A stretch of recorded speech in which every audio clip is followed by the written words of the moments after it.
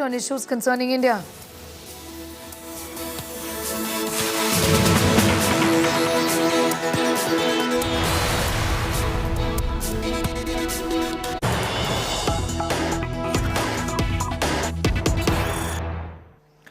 We'll kickstart this edition with some news just coming in. This has got to do with the legacy war, the ongoing one between the Eknath Shinde faction of the Sena and the Uddhav Thackeray faction of the Sena. Shinde claims bow and arrow symbol is his. Uddhav submits a two-page response to the poll body.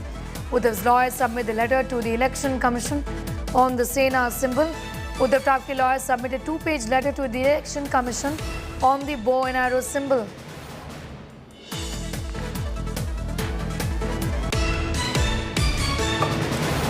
Milan Sharma has been tracking that story. Milan, if you could give us an idea about what Uddhav Thackeray has said in the letter explaining why the bow and arrow symbol should stay with him. Well, Sneha, there's a reply that has been filed by the Uddhav faction today because the deadline was 2 p.m. What we've been told by the advocates of the Thackeray faction is that they had also filed a preliminary reply yesterday and they filed another reply today to the questions that were asked by the Election Commission of India. They are saying that they are fighting this case on the merits because they have the support and the majority support and signatures of the party members. And while the Eknath Shinde faction does not even have enough MLAs to go forward and claim the bow and arrow symbol to be their election symbol for the upcoming Andheri East local elections in Mumbai. But all eyes now on what the Election Commission says, because as we said earlier as well, after the Supreme Court ruling that made it necessary for the Election Commission to decide which way the bow and arrow symbol will go, it's certainly a fight for legacy between both parties, where one faction is saying that they are now the new face of Shiv Sena, while Thackeray is fighting to make the legacy stay on. And the reply therefore says that we are fighting this case on the merits. In past precedents also, where parties have broken into various factions, the symbols of election have stayed with the original party. We'll have to wait and see now, in some time for now, what direction the ruling of the Election Commission of India will go to. And what has been the contention of the Eknath Shinde camp, Milan, to say that the bow and arrow symbol belongs to them? Well, the Eknath Shinde camp, ever since the new Shiv Sena was formed after breaking off from the original one, have said that we have the support of the party people, we have the support of not just the members of the Legislative Assembly but also of the party. And throughout in the last about 3-4 months of the party being formed, there have been various signatures and various support letters collected from the party members, and more than lakhs have been collected and submitted to the Election Commission of India. So the Eknath Shinde faction has been faster and quicker in coming forward with their responses and replies, and they say because the members of the party there are largely supporting the Eknath Shinde faction and claiming it to be the Shiv Sena now, the original Shiv Sena doesn't stand a chance. And that is the contention on which the Election Commission of India has to rule, whether they will go ahead on the merits of the case and provide relief to the original Shiv Sena still headed by Uddhav Thackeray, or they will go towards Eknath Shinde camp, which says that this is the new Shiv Sena's face now, which is why it should have the bow and arrow election symbol as well. Milan Sharma, I'm thanking you for the moment. Milan getting us all of those details from the Election Commission.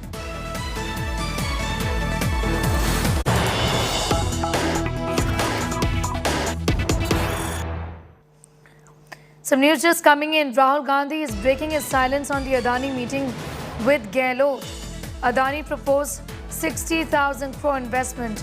Rajasthan government didn't give preference to Adani, is what Rahul Gandhi says after the controversy broke out when those pictures went viral with the BJP saying that Ashok Gehlot hobnobbing with Gautam Adani speaks volumes of the rebellion within the Congress.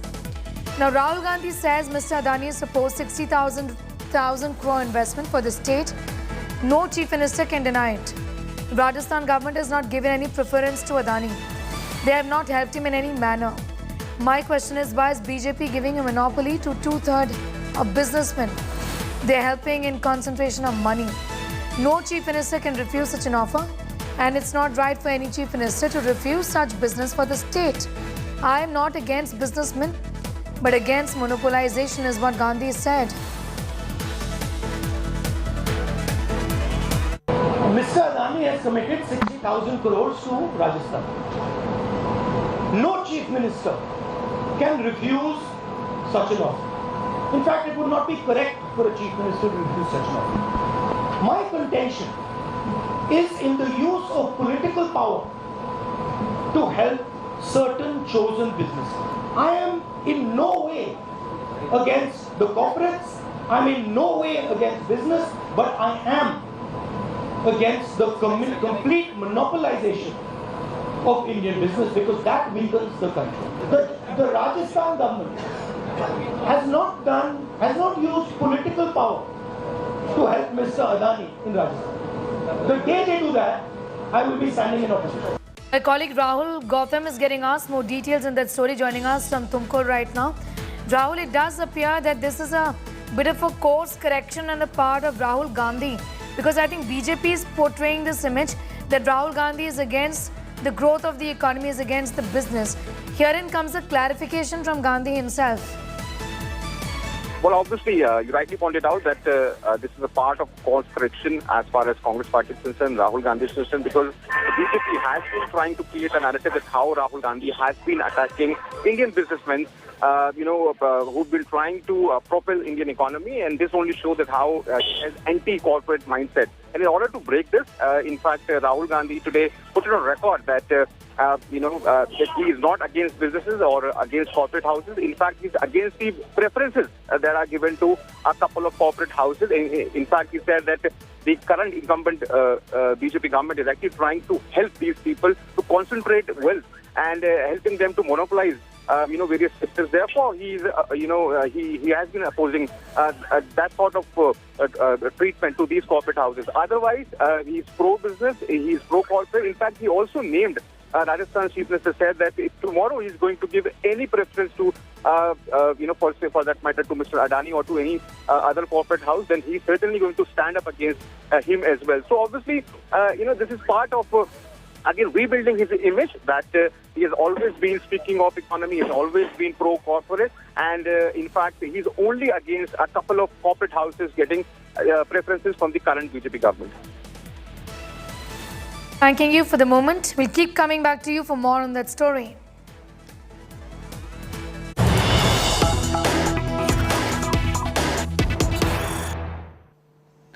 And in other news developing today, this has got to do with the war between Delhi Chief Minister Arvind Kejriwal and the Lieutenant Governor. The war escalating even further.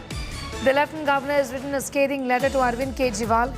Says Delhi Minister is misleading the people. Letter was to spread caution. All allegations against me are baseless, is what the governor says. Arvind Kejriwal has hit back, saying that ek aur love letter aa gaya.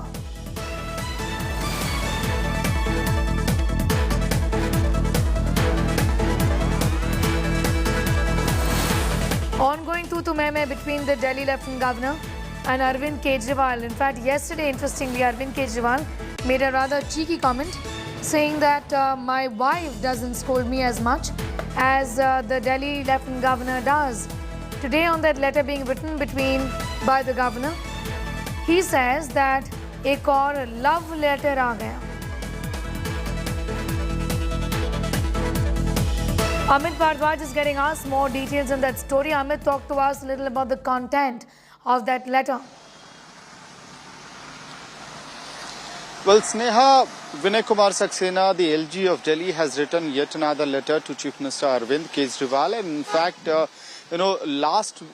earlier on 4th of October, Manish Sisodia, who's the Deputy Chief Minister of Delhi, had sent a very strongly worded letter to Mr.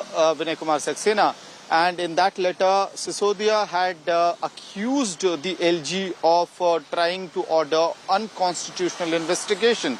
So now, when you have a letter coming from the Delhi LG Saxena, in that particular letter, Mr. Saxena has spoken that Aam Aadmi Party's government in Delhi is running on advertisement and on speeches and has drifted away from the basic responsibility of serving the people. In the letter, Mr. Saxena has also reminded that several AAP leaders, including specifically Deputy Chief Minister of Delhi, Manish Sisodia, has actually crossed limits while accusing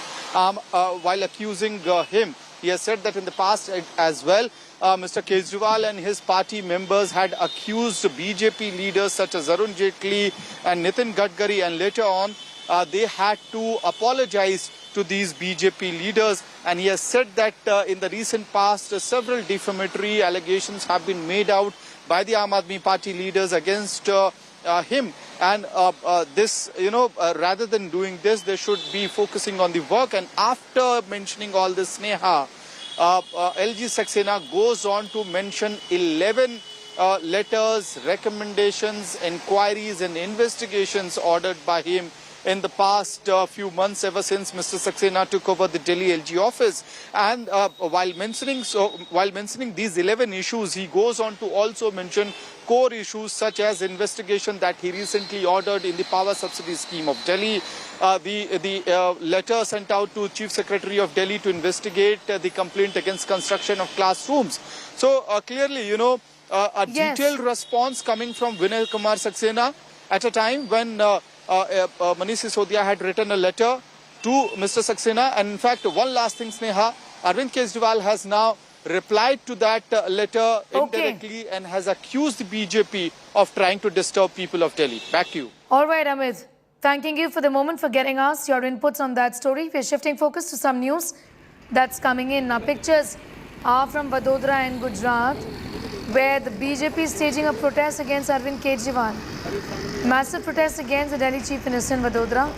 On the way to the tricolour journey of Kejriwal, it was written on the road, Kejriwal go back, anti-Hindu, Kejriwal go back. Earlier it was written on the banner that Arvind Kejriwal is anti-Hindu. Posters, remember, had come up earlier today showing Arvind Kejriwal in a skull cap. Essentially, the BJP herein trying to send out a message that here is a man who is against Hindus and believes in appeasement politics. These are pictures of the protest coming in.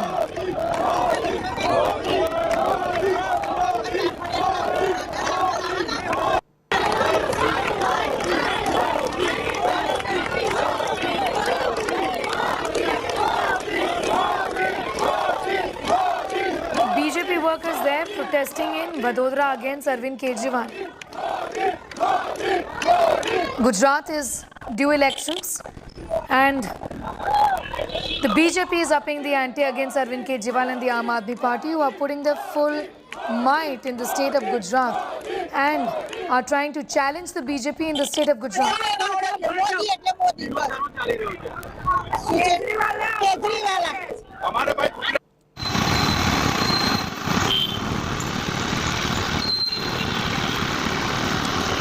Go back, anti-Hindu, Kejriwal. This is what has been written on the streets of Vadodara by members of the BJP, even as the Aam Aadmi Party is running a very aggressive campaign in the state of Gujarat in the run-up to the assembly elections in a few months from now.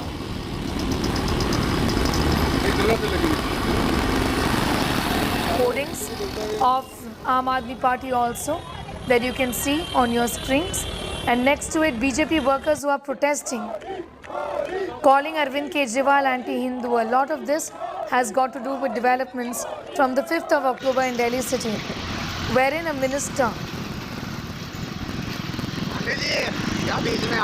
will go across to my colleague Saurabh Vakhtania for more details on that story. Saurabh, like we were talking about, the BJP is only intensifying its campaign against the Aam Aadmi Party and undoubtedly has got a lot of ammunition from the developments in Delhi, where the minister was found. In that event, so-called slogans were raised against Hindu deities, is what the BJP claims, isn't it? Well, absolutely, Sneha. And now we clearly know that initially what BJP was saying, that we are not considering Aam Aadmi Party as their competition, but as Arvind Kejriwal, Bhagwan Mann and top leaders of Aam Aadmi Party were coming to Gujarat, are continuously actually coming to Gujarat and campaigning. So BJP somewhere down the line clearly understand that Aam Aadmi Party's campaigning may dent their votes for the upcoming Gujarat Assembly election, and therefore now the new strategy of BJP is to attack Aam Aadmi Party, and clearly this particular incident of Delhi, they have made the video viral. They have also put up several posters. Let me tell you, not just in Vadodara, but Surat, Ahmedabad, Rajkot, and so many other places, posters have been put up against Arvind Kejriwal that he is against Hindu. Now, a communal twist has been given. Now, in this particular rally, which has happened in Vadodara, Kejriwal go back slogans have been raised. And Arvind Kejriwal Bhagwan 2 days visit is starting from today, and which will go on for tomorrow. There are 4 places where Arvind Kejriwal and Bhagwan will be conducting a public meeting, which includes Vadodara and few other places in South Gujarat. Now, one is very important to know that what BJP is trying to portray is that Aam Aadmi Party in Gujarat is anti-Hindu, because we have been seeing Arvind Kejriwal and Bhagwan Mann initially from very beginning when they were campaigning in Gujarat. They were going around in several temples, visiting Dwarka, Somnath, and so many other temples. So now what the BJP is trying to portray in this whole poll-bound state of Gujarat in this particular campaign, that Aam Aadmi Party, Arvind Kejriwal is anti-Hindu and people of Gujarat will not accept Aam Aadmi Party. The Aam Aadmi Party, on the other hand, when we spoke to them, they clearly saying that the BJP is trying to communalize the whole campaign. They are trying to divide people. There are no such incentives of Aam Aadmi Party against any Hindus or any other community. This is what the BJP is doing for the last 27 years, but this time their tactics won't work and Aam Aadmi Party is going to get good number of seats. So we are seeing Aam Aadmi Party and BJP face to face for the upcoming election. Saurabh Vakhtania, thanking you for the moment, for getting us all of those details. That again is a controversy. There is only snowballing. And more political news. A fresh controversy has taken over Karnataka over the renaming of Tipu Express. The Railways has renamed Tipu Express that plies between Mysuru and Bengaluru as Vodiyar Express. The demand to rename the train was made by Mysuru MP Pratap Simha in a letter to the Minister for Railways, Ashwini Vaishnav. India Today has accessed the images of the newly renamed train, which is now running with the new name starting today. Politics has erupted on this entire matter, with the opposition and even Tipu's great-grandson calling BJP's renaming move as a polarizing one and downplaying Tipu's contribution to the freedom struggle. Meanwhile, BJP has highlighted the Vodiyar dynasty's contribution to Karnataka's development and slammed Tipu, alleging that he didn't speak Kannada and killed hundreds of minority community people in the state. BJP ಅವರಿಗೆ ಇದೆಯಲ್ಲ, ಅವರಿಗೆ ದ್ವೇಷ ಬಿತ್ತದೇ ಒಂದು ಕೆಲಸ, ದ್ವೇಷದ ರಾಜಕಾರಣ ಮಾಡೋದೇ ಒಂದು ಕೆಲಸ. ಯಾಕೆಂದ್ರೆ ಅವರಿಗೆ ಇನ್ನೊಂದು ಮಾಡ್ಬೋದಾಗಿತ್ತಲ್ವಾ, ಒಡೆಯರವರ ಹೆಸರನ್ನ ಬೇರೆ ಇನ್ನೊಂದು ಮಾಡ್ಬೋದಾಗಿತ್ತಲ್ಲ. ಟಿಪ್ಪು ಹೆಸರು ತೆಗೆದುಬಿಟ್ಟು ಮಾಡಬೇಕಾದಾಗತ್ತಾ ಇಲ್ಲ. ಒಡೆಯರವ್ರಿಗೆ ಗೌರವ ಕೊಡಬೇಕು, ಗೌರವ ಕೊಡಬೇಕಾದ್ರೆ ಇನ್ನೊಂದಕ್ಕೆ ಮಾಡ್ಬೋದಾಗಿತ್ತು ಅಲ್ವಾ. ಅದು ಇದು ದ್ವೇಷ ಹುಟ್ಟಾಕ್ಲಿಕ್ಕೆ ಈ ಥರದ್ದೆಲ್ಲ ಮಾಡ್ತಾರೆ ಬಿಜೆಪಿಯವರು. We welcome the decision of the Government of India, Department of Ministry of Railways, for renaming Tipu Express as Vodiyar Express, and as well as naming of Rashtrakavi Kuvempu's name. See, this is a very good decision which has really been very well appreciated by people of Karnataka. It is really a pride and a honor to name Vodiyar Express as well as Kuvempu Express. It is our pride. Tipu Sultan thing, whenever this government came, Tipu Sultan Jayanti was been removed, and recently also some residence was also been removed.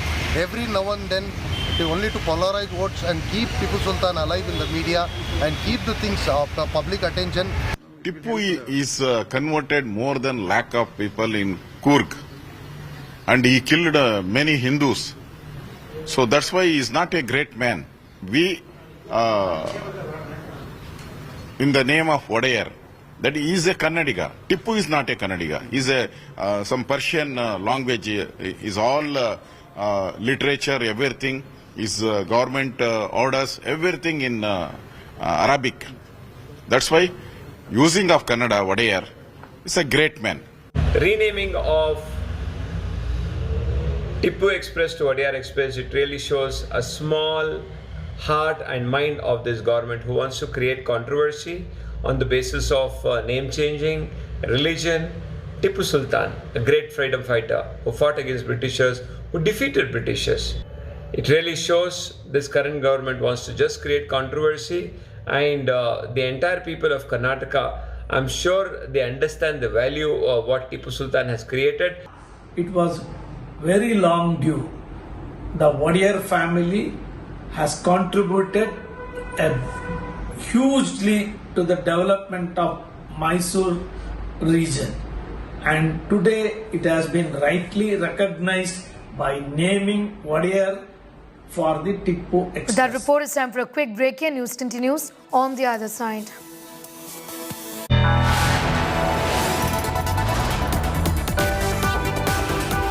You are watching India Today.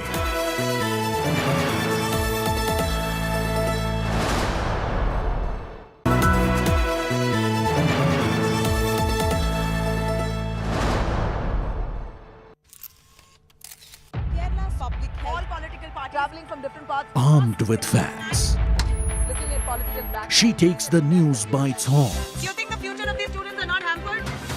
Fierce, bold and direct, setting the tone for the biggest stories from every corner and every angle.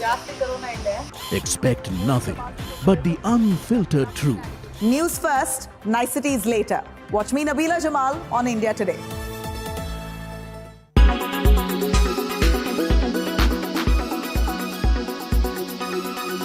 Internet. For humans, life on Earth is unimaginable without it. We spend hours together on cell phones, but have you ever wondered how you catch this high-speed internet? So how does satellite internet work? Why is it useful and criticized? Very high-speed internet everywhere on Earth, including the out-of-coverage areas or blank zones, is the promise of satellite internet. 3 factors are necessary: a ground station connected to the global internet network, a geostationary satellite, and a dish installed at the subscribers pointing towards the satellite. With each search on the internet, the dish sends the requested data to the satellite, which in turn sends it back to a transmitting or receiving station itself connected to the internet. Once the information is obtained, the data will follow the reverse path. The pioneers of satellite internet operate using satellites in geostationary orbit at an altitude of more than 35,000 kilometers. The data travels a long distance, generating a latency time 3 to 5 times greater than that of asymmetric digital subscriber line or ADSL, an older popular form of broadband. The new operators, on the other hand, function in low orbit or LEO around 600 kilometers. The advantage here is to reduce the latency time, which makes it possible to multiply the services in transport, finance, defense, or even video games. It is now possible to have the internet when up in the sky or down at sea. On the other hand, this requires sending many machines in low orbit. Constellations of satellites are being deployed now above our heads by private operators. Starlink, a subsidiary of SpaceX, has already launched thousands of machines. The same for Amazon's Kuiper system. Countries such as China or Britain are developing their own network to preserve their sovereignty. These responses to an explosion of internet needs are attracting criticism. The satellites are more vulnerable than geostationary ones, while astronomers point to the visual pollution caused by the passage of satellites on their observations. NASA fears the proliferation of satellites will raise the risk of collision in space.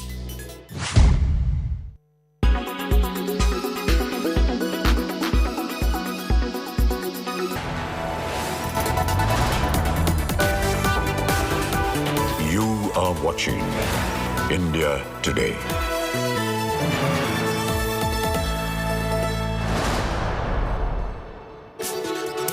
Welcome back. 2 Madhya Pradesh Congress MLAs accused of indecency and molestation of a female passenger on the Revanchal Express. It is being alleged that the MLAs were drunk while they harassed the victim, who was travelling in the train with a 6-month-old baby. This incident is said to have taken place on Friday afternoon on board the AC coach of this train at the Sogar railway station in MP. Case of molestation has been registered against both of these MLAs who go by the name of Satna Siddharth Singh. This is the MLA from Satna. He goes by the name of Siddharth Singh Kushwaha. And the Kotma MLA, Sunil Saraf. However, the accused MLAs have denied any wrongdoing. I beg your pardon. आप लोग उस बच्चे को बोलना sir पे हाथ रख के कह दो। हाँ, और क्या? सर पे हाथ रख के कह दे। सच कह दो। जो मुकदमा कहते हैं कि हमने मौत को। चलो। अब ये अरे हम लोग विधायक ये भैया तो किसी के साथ में नहीं है, मगर फिर भी इनकी सुन लीजिए। महिला को बोलना जो बच्चा उनके गोद पे है उस बच्चे के सर पे हाथ रख के कह दे। वही तो हम बोल रहे जो करना भी कर लो। ना हमें कुछ नहीं करना। क्या करना? सुनो क्या बात करो और हम करना। हमें क्या बात करो? हम क्या बात करो? चलो 354 में चलो। कंट्रोल रूम जबलपुर से सूचना प्राप्त हुई थी कि रीवा कमलापति रेवांचल एक्सप्रेस के एसी कोच में महिला के साथ छेड़खानी की जा रही है। इस सूचना पर ट्रेन जैसे सागर में पहुंची तो यहाँ पे उसको अटेंड की गई और 3 आदमी में एक ASI और 2 हवलदारों को हमने तत्काल ट्रेन में रवाना किए गए। उन्होंने चले थे FIR लेख की है। लेख करते करते भोपाल पहुंच गए हैं। सर अभी किन धारा में मामला दर्ज हुआ? 354 के अंतर्गत छेड़खानी का। निश्चित रूप से कोई साजिश है और अगर वो बहन ऐसा कर रही है तो पाप है। हम लोग रोज सफर करते हैं। विधायक है, 50 साल की उम्र हो गई है, ये करेंगे? 200 किलोमीटर सफर करके आते, टिफिन रखा था, भूख लगी थी, विधायक जी मिल गए, उन्होंने कहा लाइट मत जलाइएगा, बच्चा छोटा सा, हम लाइट नहीं जलाए, हम वो छोटी वाली लाइट में हम खाना खाए। खाना खाने के बाद वो दरवाजा भट भट कर रहा था क्योंकि उसमें अंदर क्लिप नहीं थी, तो उनका बच्चा जाग जा रहा था। उसमें हम क्या करें? बोले कि ये दरवाजा भट भट कर रहा। हमने कहा अंदर से क्लिप नहीं है, स्टाफ को बुला के बोल दिया। फिर वो विधायक जी ने कुल इतना सिद्धार्थ भाई ने पूछा है कि आपकी बर्थ कौन सी है, क्योंकि वो इनके बर्थ में सोई हुई थी बिछा के। तो क्या ये अपराध है? जब वो सागर में पुलिस आई तब हम जाने कि हमने छेड़खानी कर दी है। आप लोग बताओ क्या ये करेंगे कि 1-2 विधायक? मैंने तो उनको देखा तक नहीं साहब, छूने की तो बात छोड़िए। और हमारा तो रिकॉर्ड है, हमारे घर परिवार दोस्त यार सबसे पूछ लीजिए। तो जिस तरह का ये आरोप लगाना मतलब आरोप लगाना उनके पक्ष का काम है, मेरा नहीं है। मैंने तो अपनी एक बड़प्पन जो मर्यादा होती है, मैंने अपनी सीट उन्हें दे दी। आरोप निराधार है। आरोप निराधार है। Well, that's it from me for the moment. For all news and updates, do log on to our website. It's indiatoday.in. You can also download the app. Thanks for watching.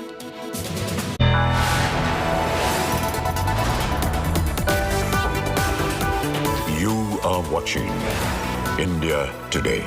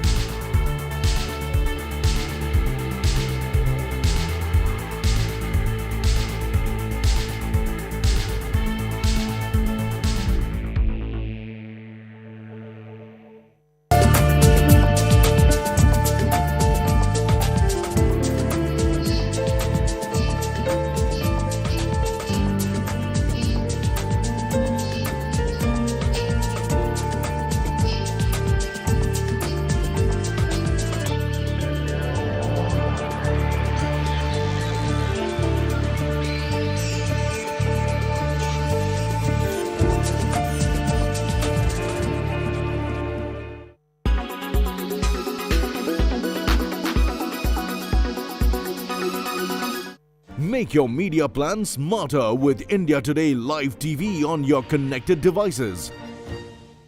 Hello, welcome. You're watching In the Club. I'm Dipali Patel. This is where we get you the best from the world of entertainment. Now, in the next 30 minutes of our special broadcast today, we will give you a lowdown on all things that are trending from South. Starting with S.S. Rajamouli's RRR, which is making waves internationally. Yes, the movie has been submitted to the Academy for nominations in all prominent categories, including Best Picture and Best Director. Here's a detailed report.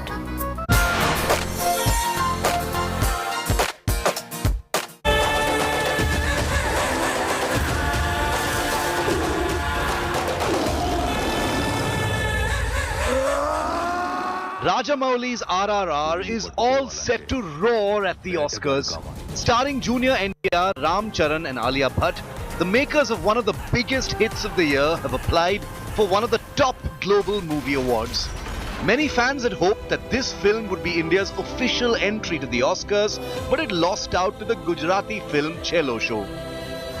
Now RRR's makers have taken it upon themselves to campaign for the Oscars. They're pushing the film in 14 categories under the For Your Consideration or FYC campaign. RRR has been submitted for the Best Motion Picture category.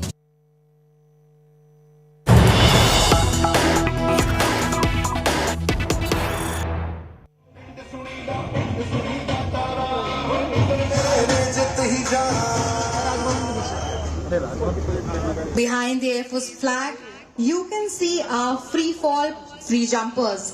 Flying in first is Sergeant Sumit with 750 jumps to his credit.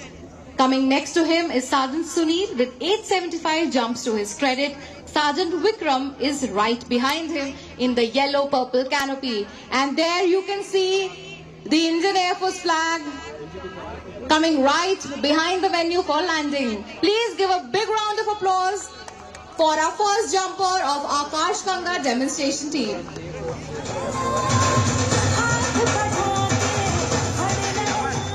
और अब एक और ध्वज के साथ हमारे एक सदस्य नीचे आ रहे हैं जो कि अपने साथ आकाश गंगा स्काई डाइविंग टीम का ध्वज लेकर के नीचे आ रहे हैं.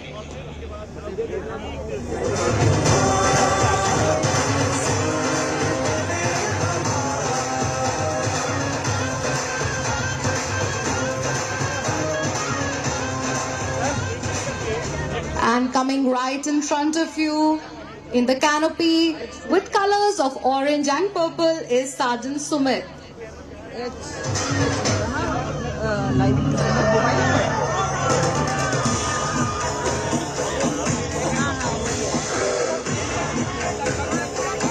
दर्शकों, आप तिरंगे नुमा पैराशूट को भी देख पा रहे होंगे. आप देख रहे होंगे कि केसरिया, सफेद और हरे रंग के पैराशूट में हमारे 3 वायु योद्धा एक दूसरे से जुड़कर नीचे आ रहे हैं और उसके ऊपर 2 वायु योद्धा भारतीय ध्वज से लगे हुए पैराशूट के साथ नीचे आ रहे हैं. अब से कुछ ही क्षणों में वे आपके सामने एक खतरनाक कारनामा करेंगे.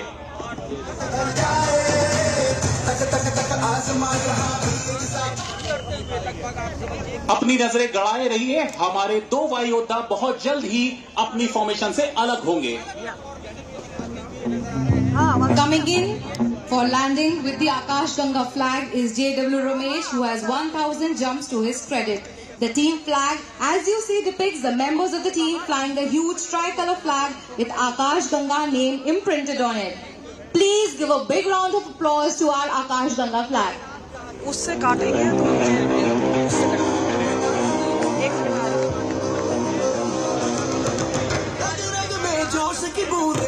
अब आपके सामने ट्रायो फॉर्मेशन में आने वाले हैं विंग कमांडर अजय यादव. सफेद रंग के पैराशूट में master warrant officer M Mahesh और हरे रंग के पैराशूट में जूनियर वारंट ऑफिसर आर के तिवारी. पैराशूट से तिरंगे का निर्माण करके नीले आसमान में आज एक नई गाथा को लिख दिया गया है और हमें पायलट ने कहा है कि जरा हम भी देखें कि चंडीगढ़ के दर्शकों की तालियां क्या इन तक पहुंच सकती हैं. क्या इन तक पहुंच सकती हैं?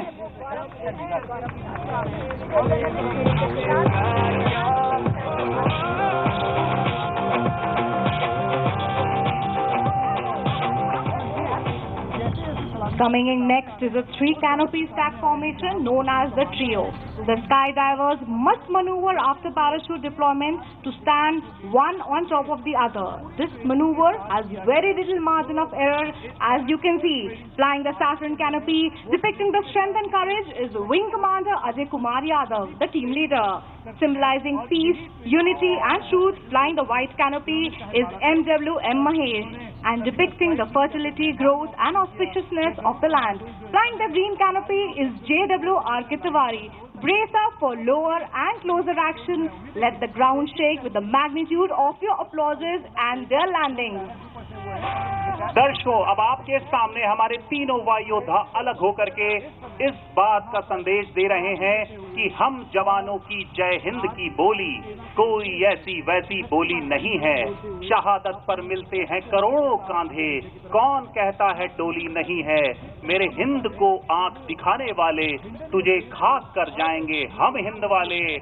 शुक्र है अभी तीसरी आंख मैंने खोली नहीं है।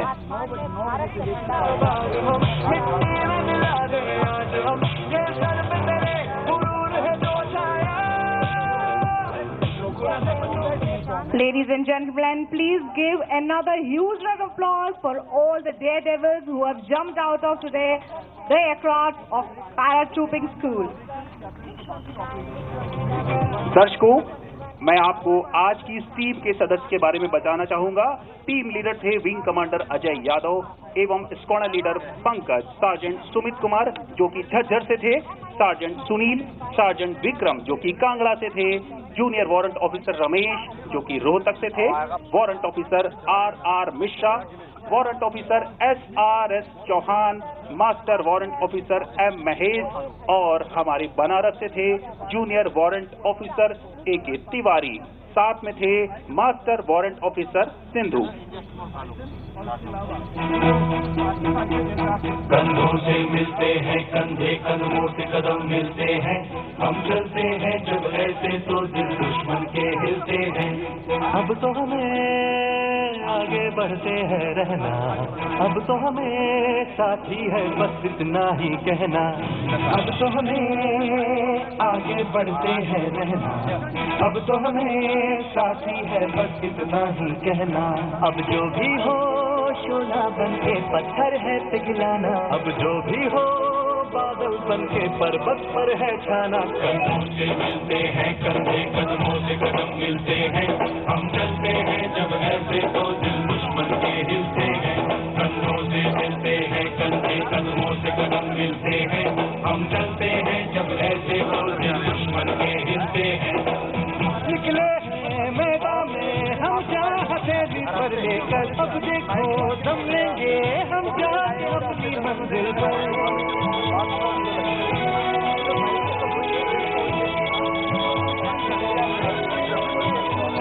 बदलों से हंस के खेलना इतनी तो हमें हिम्मत है, मोड़े कलाई मौत की इतनी तो हमें ताकत है। हम सरहदों के वास्ते लोहे की एक दीवार है, हम दुश्मनों के वास्ते होशियार है तैयार है। अब जो भी हो शोला बन के पत्थर है पिघलाना, अब जो भी हो बादल बन के पर्वत पर है छाना। कंधों से मिलते हैं कंधे, कदमों से कदम मिलते हैं, हम चलते हैं जब ऐसे तो दिल दुश्मन के हिलते हैं।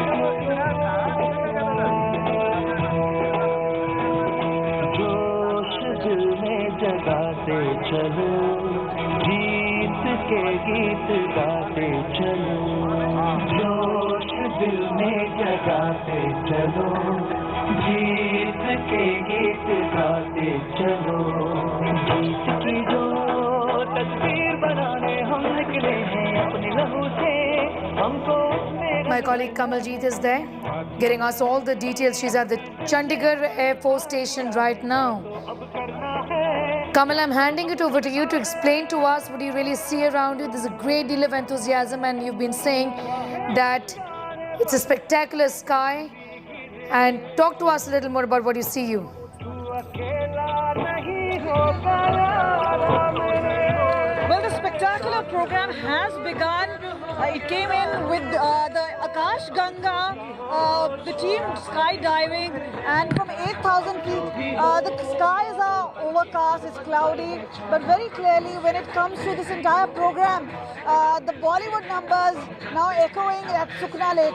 What is important is that the Akash Ganga team is going to be followed by demonstration of the Bambi bucket demonstration, which basically means if there are any jungle fires, wildfires, they are actually then protected by the helicopters. So it's going to be a 2-hour jam-packed program. We do expect the President, Rashtrapati Draupadi Murmu to be here in another couple of minutes. But the program has not stopped. It's already in a warm-up session, and we do expect that in the next few minutes, what we will see is a number of acrobatic missions which is being undertaken by various formations. So we'll see some old, some new, and amalgamation of old and new to do those acrobats. So here we are, we're going to see the light combat helicopter Prachand making its debut. We're going to see Tejas making a debut. These are all part of the Make in India project. Later on, what we'll see is also the new ammo. So it is going to be Rafale, it's also going to be Tejas, it's going to be Sukhois who will be in action. And at this point of time, if I try and show you the area around, almost 40,000 people are booked to witness this live. So itself, it's a big program because during the rehearsal, it was 25,000. The security has been extremely strict. There have been several advisories put in place. But yes, we can see if the camera does turn around, several of the VVIPs now reaching. This also includes President Draupadi Murmu, who is expected to arrive, but the Air Chief and the senior officers of the Indian Air Force arriving here. Obviously, the mission is to reach the skies. The Indian Air Force dominating its action, turning the Chandigarh sky blue, even though it's a very clouded blue. Remember, they've already unveiled the uniform, and the uniform in itself is a big transformation which has taken place. It's 90 years foundation of the Indian Air Force, and then comes in the combat uniform. So it is a digital print, it is that greyish color, and those subdued colors are extremely important, whether it's mountainous region, whether it's the desert region, whether it's working conditions. So perhaps several of them can now actually don a t-shirt when they work in a tarmac or in a difficult situation.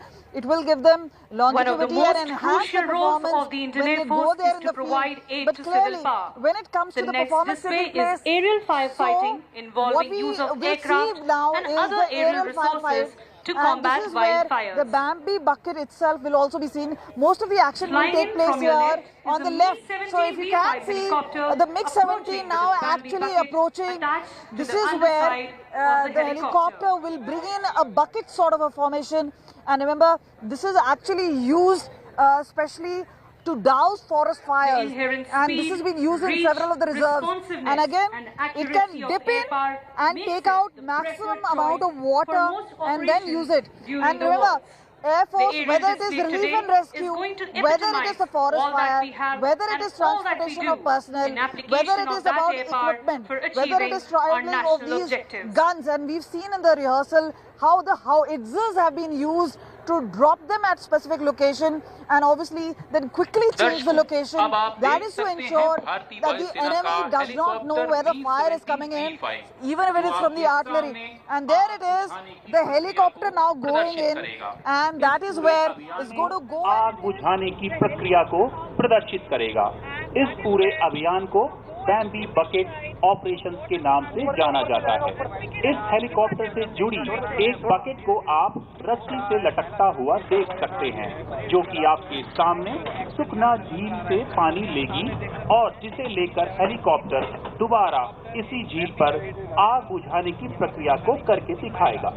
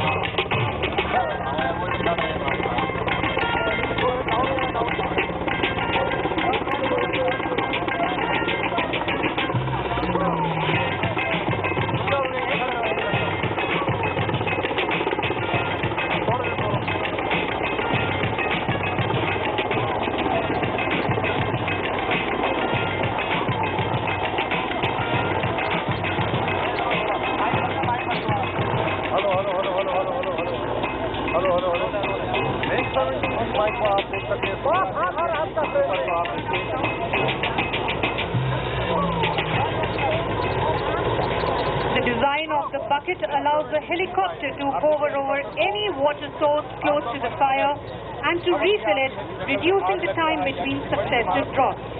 With the induction of the Bambi bucket water dispensing system, fire contingencies can be resolved more efficiently.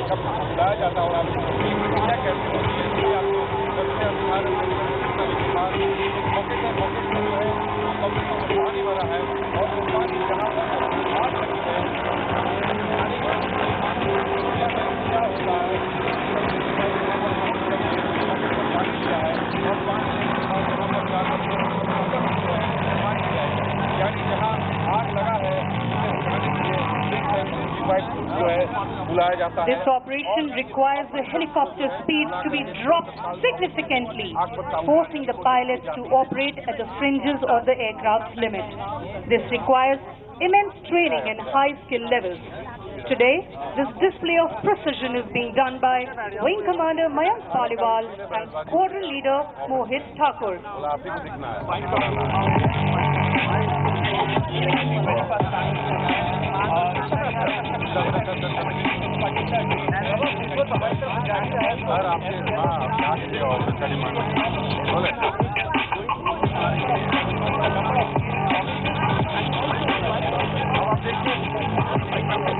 जब पानी लिया जिसने पानी लिया है और वो चक्कर लगा रहा है और ये कोशिश है कि जहाँ पर हमारे जिन दर्शकों का अभी अभी इस स्थान पर आगमन हुआ है उन सभी के लिए हम एक बार फिर से इसे पुनः दोहराते हैं।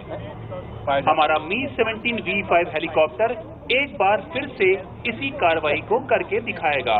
और हाँ, ये याद रखिए, हम आपकी झील से पानी वापस भी लौटाने आएंगे। है ही नहीं कुछ भी network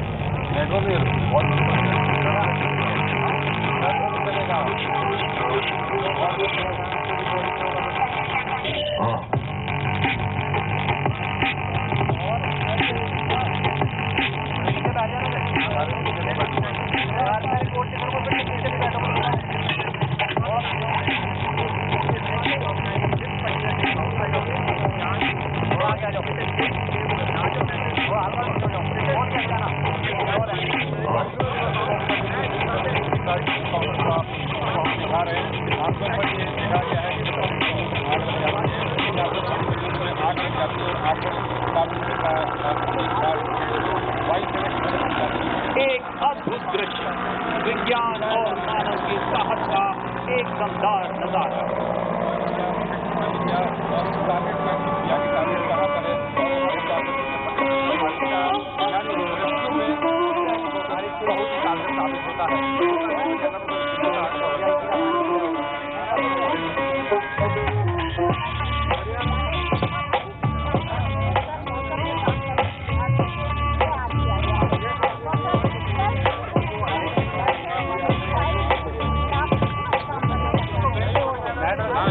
Mi-17 V5s have been extensively used for firefighting in Rajasthan, Himachal Pradesh and Northeast India. The Indian Air Force has flown a large number of such missions like the Theni Forest Fire and also during Karnataka Reserve Forest Fire.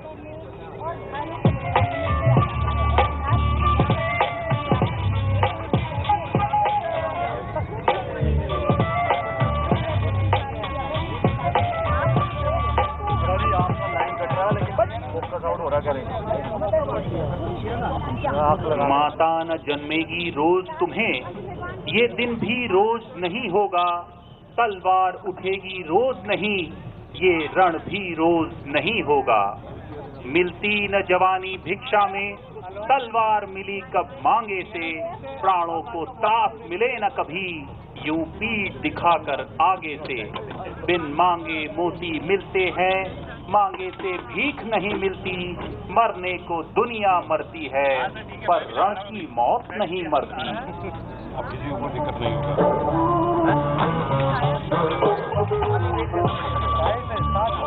4 बजे 3:30 के आएगा, आएगा से पहले नहीं आएंगे। जैसे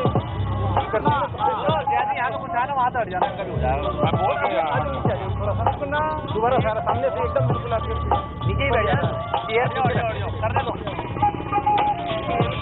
पीछे करके चेयर खा रखा चैनल वन में ऑडियो है यार,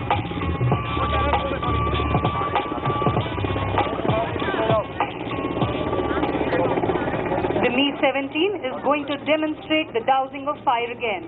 But this time it will fly much lower to show how it can easily fly at this height.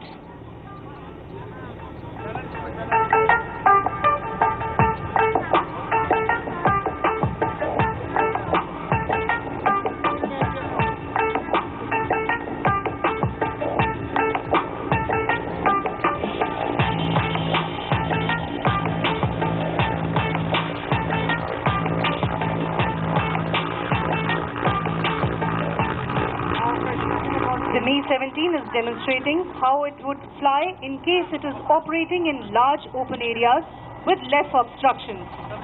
Helicopter is operating at almost 50 meters only.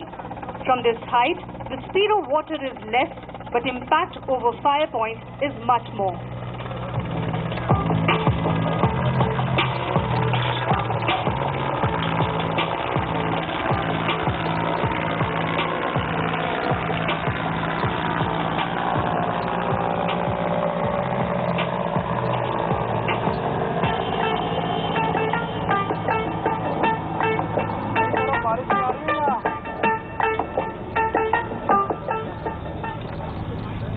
Mi-17 helicopter भारतीय वायुसेना का एक विशेष विमान है।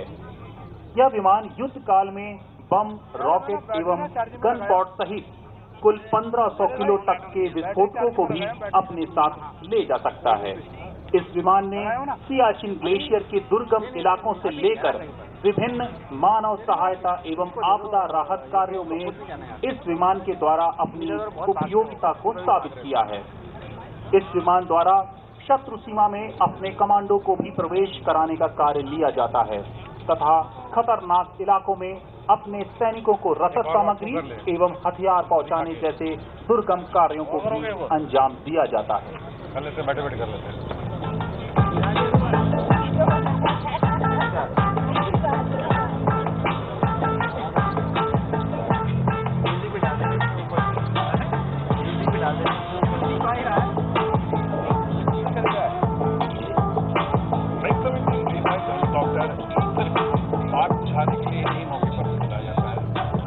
The Indian Air Force over the years has rendered yeoman service in times of disasters. All available resources of the Indian Air Force have always responded to enormous challenges with speed, resolve and fortitude.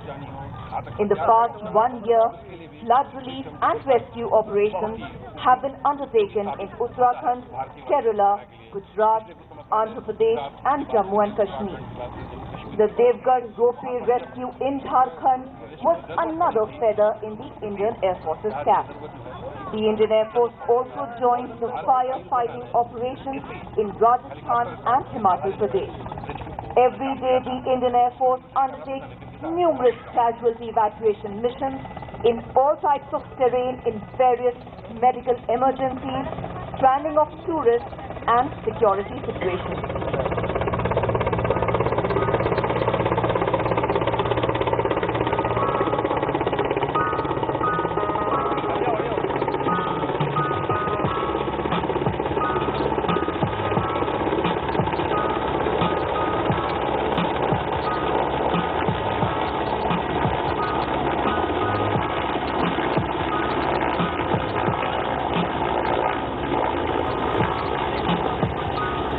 Continue to keep a very close eye on all those developments from the Chandigarh Air Force, where the Indian Air Force Day is being celebrated today.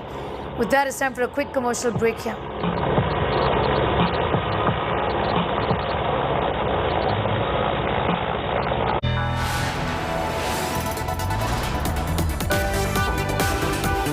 You are watching India Today.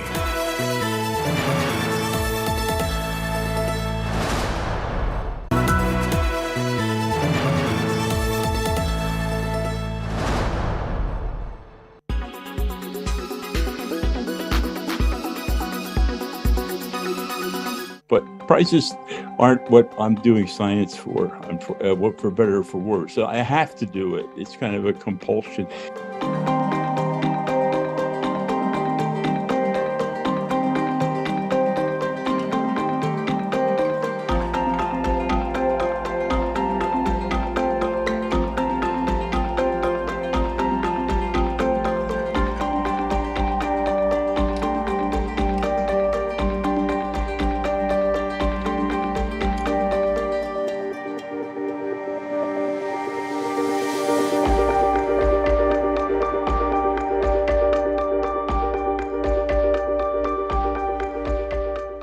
But lucky is something which I've been all my life. I just don't know. I mean, because I'm not too good at communicating, and but I get excited and I run into the lab, and we have to do it tonight. We have to prove it's wrong tonight.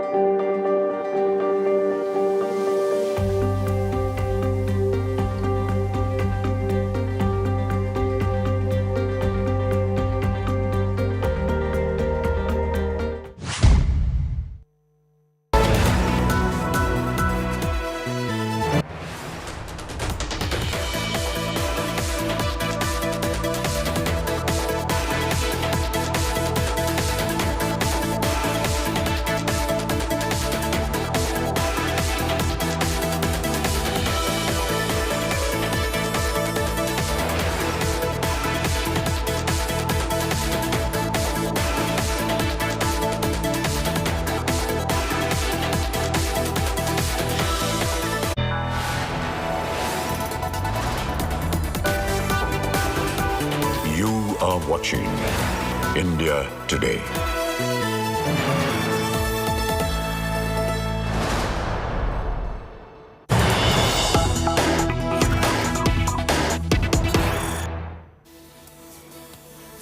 Good afternoon and a warm welcome to India Today. I'm Paulami Saha. We're cutting across live now to the Indian Air Force Day program in Chandigarh. It is being celebrated at the Sukhna Lake in Chandigarh. It is in fact for the first time that the celebration venue is outside the Delhi NCR. President Draupadi Murmu, Raksha Mantri Rajnath Singh are attending this Indian Air Force show. It's the 90th Air Force Day, which is of course witnessing the induction of LCH Prachand.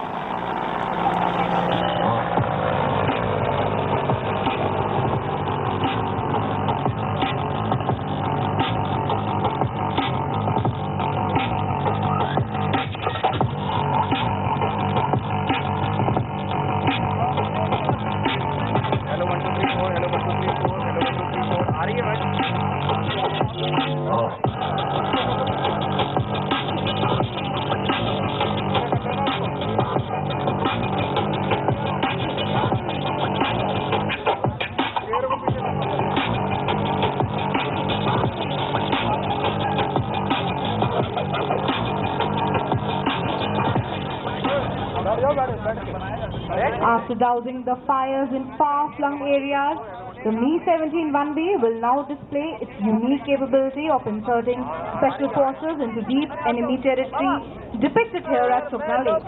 As a simulation exercise, Mi-17 1B will drop a Gemini boat into Sukhna Lake and provide assistance to our special forces commandos, who are already in another boat at the far end of Sukhna Lake. Whether they will come from right or left, for that, you will have to wait and watch.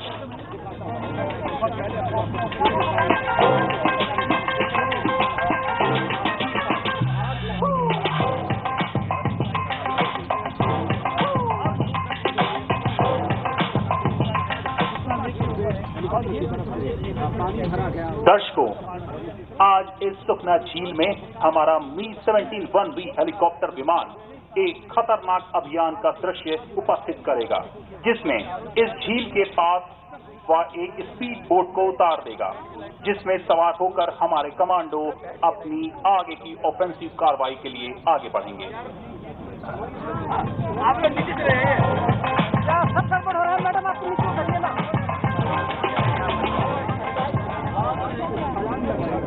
Inducted in 2001, Mi-17 1B has flown extensively at the highest battlefield at Siachen Glacier.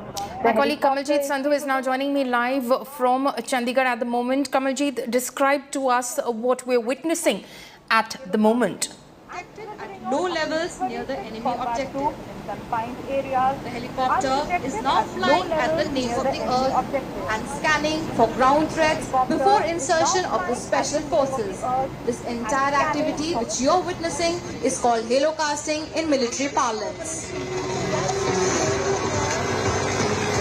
And reconnect with my colleague Kamaljeet. She is of course at that function which is happening right now, that Air Force show, which is currently underway at the Chandigarh Air Force Station. My colleague Kamaljeet Sandhu is live with us from that venue itself. The first time the venue is outside the Delhi NCR region. Kamaljeet, describe to us the visuals that we're witnessing at the moment. Helicopter को एक चक्कर लगाकर वापस फिर से लौटते हुए देखा।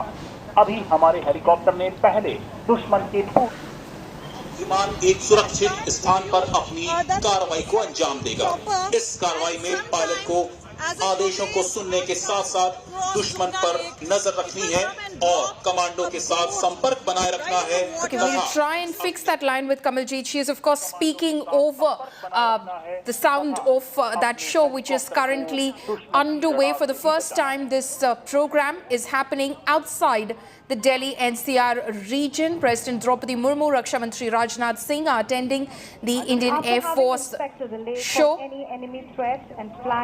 In fact, it is being celebrated at the Sukhna Lake in Chandigarh as we speak, the 90th Air Force Day. In fact, we'll also witness the newly inducted LCH Prachand on display. The chief ministers of both the states of Punjab and Haryana are also attending this program. 75 aircraft, including single-engine MiG-21 aircraft, fighters, transport planes, along with helicopters, are participating in the flypast. 9 aircraft, in fact, will be kept on standby during this air show. Altogether, 84 fighter jets and helicopters, military transport aircraft will be flying in the skies over Sukhna Lake.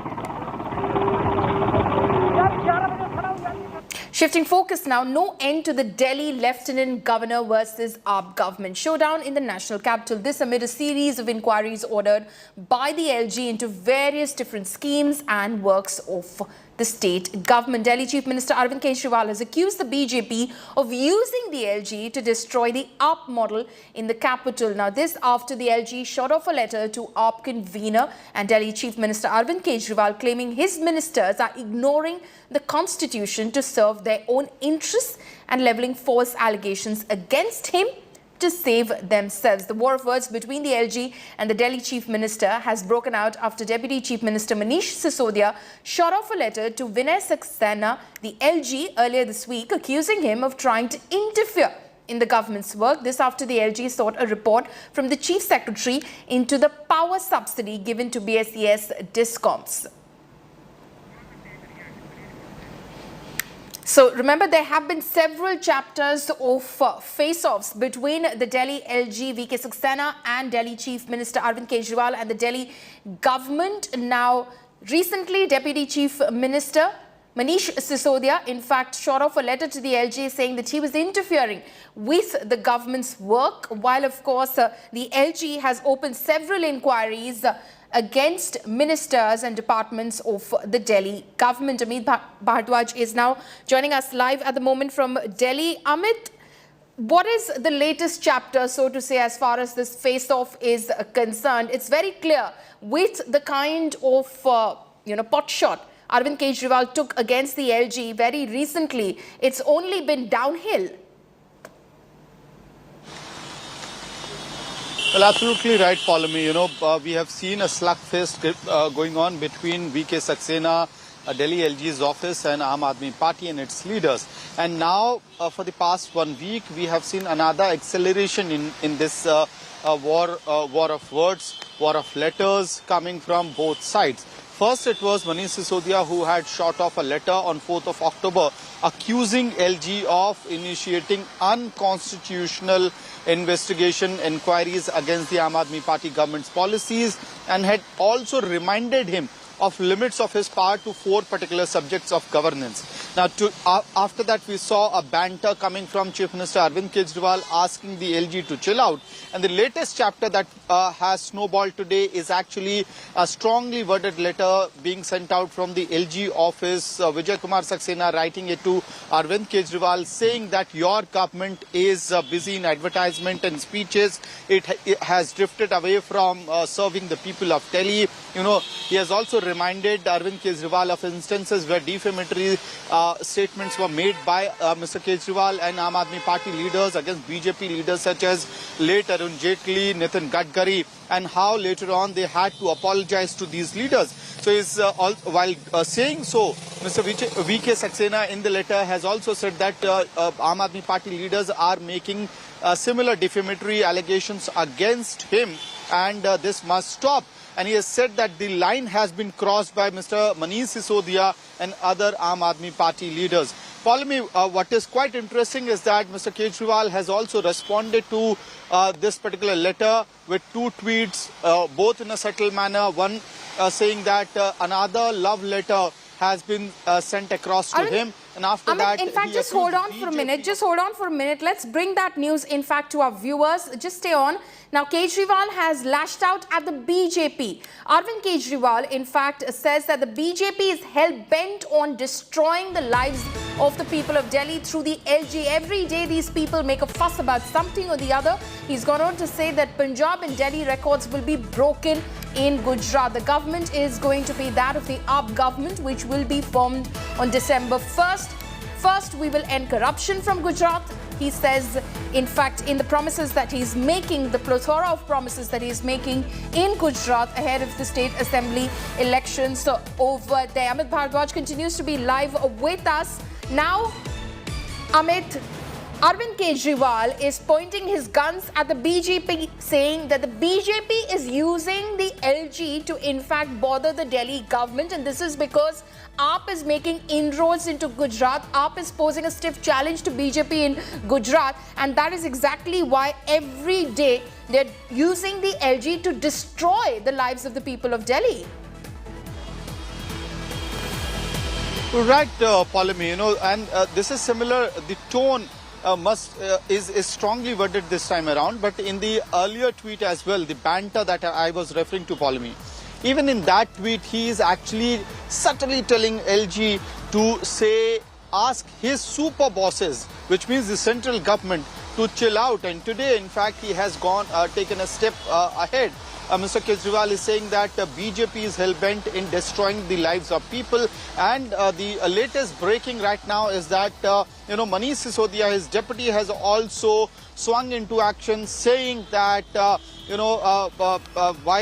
Aam Aadmi Party is serving the people of Delhi, because Aam Aadmi Party's base is growing and expanding in Gujarat, every day a new investigation, fake investigation is being initiated against the Aam Aadmi Party leaders in Delhi. So clearly AAP is not letting the moment to go. They are training guns at the BJP via Lieutenant Governor Vinay Kumar Saxena. On the other side, you have Vinay Kumar Saxena pointing out the 11 investigations, recommendations and letter which has been shot from him, either to Chief Minister Arvind Kejriwal or his deputy or several other officials in the Delhi government. And very interestingly, Paulami, Arvind Kejriwal is actually addressing a rally in Gujarat right now. And he, in fact, started his speech by saying that Aam Aadmi Party is going to win the state. So clearly they are trying to set the Arvind Kejriwal, of course, sounding extremely confident going into these Gujarat elections. BJP, of course, dismissing that and saying the AAP is not going to be able to make any sort of dent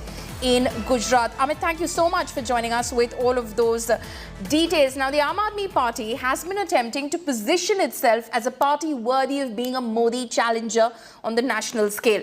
But one after the other, skeletons from AAP's closet keep tumbling out, denting Kejriwal and company's national aspirations. Now, an AAP minister and a close aide of the Delhi chief minister could be heard chanting anti-Hindu slogans, leading the BJP to accuse Aam Aadmi Party of fostering anti-Hindu sentiments. The showdown has just begun. Here's more.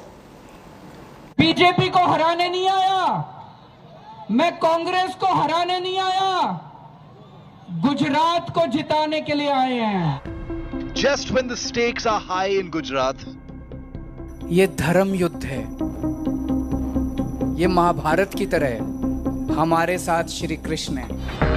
just when the Aam Aadmi Party is trying to position itself as the main challenger to the BJP ahead of state elections this year, just when religion has entrenched itself as the central subject of political discourse, from holy sites to cinema, मैं ब्रह्मा विष्णु और महेश को कभी ईश्वर नहीं मानूंगा. A video from a large Buddhist initiation ceremony in New Delhi has come to sting the Aam Aadmi Party and pushed it onto the defensive. मैं गौरी गणपति आदि हिंदू धर्म के किसी भी देवी देवताओं को नहीं मानूंगा और ना ही उनकी पूजा करूंगा. Those being initiated into Buddhism at the October 5th event, swearing an oath not to worship Hindu deities, the Hindu Trinity, in their life ahead. This with Delhi Minister Rajendra Pal Gautam in attendance. A close lieutenant of Chief Minister Arvind Kejriwal, Rajendra Pal Gautam advertised the Buddhist initiation ceremony on Wednesday as a Ghar Wapsi program, where he insisted as many as 10,000 people vowed to turn India into a casteless society. Enough ammunition for the BJP to mount an attack on Kejriwal and his Aam Aadmi Party. Leader after leader pounced on the AAP, accusing it of fostering anti-Hindu sentiment and promoting conversion. The BJP in Delhi has also filed a police complaint. The true anti-Hindu face of the Aam Aadmi Party has been exposed after their hijab has fallen. Until action is taken on this minister, Mr. Arvind Kejriwal can't distance himself. एक तरफ तो राजेंद्र पाल गौतम हिंदू देवी देवताओं को गाली दे रहे हैं और दूसरी तरफ अरविंद केजरीवाल गुजरात में जय श्री कृष्णा बोलने का ढोंग कर रहे हैं. उन्होंने हिंदुओं के देवी देवताओं का तो अपमान किया ही है, बल्कि समाज के अंदर भी नफरत फैलाने का काम किया है, जिसके खिलाफ हमने कंप्लेंट दर्ज कराई है. और अरविंद केजरीवाल जो अपने आप को कहते हैं हम सभी धर्मों का आदर करते हैं और ये बात सही है, ढकोसला नहीं है, तो आप उनको तुरंत बर्खास्त करें. At the center of this controversy, Minister Rajendra Pal Gautam downplayed the oath in question as a routine activity in any Buddhist initiation event. He accused the BJP of attempting to politicize the pledge for vested interests. Bharatiya Janata party की आदत रही है वो झूठ बोलना और हर धार्मिक मुद्दे को भी राजनीति में घसीटना. क्योंकि कोई राजनीतिक प्रोग्राम नहीं था. भारतीय बौद्ध महासभा जो डॉक्टर बाबा साहेब अम्बेडकर जी ने बनाई, हर साल दीक्षा का आयोजन होता है. वो जो भी आरोप लगा रहे हैं एकदम झूठे हैं, एकदम झूठे. But the timing of the Buddhist oath with an Aam Aadmi Party minister in attendance is not favorable for the Aam Aadmi Party that seeks to barge in to the BJP's fort of Gujarat.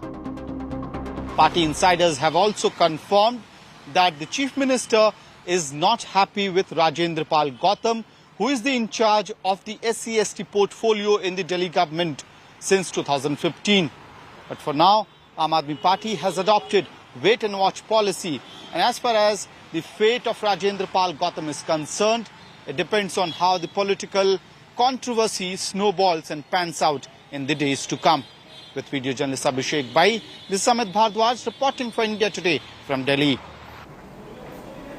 A fresh controversy has broken out in Karnataka over the renaming of the Tipu Express. The Railways has renamed the Tipu Express, which plies between Mysuru and Bengaluru, as Wadayar Express. The demand to rename the train was made by Mysuru Member of Parliament Pratap Simha in a letter to the Minister for Railways Ashwini Vaishnav a few months ago. India Today has accessed the first images of the newly renamed train, which is now running with its new name starting today. Politics is erupted over the renaming of the train, with the opposition and even Tipu's great-grandson calling BJP's renaming move polarizing and downplaying of Tipu Sultan's contribution to the freedom struggle. Meanwhile, the BJP has highlighted the Wadiyar dynasty's contribution to Karnataka's development and slammed Tipu, alleging he didn't speak Kannada and killed hundreds of minority community people in the state. I have got all the respect for the Wadiyar family, the Maharajas of Mysore province. But they should not have changed the name of Tipu Express, which has been given to the train, instead of giving the name of Wadiyars to some other train. We welcome the decision of the Government of India, Department of Ministry of Railways, for renaming Tipu Express as Wadiyar Express, and as well as naming of Rashtrakavi Kuvempu's name. See, this is a very good decision, which has really been very well appreciated by people of Karnataka. It is really a pride and a honor to name Wadiyar Express as well as Kuvempu Express. It is our pride. Tipu Sultan thing, whenever this government came, Tipu Sultan Jayanti was been removed, and recently also some lessons was also being removed. Every now and then, only to polarize votes and keep Tipu Sultan alive in the media and keep the things of public attention. Tipu is converted more than lakh of people in Coorg, and he killed many Hindus. So that's why he is not a great man. We, in the name of Wadiyar, that he is a Kannadiga. Tipu is not a Kannadiga. He is a some Persian language. Is all literature, everything is government orders, everything in Arabic. That's why using of Kannada, Wadiyar, is a great man. Renaming of Tipu Express to Wadiyar Express, it really shows a small heart and mind of this government who wants to create controversy on the basis of name changing, religion. Tipu Sultan, a great freedom fighter who fought against Britishers, who defeated Britishers. It really shows this current government wants to just create controversy, and the entire people of Karnataka, I'm sure they understand the value of what Tipu Sultan has created. It was very long due. The Wadiyar family has contributed hugely to the development of Mysore region, and today it has been rightly recognized by naming Wadiyar for the Tipu Express.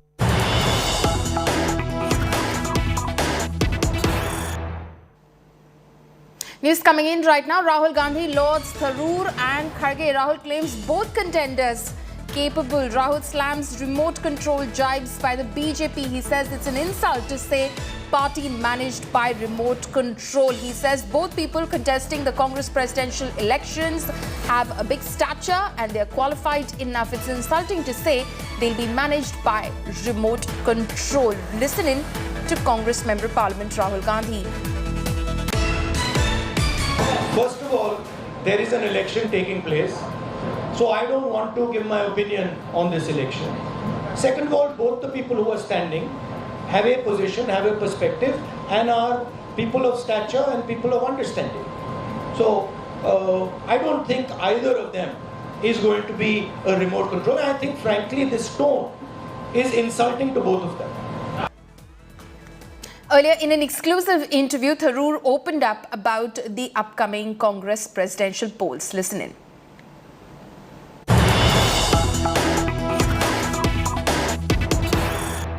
ऐसे औपचारिक पदों पर लोग हैं जिन्होंने खुला समर्थन खड़गे साहब को दे दिया। रमेश चन्नैथल अभी भी उनके साथ के समर्थन में कभी प्रतीक्षा नहीं की।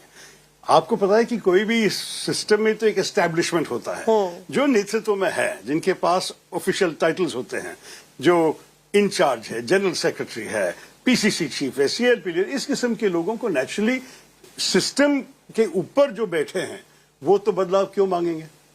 तो मैं ज्यादा प्रतीक्षा नहीं की। फिर भी कुछ सीनियर लीडर्स मुझे मेरे नॉमिनेशन पत्रिके पे दस्तखत किए हैं, लेकिन ये नहीं है।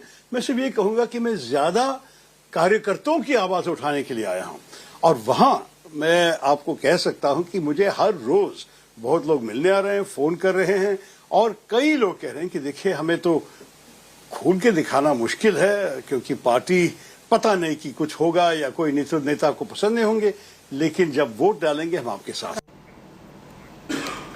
The anger against Prabhas Saif Ali Khan's star Adipurush grows the day after Hindu group staged protests against the film in Varanasi, calling it insulting of the Hindu faith, demanding that in fact demands have been raised seeking setting up of the Sanatan Censor Board in order to keep a check on movies which are portraying Hindu deities and gods in bad light. The demand was made during a meeting of Hindu organizations led by the Vishwa Hindu Parishad, and it seems the chorus against Adipurush is being heard by netas as well. UP Deputy Chief Minister Brijesh Pathak has confirmed that his government will follow and accept the demand of the seers.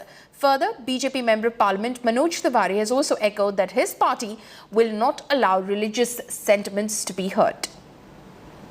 मेरी केंद्र सरकार से मांग है कि संतों का एक सेंसर बोर्ड बनाया जाए, अन्यथा जो फिल्म सेंसर बोर्ड है उसी में संतों को प्रतिनिधित्व दिया जाए, और कोई भी धार्मिक फिल्म या टीवी पे या कोई भी अगर जो चलचित्र बनता है उसको संतों से पास कराया जाए, तो तभी देश की सद्भावना और हिंदुओं की भावना का सम्मान होगा। देखिए, अभी सनातन धर्म के साधु संत हमसे मिलने वाले हैं और जैसा साधु संत कहेंगे उस प्रकार हमारी सरकार आगे बढ़ सकती है। देखिए, हम उनकी भावना का सम्मान करते हैं जिन्होंने ऐसी मांग करी है, लेकिन हम विश्वास भी दिलाना चाहते हैं कि सरकार के रूप में केंद्र में जो मोदी जी की सरकार है कि हमारा संविधान इतना मजबूत है कि कोई भी किसी धर्म का इस प्रकार से अनादर या उसकी आस्था के साथ खिलवाड़ नहीं कर सकता।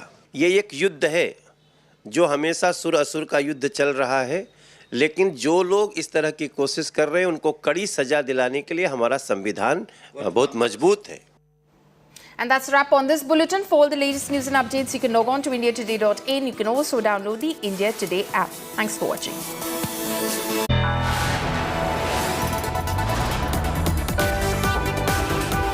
You are watching India Today.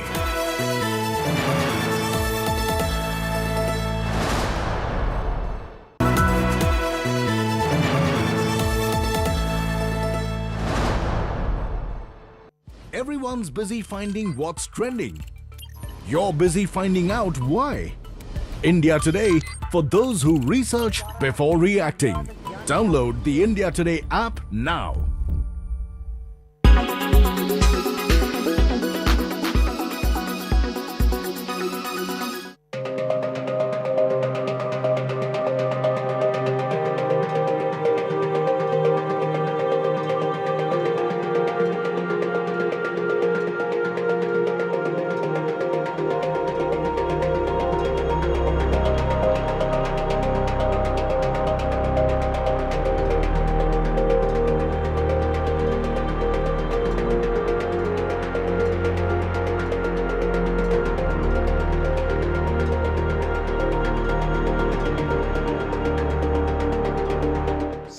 La sobriété et la solidarité européenne nous permettront d'éviter des coupures et des rationnements dans les cas de figure les plus pessimistes, comme un hiver particulièrement froid cumulé à des difficultés d'approvisionnement. Ces scénarios nous incitent à poursuivre notre stratégie, une sobriété choisie plutôt que des coupures subies, une solidarité européenne pour mieux résister à l'hiver.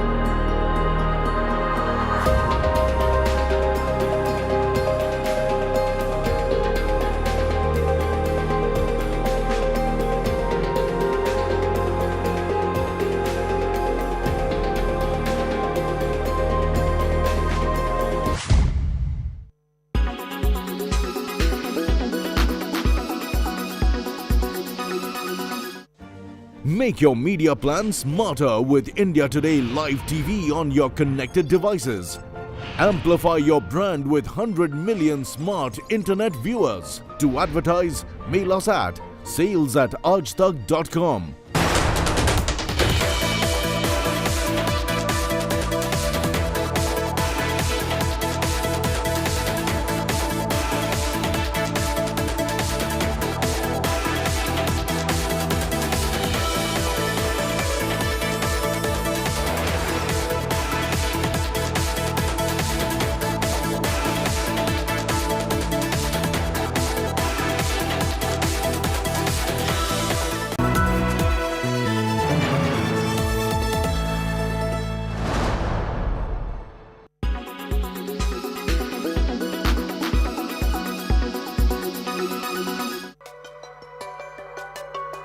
Our world is filled with many scenic, interesting, weird and some creepy places, and we'll tell you about 5 weird islands of the world. This island is in Mexico. The island is surrounded with many dolls across it, and the story begins 50 years ago when only one man used to live there. One night he found a dead girl in the lake along with a doll, so he hung a doll on the tree in memory of her. This is where things got out of hand. He started having many nightmares, and so he hung more dolls around the island. He died in 2001, but the island is visited by tourists quite often. On the island of Socotra, you find trees and plants that are nowhere. Up to a third of this island is endemic. This island is isolated, and it's also called as the most island-looking place on Earth. In 2008, this was declared as UNESCO's World Heritage Site. It lies in the Arabian Peninsula, but is considered to be a part of Africa. So when do you plan to visit this place? Off the coast of Dubai are 300 man-made islands. This was made to look like the world. It took $13 billion to build these islands. It was constructed using tons of sand from the Persian Sea. People can buy part of the island and name it even. Its construction was started in 2003 and was completed in 2008. But due to the financial crisis of 2008, these islands weren't bought by many. Now it's just abandoned pieces of land. Is this the cutest island or what? The island is filled with rabbits all around. This place is known as Okushima Island. But let's tell you that behind this cuteness, there's also a dark past. During World War II, this island was built to develop poisonous gas to attack China. Due to the poisonous gases, more than 80,000 soldiers of China died. This island was a secret, and Japan even removed it from the map at that time. Now, this island only has a museum here with many of these cute creatures. It's said that these rabbits were left here by a school and then multiplied into a bunch of them. You know, Maldives is a beautiful, fancy island, but beyond that lies a waste island. It was built to get rid of the waste that was covering the island, and every day around 700 tons of waste was generated. When it was burnt, it would pollute the island and affect tourists. To solve this issue, they made this island. But many believe that it needs to get rid of this waste that's polluting the clean water. These are the 5 weirdest islands that we found on Earth. Do you know about any others? Let us know in the comments.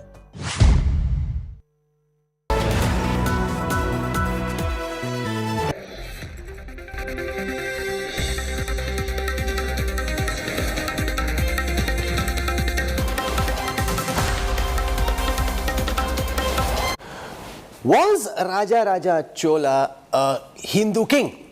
This question now finds itself in the midst of a raging political storm. And I'm joined on the news track, live and exclusive from London by Amish Tripathi, director of the Nehru Centre in London, author of 9 books, Shiva Trilogy, Ramchandra series. In fact, his latest book, Lanka, just reached my house yesterday, which is when I said I must reach out to Amish and speak to him about this raging controversy about the Chola dynasty and whether or not they are Hindus. Now, here's the context. You've got the likes of national award-winning Tamil director Vetrimaran saying that Raja Cholan wasn't a Hindu king. And the reason he says this is that there was nothing defined as Hinduism or Hindu back in the 10th century AD, which is when the Chola dynasty ruled.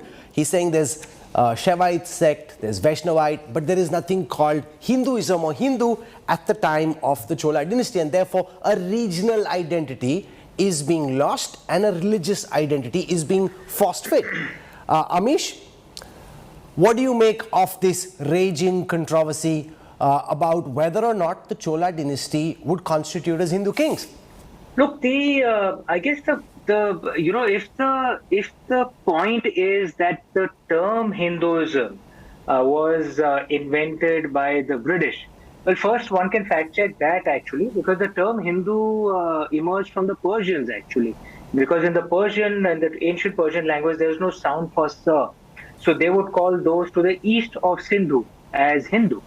And secondly, if one can quote Shakespeare, because Shakespeare tends to work with certain kinds of people, if one can quote Shakespeare, what's in a name? A rose by any other name still smells as it would.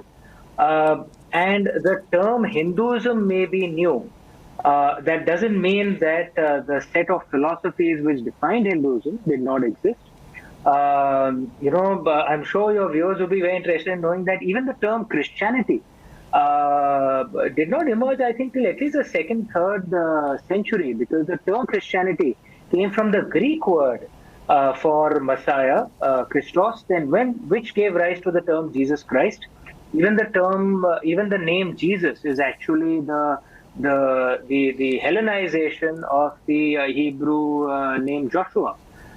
So if you say that the name Christianity emerged, some 200 years after Jesus Christ, then can you say that Christianity didn't exist? That Saint Peter and Saint Paul weren't Christian? That would not be a logical argument, right? I mean, the Christian religion was called, the Christians were called Nazarenes in those days. So just the fact that the name itself didn't exist does not mean that the body of philosophies did not exist. And lastly, I would like to say, that the Cholas were very proud Shaivites. They built among the greatest temples for Lord Shiva. There are enough records of them having worshipped at Chidambaramji. And I'm a Shaivite, and I would be a little surprised if someone told me that I, as a Shaivite, am not a Hindu. I would honestly be a little surprised. No, but here's the crux of the argument. The allegation that Thiruvallur is being saffronized, the fact that you've got at that time concepts of Vainavam, Shivam, Samanam, now being put over a Hindu identity, that a regional identity is being lost. The argument is that present them as the greatest South Indian dynasty rather than as a Hindu dynasty, because that's not how a lot of people would like to remember or see the Chola dynasty. One of the beauties of the Indian way is that we don't say that there is only one truth. And that if you don't follow that one truth, everyone else is false and they will burn in hell for eternity. You can have multiple identities. My family, my father's family is from UP. So technically you can call me a UPite. My mother's family is from MP. Technically you can call me an MPite. I was born in Mumbai. I live in Mumbai. So you can call me a Maharashtrian. I've studied in Tamil Nadu. I read Ponniyin Selvan before it was fashionable to do so. I'm outside of Tamil Nadu because I had studied in Tamil Nadu, so I'd heard of it at that time, and I read the books in those times. You can call me someone who loves Tamil culture as well, and I can still speak some Tamil, by the way. So the beauty of the Indian way is you can have multiple identities. I can be an Indian, I can be a Hindu, I can be a Maharashtrian, I can be a UPite, I can. No, but the counter to that is, which again is a controversy raging in the context of the trailer of the film Adipurush, where you've got Saif Ali Khan depicted a certain way as Ravan. People don't like the way Ravan is depicted, they don't like the way Hanuman is depicted. So if religion can indeed be interpreted in different ways, as you're suggesting, then that's a bit of a specious argument, because you've got one serial that people grew up seeing, so they see or imagine Ravan or Hanuman a certain way, and now they're trying to superimpose that vision of Ravan and Hanuman onto Adipurush. There are multiple interpretations. Just because a name didn't exist doesn't mean that the body of philosophies which comprise Dharma didn't exist earlier. And see that in our Indian way, because we have comfort with multiple truths, you can have multiple identities. And there's absolutely nothing wrong with it. I mean, let me give an example of Rajendra Chola. When he conquered land, the Indian subcontinent up to Bengal, he took on the name Gangaikonda. It has been recorded that it was an emotional moment for him. Gangaikonda essentially means the one who brought the waters of the Ganga, back to his land, because he carried pictures of the water of Gangaji to his capital. He wouldn't have done that if it wasn't a cultural and emotional moment for him, right? No, sure. But this other charge that's being leveled about, a lot of caste dynasties starting at the time of Raja Cholan. We've seen people come out, for example, film director Ranjit alleging that land was forcibly taken away from the Dalits. A lot of caste oppression began during the reign of Raja Cholan. A lot of young people who are watching wondering whether that's true, not true. What are the historical facts in the way that you see them? Among the things that one finds is that many of our great emperors were people actually across all castes. So the Marathas weren't, they are from backward caste. Mauryas were, at least if you project modern castes backwards, which I'm not so sure is fair to do, but if you do that backwards, then well, even the Mauryas were not, were backward castes. So there were people of multiple castes, and this has been recorded in various texts, and including in Dr. Ambedkar's, who were the Shudras.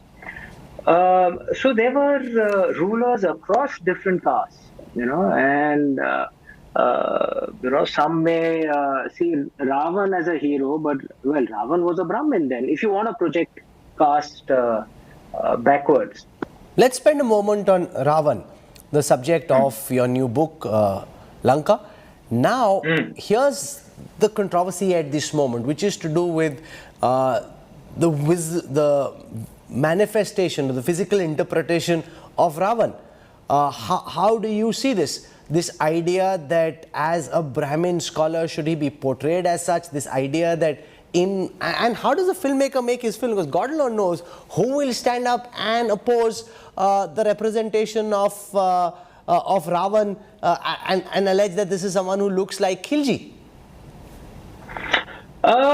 Look, I mean, people can have multiple points of view, and if we are a free country, then you must, give the space for respectful discussions across all viewpoints. There is an interpretation that one has seen of Ravan in the Valmiki Ramayana, where in the original Valmiki Ramayana, it was a more nuanced take. The relatively more recent versions of the Ramayana, had a more, black and white approach. I think often what you find is that, stories reflect the age in which they were written. So therefore, my books had a certain, interpretation. And I'm very lucky that it has been well received. And the interpretations differ with age. You see that across, So in the Ramcharitmanas, there was a different interpretation. In the Kritibhashi Ramayana, there was a different interpretation. Interestingly, in many of the Puranas, where Ravan is referred to as Dashanan, there are some different interpretations. And that is something that is part of the Indian way. Hari Ananta, Katha Ananta, that doesn't just apply to, how we see our gods and goddesses, it applies to how we see all characters. But as a culture and as a society, we seem to have been comfortable with different interpretations for a very long time. It's only now when we're seeing this boycott culture, which demands a homogenization of each of these historical characters, that there is one interpretation and that is okay. There are so many Ramayans where Ravan is shown in good light. And therefore, now when you see a boycott culture because Ravan looks a certain way or the Pushpak Viman looks a certain way, and that is objected to so much so that filmmakers have to scurry around trying to make justifications for what they did. Firstly, I should clarify, I'm not so sure there was any version of the Ramayana where Ravan was shown completely in a good light. Sure. His faults were, of course, shown, and there are Ramayans where he was shown in a nuanced light. His strengths were shown. that he was, of course, extremely talented. He was knowledgeable of the Vedas. He composed the Tanda Stotra, which Shaivites to this day, including me, we chant. And it was a hymn composed by Ravan. But his bad points, or rather his weaknesses, were also shown, that he had no control over his ego, he had no control over his anger. And if there are some things that can be learned from Ravan, it is that how we should control our anger and ego. And as far as different viewpoints are concerned, I'll go back to the point that I made earlier, that India has had a tradition of multiple points of view. You have a right to put your point of view across. Someone has a right to disagree with that point of view, as long as debate takes place in a respectful manner, without any violence, as happens in many countries, regrettably internationally. I think that's okay. You can have multiple points of view. So let's come back to the Cholan dynasty for a moment, and this question that's being raised about whether the Cholas were the greatest Indian dynasty. When you compare with the Mauryas or the other famous Indian rulers, where in your ranking, where would the Cholan dynasty stand? So I read multiple points of view, and if you go from that perspective, at least my submission is that the history books that have been taught to us have regrettably a Delhi obsession. And I'm not deriding the importance of Delhi. It's a very important city. But there were other important regions of India as well. And you find that empires which control Delhi have a lot of airtime in our history books.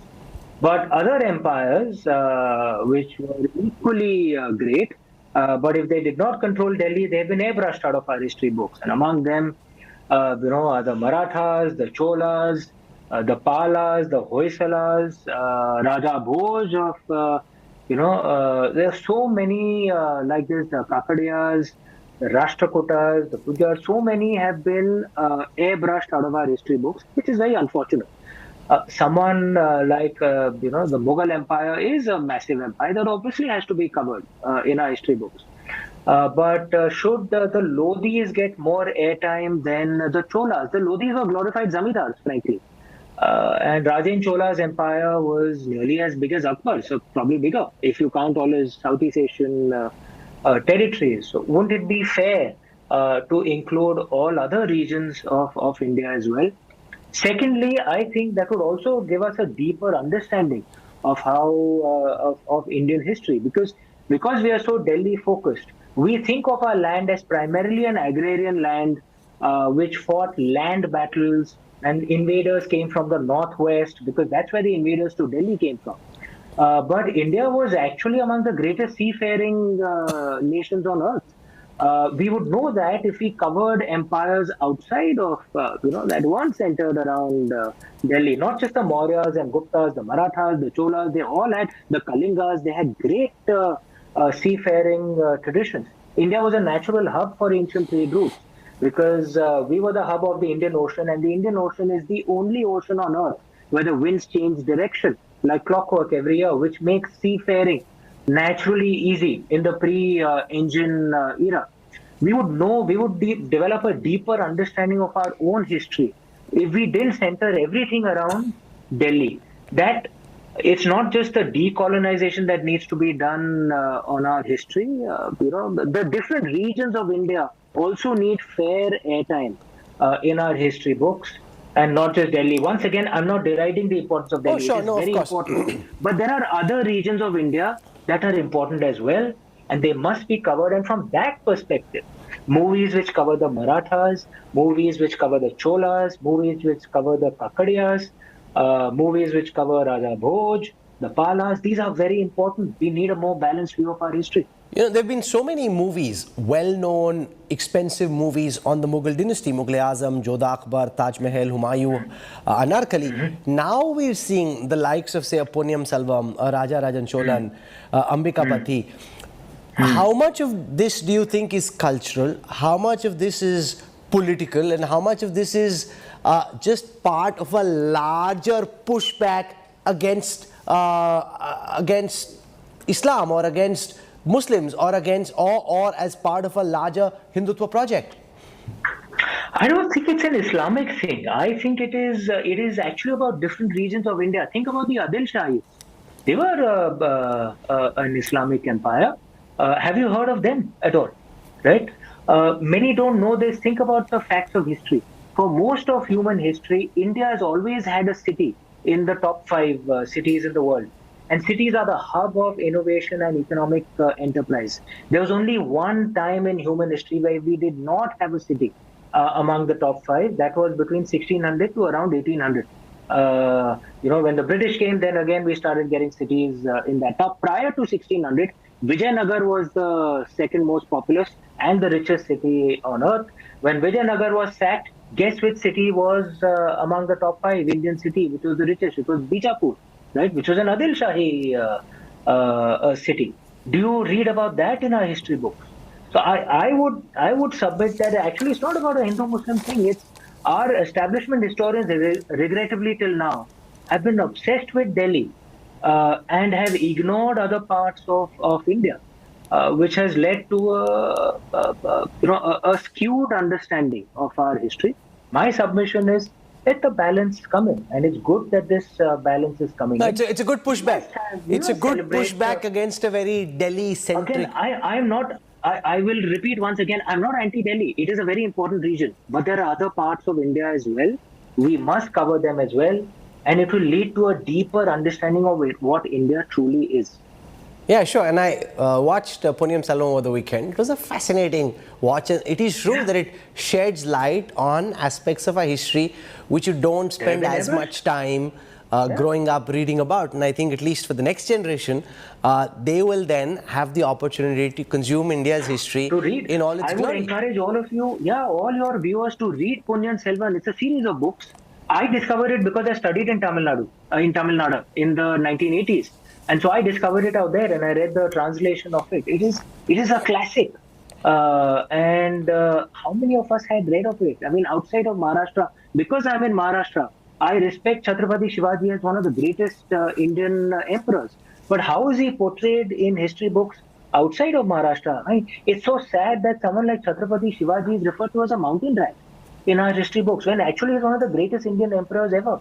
How many Indians know that in the modern age, the emperor who banned slavery for the first time, or the leader, was not Abraham Lincoln, it was actually Chhatrapati Shivaji? How many of us know this? And should these things be taught in our history books? All I'm asking for is some balance. And if it's not happening in our history books, if movie makers or authors are bringing about this balance, I would suggest it's a good thing. Yeah, more power to them. Let there be different interpretations and versions and different shades of history that come out. Let's not try and homogenize all of our text as one idea of what, say, a Ravan should look like or a Hanuman should look like. Let there be different interpretations as there have been in our culture, in our society, in our history from time immemorial. You have a packed calendar, so I won't hold you back any longer. I wish you all the best for your new book and I look forward to reading it over the weekend. Amish Tripathi for joining us. Thank you very much. Pleasure. Bye. Bye-bye. Thank you.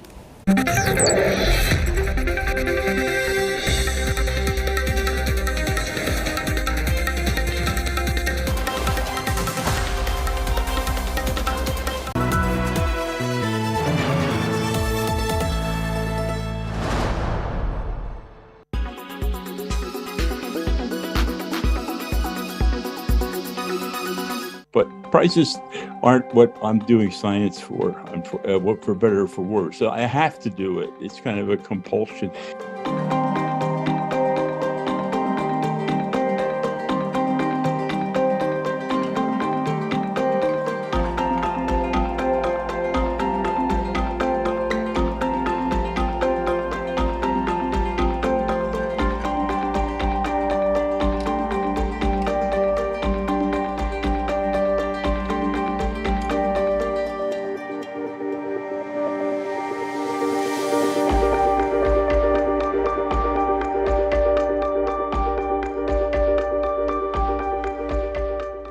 But lucky is something which I've been all my life. I just don't know. I mean, because I'm not too good at communicating, and but I get excited and I run into the lab, and we have to do it tonight. We have to prove it's wrong tonight.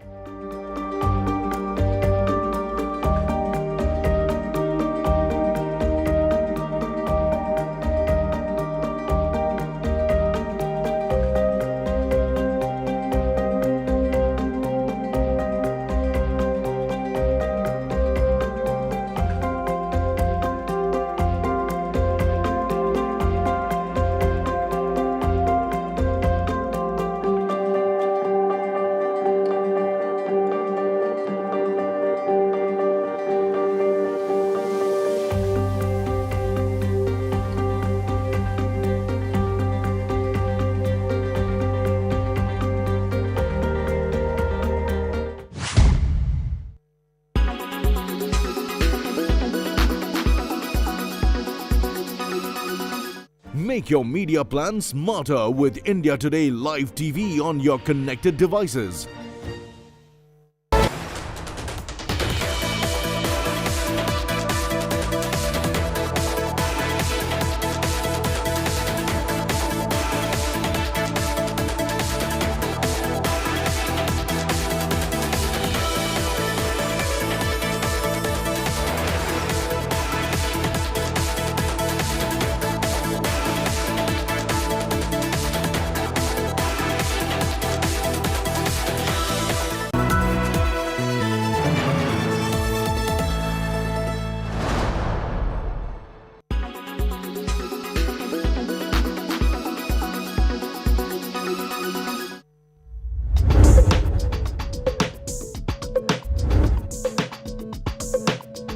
A touchscreen enables users to interact directly with the display monitor. They become a feature of everyday life at supermarket checkouts, ATM machines, on GPS devices, and most commonly with tablets and smartphones. There are two common types of touchscreen technology. One is called resistive. Two transparent sheets are coated with a conducting material and separated by tiny dots called spacers. When the two layers are pressed together, they create an electrical circuit that indicates the point of contact. Uses include cash and ticket machines. The other capacitive touch technology is most commonly used in tablets and smartphones. A layer of insulating material like glass is coated with a fine grid of electrodes thinner than human hair. This is sandwiched between an outer protective glass layer and an LCD screen that displays the images. As the human body is also an electrical conductor, touching the screen with a finger results in a change in the electrostatic field, indicating the point of contact. More recently, smartphone manufacturers have moved towards so-called on-cell and in-cell technologies. On-cell locates the touch technology onto the outer glass, whereas with in-cell, the touch sensors are built into the actual display panel. Both approaches allow devices to be thinner and lighter. New applications for touchscreen technology now include unlocking smartphones using a biometric fingerprint scanner. When a capacitive sensor is activated, it takes a high-resolution snapshot of a fingerprint, which is compared against the information stored inside the phone. If the unique characteristics in the arches, loops, or whorls match the device, it will unlock.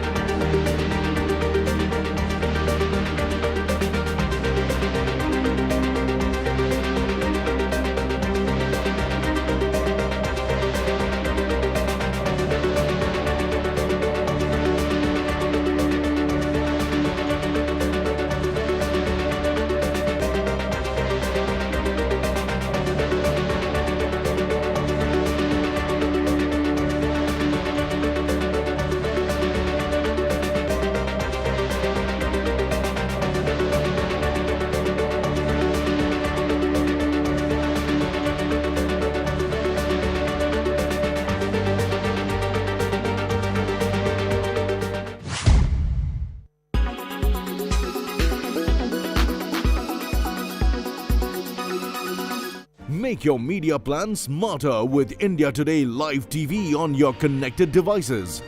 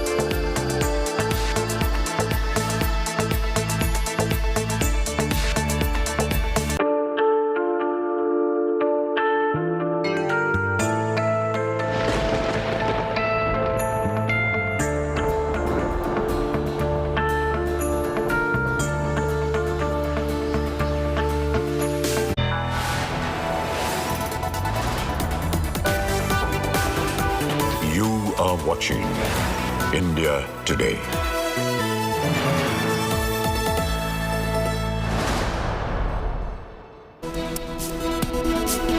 Good evening and a warm welcome to India Today. I'm Paulami Saha. Here are the headlines we're tracking at the top of this hour. AAP versus BJP over Delhi minister's alleged anti-Hindu oath. BJP Gujarat hits out at Kejriwal, puts up hoardings of Kejriwal with skull cap. Massive protests in Vadodara against Kejriwal.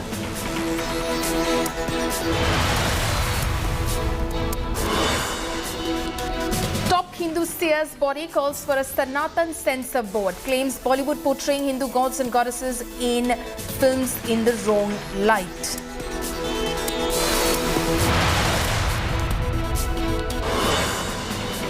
Tipu Express renamed Wadayar Express. Karnataka minister says Tipu not a Kannadiga. Siddaramaiah calls renaming part of BJP's hate politics.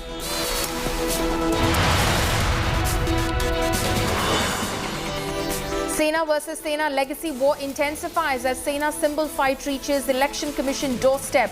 As Shinde claims bow and arrow symbol, Uddhav writes two-page letter to poll body on real Sena symbol.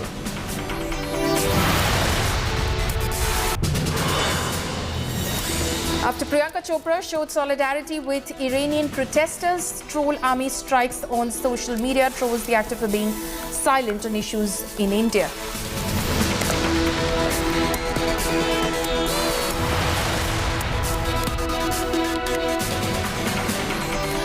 AAP anti-Hindu row explodes. Now, BJP leader Kapil Mishra has claimed that Delhi Minister Rajendra Pal Gautam spoke to Kejriwal before taking the oath. Remember, the Saffron Party shared a video in which Rajendra Pal Gautam was seen taking an oath to not worship Ram, Krishna and other Hindu gods at Vishal Dham Diksha Samaroh, an event organized by the Buddhist Society of India on October 5th.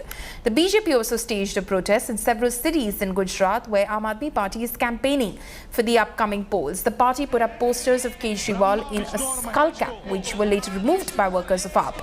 A clash broke out between BJP and AAP workers in Vadodara. कौन शक्तियां हैं जो इसमें नफरत फैलाने की कोशिश की? वो आम आदमी पार्टी ने काम किया है, तो इसमें माफी से क्या वो जिस प्रकार से सार्वजनिक शपथ लिया गया है उसको आप हटा देंगे?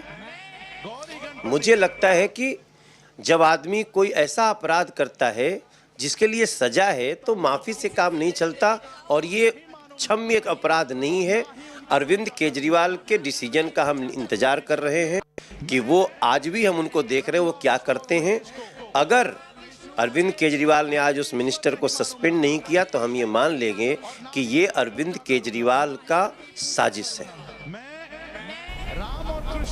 So that is of course how the AAP versus BJP war is playing out right now, after a video tweeted by the BJP which showed Arvind Kejriwal's minister Rajendra Pal Gautam on October 5th take an anti-Hindu oath allegedly at a Buddhist ceremony, a Buddhist initiation ceremony which was being held over there. Since then, Aam Aadmi Party and Arvind Kejriwal have come under attack, especially in Gujarat where the AAP is campaigning for the upcoming elections. Arvind Kejriwal is also campaigning in the state. BJP in fact put up posters of Arvind Kejriwal with a skull cap which were later in fact torn down by Aam Aadmi Party workers in Gujarat. My colleague Amit Bhardwaj is now joining me live from Delhi on this.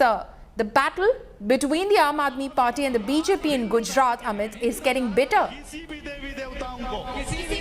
Right, Paulami. You know, in fact, the entire premises to the battle between the Bharatiya Janata Party and Aam Aadmi Party is actually in Delhi, in the national capital, where you had Rajendra Pal Gautam, the minister in the Delhi government who holds the SC/ST portfolio. His video went viral in which he was part of a event where nearly 10,000 people were administered an oath to not believe in the Hindu Trinity. However, they were repeating the vows that have been given by Baba Sahib Ambedkar in 1956. But this time around, BJP jumped onto the occasion and actually trained their guns at the Aam Aadmi Party as well as Arvind Kejriwal.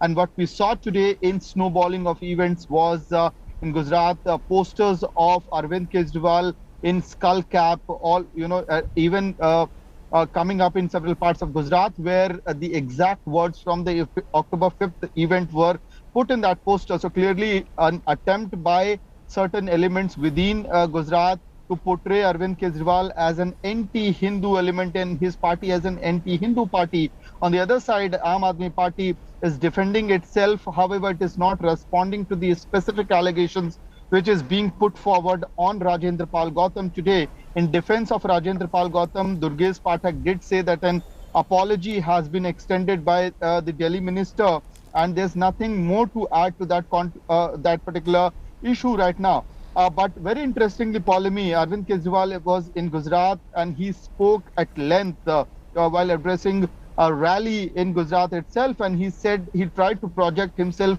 as pro-Hindutva, the right Hindutva that he keeps on talking about.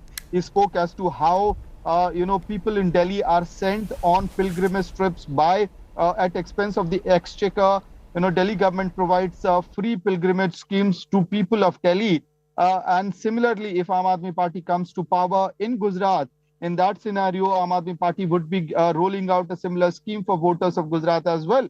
So clearly, on one side, you have BJP trying to portray Aam Aadmi Party as an anti-Hindu. Absolutely. The BJP, of course, latching on to that controversy that seems to have broken out. The Aam Aadmi Party trying to do some amount of damage control. How much it will, of course, benefit the party, that remains to be seen. Amit, thank you so much for joining us. The Aam Aadmi Party, in fact, has been trying to position itself as a party worthy of being a Modi challenger on the national scene, but one after the other, skeletons from AAP's closet keep tumbling out, denting Kejriwal and company's national aspirations. Now, an AAP minister and a close aide of the Delhi chief minister was heard chanting anti-Hindu slogans. The BJP has now accused AAP of fostering anti-Hindu sentiments. The showdown has just begun. Here's more.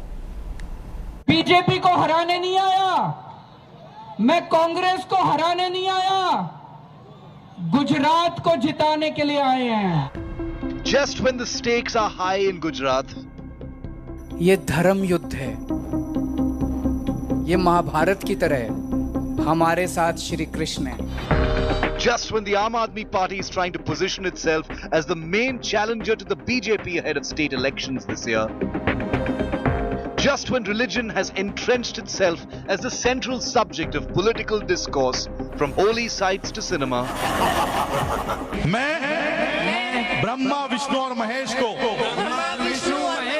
कभी ईश्वर नहीं मानूंगा. A video from a large Buddhist initiation ceremony in New Delhi has come to sting the Aam Aadmi Party and pushed it onto the defensive. मैं गौरी गणपति आदि हिंदू धर्म के किसी भी देवी देवताओं को नहीं मानूंगा और ना ही उनकी पूजा करूंगा. Those being initiated into Buddhism at the October 5th event swearing an oath not to worship Hindu deities, the Hindu Trinity, in their life ahead. This with Delhi Minister Rajendra Pal Gautam in attendance. A close lieutenant of Chief Minister Arvind Kejriwal, Rajendra Pal Gautam advertised the Buddhist initiation ceremony on Wednesday as a Ghar Wapsi program, where he insisted as many as 10,000 people vowed to turn India into a casteless society. Enough ammunition for the BJP to mount an attack on Kejriwal and his Aam Aadmi Party. Leader after leader pounced on the AAP, accusing it of fostering anti-Hindu sentiment and promoting conversion. The BJP in Delhi has also filed a police complaint. The true anti-Hindu face of the Aam Aadmi Party has been exposed after their hijab has fallen. Until action is taken on this minister, Mr. Arvind Kejriwal can't distance himself. एक तरफ तो राजेंद्र पाल गौतम हिंदू देवी देवताओं को गाली दे रहे हैं और दूसरी तरफ अरविंद केजरीवाल गुजरात में जय श्री कृष्णा बोलने का ढोंग कर रहे हैं. उन्होंने हिंदुओं के देवी देवताओं का तो अपमान किया ही है, बल्कि समाज के अंदर भी नफरत फैलाने का काम किया है, जिसके खिलाफ हमने कंप्लेंट दर्ज कराई है. और अरविंद केजरीवाल जो अपने आप को कहते हैं हम सभी धर्मों का आदर करते हैं और ये बात सही है, ढकोसला नहीं है, तो आप उनको तुरंत बर्खास्त करें. At the center of this controversy, Minister Rajendra Pal Gautam downplayed the oath in question as a routine activity in any Buddhist initiation event, He accused the BJP of attempting to politicize the pledge for vested interests. Bharatiya Janata party की आदत रही है वो झूठ बोलना और हर धार्मिक मुद्दे को भी राजनीति में घसीटना, क्योंकि कोई राजनीतिक प्रोग्राम नहीं था। भारतीय बौद्ध महासभा जो डॉक्टर बाबा साहेब अम्बेडकर जी ने बनाई, हर साल दीक्षा का आयोजन होता है। वो जो भी आरोप लगा रहे हैं एकदम झूठे हैं, एकदम झूठे। But the timing of the Buddhist oath with an Aam Aadmi Party minister in attendance is not favorable for the Aam Aadmi Party that seeks to barge in to the BJP's fort of Gujarat. Party insiders have also confirmed that the Chief Minister is not happy with Rajendra Pal Gautam, who is the in charge of the SC/ST portfolio in the Delhi government since 2015. But for now, Aam Aadmi Party has adopted wait and watch policy, and as far as the fate of Rajendra Pal Gautam is concerned, it depends on how the political controversy snowballs and pans out in the days to come. With video journalist Abhishek Bhai, this is Amit Bhardwaj reporting for India Today from Delhi. No end to the Delhi Lieutenant Governor versus AAP government showdown in the national capital. This amid a series of inquiries ordered by the LG into various different schemes and works of the state government. Delhi Chief Minister Arvind Kejriwal has accused the BJP of using the LG to destroy the AAP model in the capital. This after the LG shot off a letter to AAP convener and Delhi Chief Minister Arvind Kejriwal claiming his ministers are ignoring the constitution to serve their own interests and levelling false allegations against the LG to save themselves. The war of words between the LG and Delhi Chief Minister has broken out after Deputy Chief Minister Manish Sisodia shot off a letter to Vinay Saxena, the LG, earlier this week, accusing him of trying to interfere in the government's work. This after the LG sought a report from the Chief Secretary into power subsidies given to BSES discoms.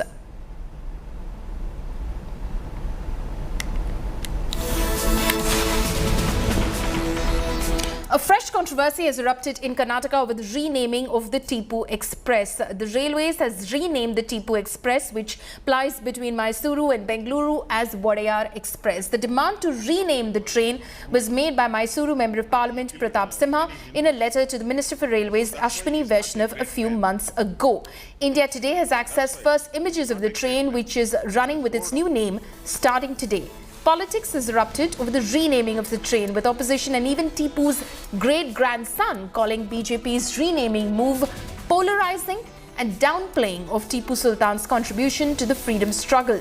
Meanwhile, BJP has highlighted the Wadayar dynasty's contribution to Karnataka's development and slammed Tipu, alleging he didn't speak Kannada and killed hundreds of minority community people then in the state.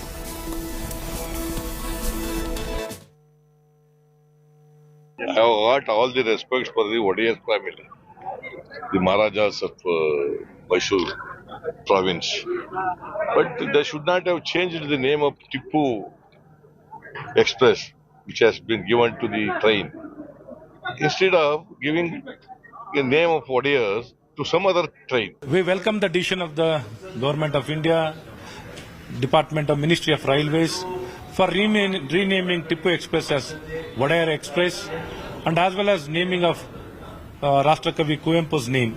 See, this is a very good decision which has really been very well appreciated by people of Karnataka. It is really a pride and a honor to name Wadayar Express as well as Kuvempu Express. It is our pride. Tipu Sultan thing, whenever this government came, Tipu Sultan Jayanti was been removed, and recently also some residence was also being removed. Every now and then, only to polarize votes and keep Tipu Sultan alive in the media and keep the things of public attention. Tipu is converted more than lakh of people in Coorg, and he killed many Hindus.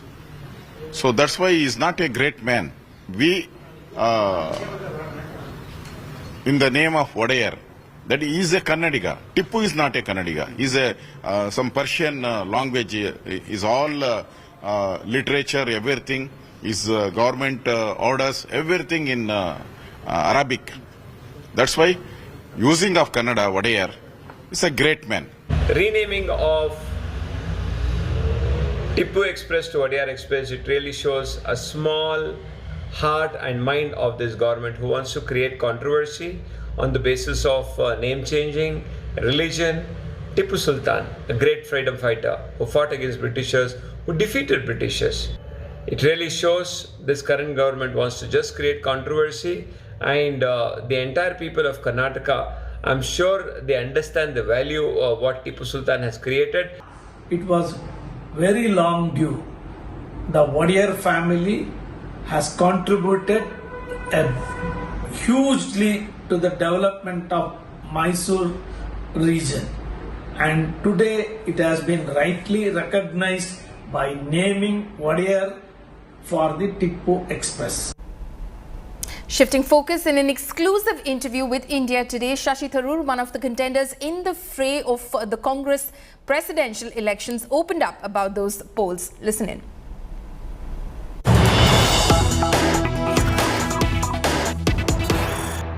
आपके party में जो असंतुष्टि है उसको लेकर कहीं ना कहीं वो भी कारण था कि आप आज खड़े हुए हैं। आपने मैनिफेस्टो में जो बातें की शशि साहब, मैंने आपका मैनिफेस्टो देखा है, डिसेंट्रलाइजेशन ऑफ पावर की आप बात कर रहे हैं। आप कह रहे हैं कि केंद्रीकरण चाहिए पार्टी में, सारे नीचे के स्तर पे नेचुरली हमें उनको सशक्तिकरण करनी चाहिए, एम्पावरमेंट देनी चाहिए।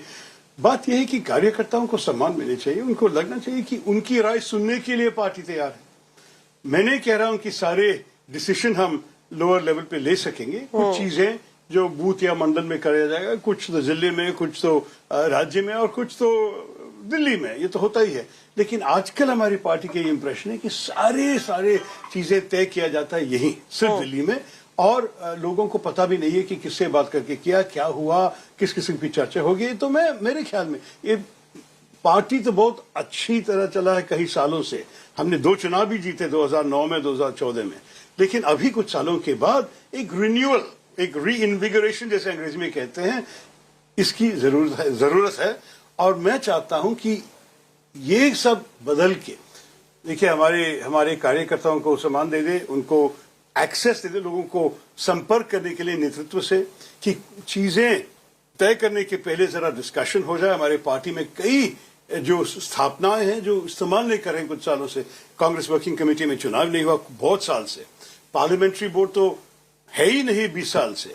अगर आप देखेंगे कि हमारे जो तय करनी चाहिए, हमारे जो राज्यों में हम सरकार सीएलपी नेता तय करते हैं, वो सब, तो ये सब मेरे ख्याल में ये वन लाइन रेजोल्यूशन के लिए भी आपने कहा कि इस तरह का वन लाइन रेजोल्यूशन की आदत शायद हमें बदलना पड़ेगा, क्योंकि सब कुछ अध्यक्ष के सिर पे रखना क्यों जरूरी है। मैं कहता हूं कि मैं तो अंतर्राष्ट्रीय स्तर पे, आपको पता है, सीनियर मैनेजर था यूनाइटेड नेशंस में। यूनाइटेड नेशंस के सबसे बड़ा डिपार्टमेंट का नेतृत्व मैंने 7 साल तक किया, under secretary general of public information होकर। तो मेरी सिस्टम जो अच्छी तरह चला कि लोगों को पहले आप कंसल्ट करो, उसके बाद उनको अथॉरिटी दे दो, उनको बोलो कि अधिकार आपके हैं, मैं आपसे ये जिम्मेदारी देता हूं। 1 बार 2 बार गलती किए तो जिम्मेदारी मैं लेता हूं, क्योंकि मैंने तो आपको रख दिया। बार बार गलती करेंगे या बार बार आपकी जजमेंट में कुछ खराबी है तो आपको हटा देना पड़ेगा। तो इस सिस्टम में जैसे डेलीगेटेड अथॉरिटी लोग इस्तेमाल करते हैं, और उनको लगता है कि हमें हक है, हमें जो सिर्फ एक टाइटल नहीं है। हमारे जो डेलीगेट्स आजकल है, हमारे ये जो चुनाव में जो वोट करने वाले मतदार है, ये लोग, उनको ये वोट के अलावा कभी उनको कंसल्ट करते हैं? मैं चाहूंगा कि कभी भी कांग्रेस अध्यक्ष, कोई बड़ा नेता कहीं गए उनके जिले पे, कि उनको भी मंच पे बिठा दे। ये डेलीगेट्स जो आए हैं, जो हमारे जो पीसीसी के अंग है, पीसीसी डेलीगेट्स जो कहे जाते हैं, उनको भी जरा सा कंसल्ट करें। अगर चुनाव लड़ना है तो उनकी भी राय पूछिए कि किसको टिकट देना है। पर मुझे अगर आप चाहते हैं कि सारे पार्टी अंग को लगा कि हमारे तो पार्टी में हम भागीदारी है, तो इसके लिए हमें कुछ जिम्मेदारियां भी लेनी चाहिए। ऐसे औपचारिक पदों पर लोग हैं जिन्होंने खुला समर्थन खड़गे साहब को दे दिया। रमेश चन्नैथल अभी भी उनके साथ के समर्थन में कभी प्रतीक्षा नहीं की। आपको पता है कि कोई भी सिस्टम में तो एक एस्टैब्लिशमेंट होता है जो नेतृत्व में है, जिनके पास ऑफिशियल टाइटल्स होते हैं, जो इंचार्ज है, जनरल सेक्रेटरी है, पीसीसी चीफ है, सीएलपी लीडर, इस किस्म के लोगों को नेचुरली सिस्टम के ऊपर जो बैठे हैं वो तो बदलाव क्यों मांगेंगे। तो मैं ज्यादा प्रतीक्षा नहीं की। फिर भी कुछ सीनियर लीडर्स मेरे नॉमिनेशन पत्रिके पे दस्तखत किए हैं, लेकिन ये नहीं है। मैं सिर्फ ये कहूंगा कि मैं ज्यादा कार्यकर्ताओं की आवाज उठाने के लिए आया हूं, और वहां मैं आपको कह सकता हूं कि मुझे हर रोज बहुत लोग मिलने आ रहे हैं, फोन कर रहे हैं, और कई लोग कह रहे हैं कि देखिए हमें तो खोल के दिखाना मुश्किल है क्योंकि पार्टी पता नहीं कि कुछ होगा या कोई नेता आपको पसंद नहीं होंगे, लेकिन जब वोट डालेंगे हम आपके साथ।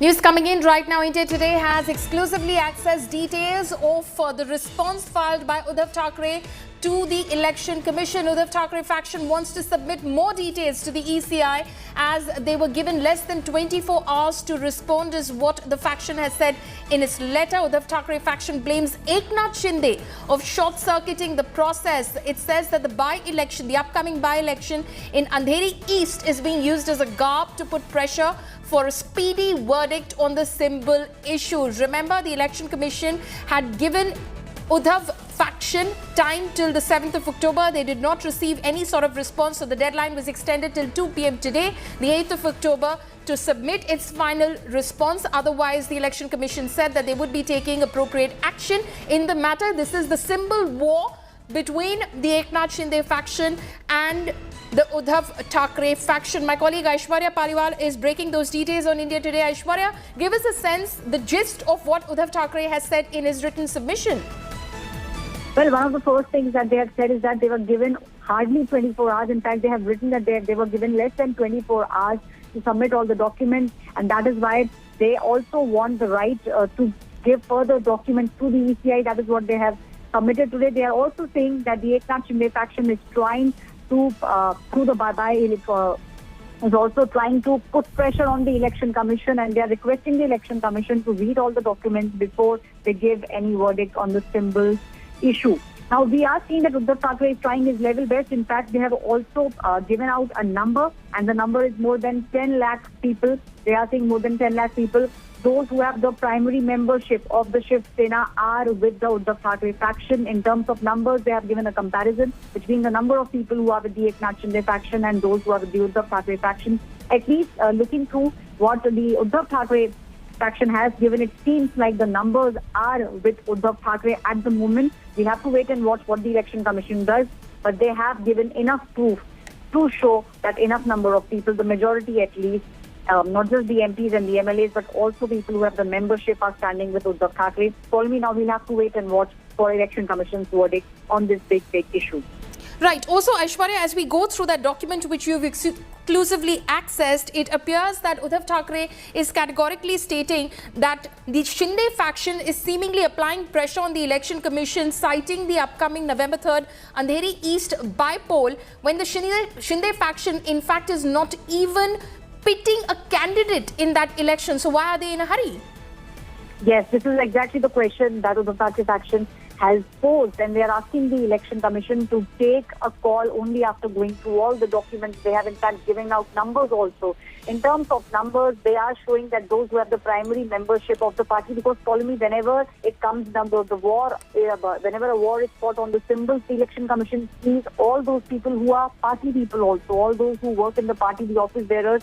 The factions need to show their support also. So that is what the Uddhav Thackeray faction is saying, that 3rd of November is when the by-election is, and the Shinde faction, Eknath Shinde's faction, is not even contesting. So why are they in a hurry, and why are they using the by-elections as a garb? And they are trying to put pressure on the Election Commission. That is what the petition that Uddhav Thackeray faction has submitted is clearly stating. At the moment, we are expecting some decision to come, because the decision needs to be taken before the by-elections, which is on the 3rd of November. So we are expecting some kind of decision from the Election Commission very soon, Paul.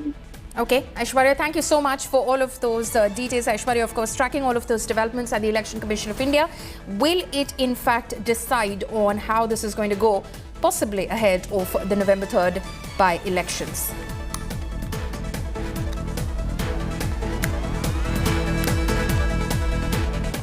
Now, the anger against Prabhas Saif Ali Khan's star Adipurush grows after Hindu groups staged a protest against the film in Jammu and Varanasi, claiming it insults Hindu faith. Demands have been raised seeking setting up of a Sanatan censor board in order to keep a check on movies which are portraying Hindu deities and gods in bad light. The demand was made during a meeting of Hindu organizations led by the Vishwa Hindu Parishad. And it seems the chorus against Adipurush is being heard by netas as well. UP Deputy Chief Minister Brajesh Pathak has confirmed that his government will follow and accept the demand of the seers. Further, BJP MP Manoj Tiwari also echoed that his party will not allow religious sentiments to be hurt. मेरी केंद्र सरकार से मांग है कि संतों का एक सेंसर बोर्ड बनाया जाए, अन्यथा जो फिल्म सेंसर बोर्ड है उसी में संतों को प्रतिनिधित्व दिया जाए और कोई भी धार्मिक फिल्म या टीवी पे या कोई भी अगर जो चलचित्र बनता है उसको संतों से पास कराया जाए, तो तभी देश की सद्भावना और हिंदुओं की भावना का सम्मान होगा। देखिए, अभी सनातन धर्म के साधु संत हमसे मिलने वाले हैं और जैसा साधु संत कहेंगे उस प्रकार हमारी सरकार आगे बढ़ सकती है। देखिए, हम उनकी भावना का सम्मान करते हैं जिन्होंने ऐसी मांग करी है, लेकिन हम विश्वास भी दिलाना चाहते हैं कि सरकार के रूप में केंद्र में जो मोदी जी की सरकार है कि हमारा संविधान इतना मजबूत है कि कोई भी किसी धर्म का इस प्रकार से अनादर या उसकी आस्था के साथ खिलवाड़ नहीं कर सकता। ये एक युद्ध है जो हमेशा सुर असुर का युद्ध चल रहा है, लेकिन जो लोग इस तरह की कोशिश कर रहे हैं उनको कड़ी सजा दिलाने के लिए हमारा संविधान बहुत मजबूत है। Slipping into a short break, coming up next, after Priyanka Chopra showed solidarity with Iran protesters, troll army strikes on social media. They troll the actor for mocking and being silent on issues in India.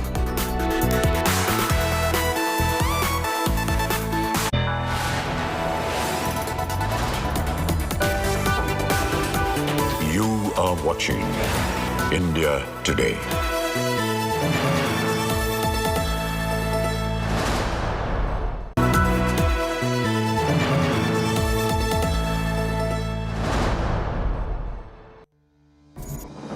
The COVID-19 pandemic has forced us to do a rethink on how we lead our lives, to think about what we are doing to our bodies and to our health, and also wellness, because it is time now to go back to the basics. It is time to talk about your food, your sleep habits, your gut health, stress, and much more. And that exactly is what our brand new health show, Health Free.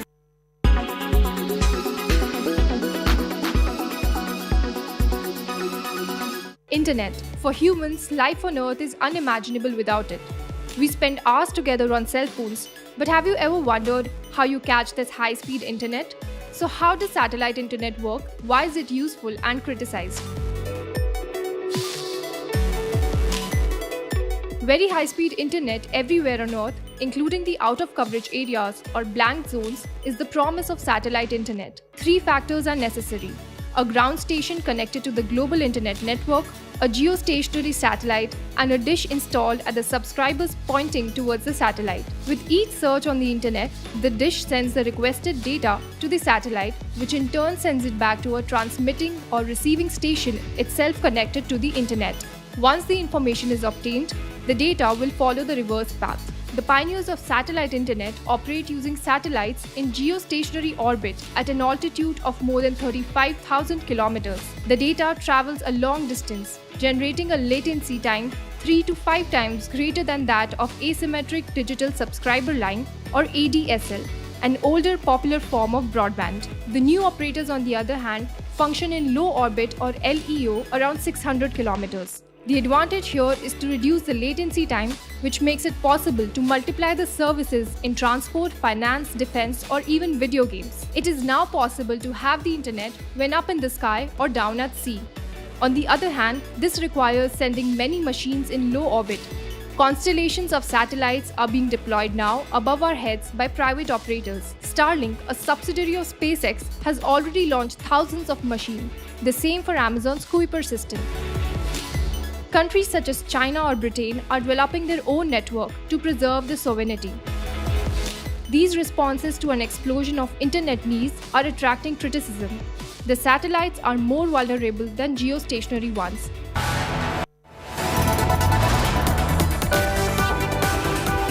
You are watching India Today.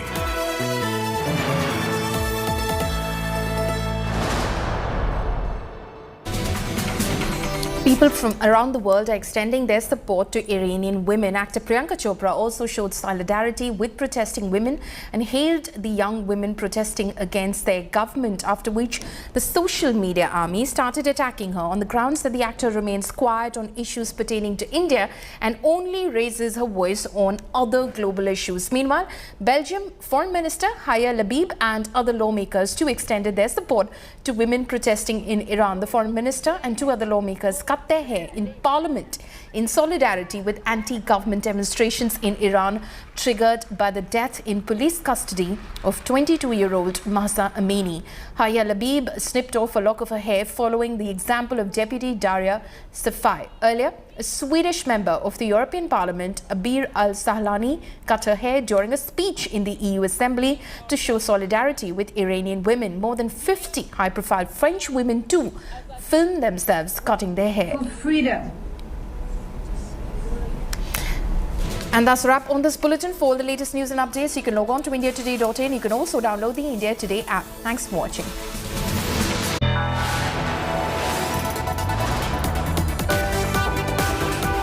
You are watching India Today.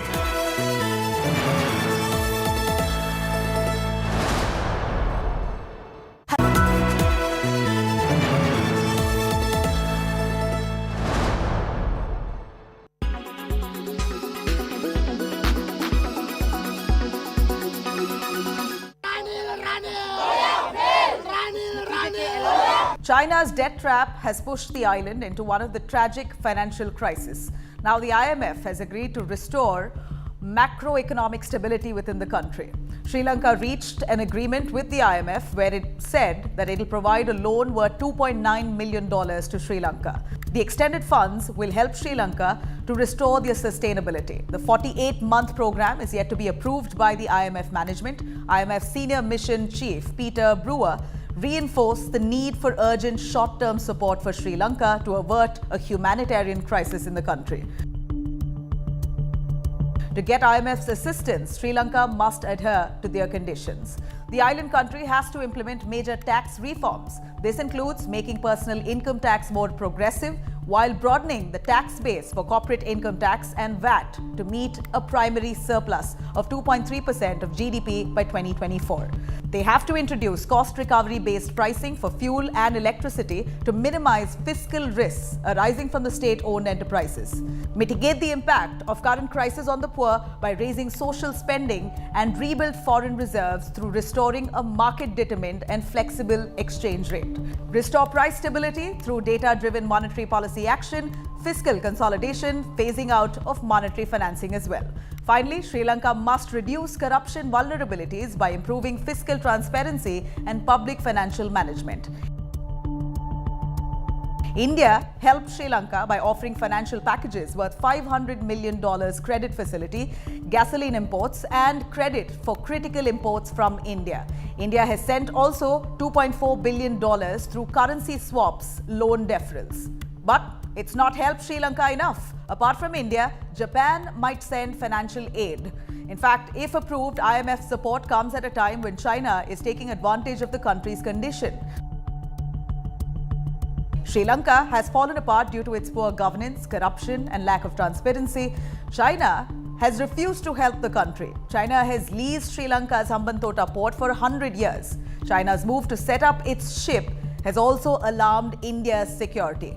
The Hambantota port gives Sri Lanka a direct access to link the Indian Ocean and the Arabian Sea.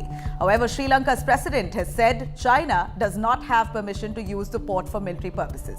Sri Lanka's GDP to debt ratio has been continuously increasing since 2010. The island nation has been facing a down spiral since then. And the pandemic in the last 2 years has worsened their economic conditions.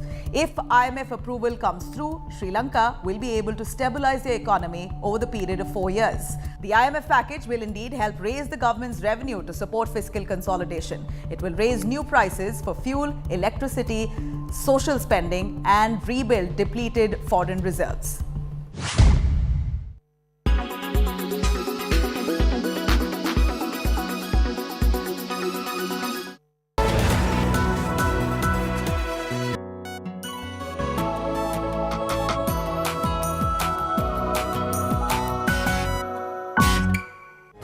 The COVID-19 pandemic has forced us to reassess what we are doing with our physical health and our mental health. Many of us have started to do things for ourselves, for our health, things that we would not before the pandemic. In that sense, the COVID-19 pandemic has been an eye-opener. And to help you get back to the basics, we've put together Health 360 for our viewers. Welcome to India Today's brand new health show. I'm Sneha Mordani.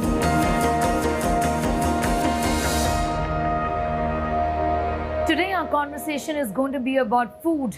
What's going wrong with our food habits? Why exactly are we eating out of packets? And why is the food that we eat from packets called junk?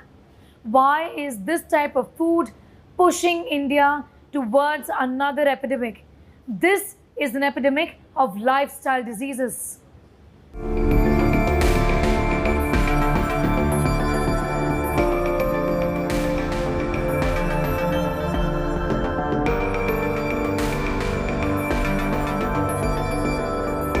Well, have you ever thought about the food value of what you eat from a packet? When you pick that bag of chips to go with the bland ghar ka khana, or before you polish off a nutrition bar, what is the nutrition that it is really offering you? The chocolate that you eat to kill hunger pangs between lunch and dinner, and that packaged meal, a ready-to-eat kadhi chawal that you have just microwaved. None of the foods, if you can even for a moment call it food, have any nutritional value.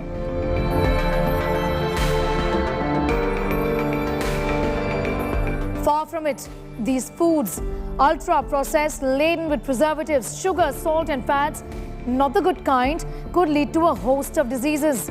They only fill your stomach up, but do nothing for your health. First, let us identify these processed foods. Breakfast cereals, cheese, tinned vegetables, bread, savory snacks such as crisps, sausage rolls, pies and pasties, meat products such as bacon, sausage, ham, salami and pate.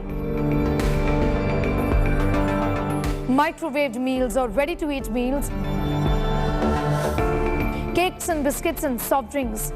Anything that has not been cooked at home has a long shelf life, is actually laden with preservatives that prolong the life of the food and cut short yours. That is the ideal definition of a processed food.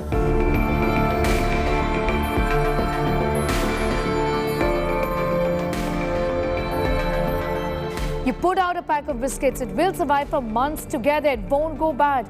How does that really happen? Now, it has ingredients that will ensure its shelf life. Those very ingredients are bad for you. In fact, a quick breakfast for many would involve one or more of these processed foods that I just told you about. But nutritionally, they add zero value. Instead, a homemade ghee-laden paratha is actually much healthier. Ghee is good for you. Though ghee is rich in fat, it contains high concentrations of monosaturated omega-3s. These healthful fatty acids support a healthy heart and cardiovascular system. Now, studies show that using ghee as a part of a balanced diet can reduce unhealthy cholesterol levels. Now, why is the paratha good? It is freshly prepared, it will go bad in a few hours in the heat and has the good fat. It has no preservatives and no harmful packaging. So, a paratha over packaged muesli is a better choice. In fact, a freshly prepared samosa, not the frozen one, is actually better than a bag of chips. So not like I'm promoting an oily snack to you.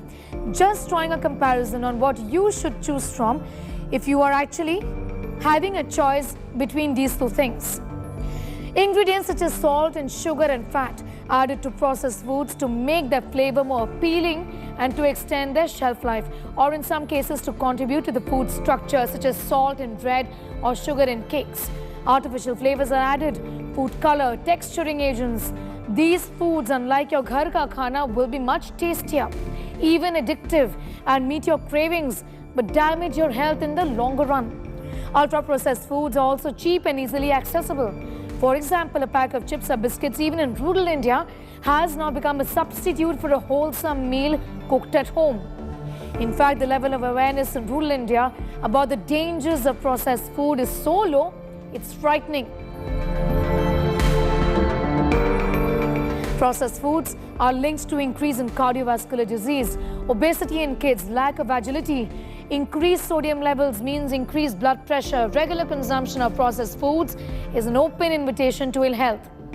Imagine what a pack of biscuits can do to you, to your child. Have you even thought about how much is the excess salt and sugar intake when a 5-year-old polishes off a bag of chips? Or what is the nutritional value of the fizzy drink that your child has finished off?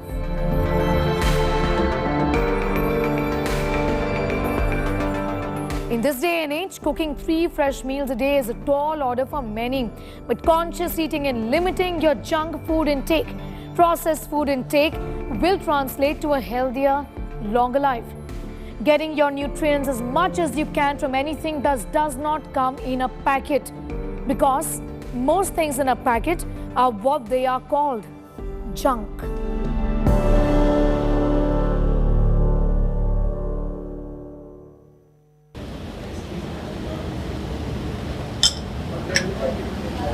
Well, our next report is going to give you an insight as to why India has become the diabetes capital of the world.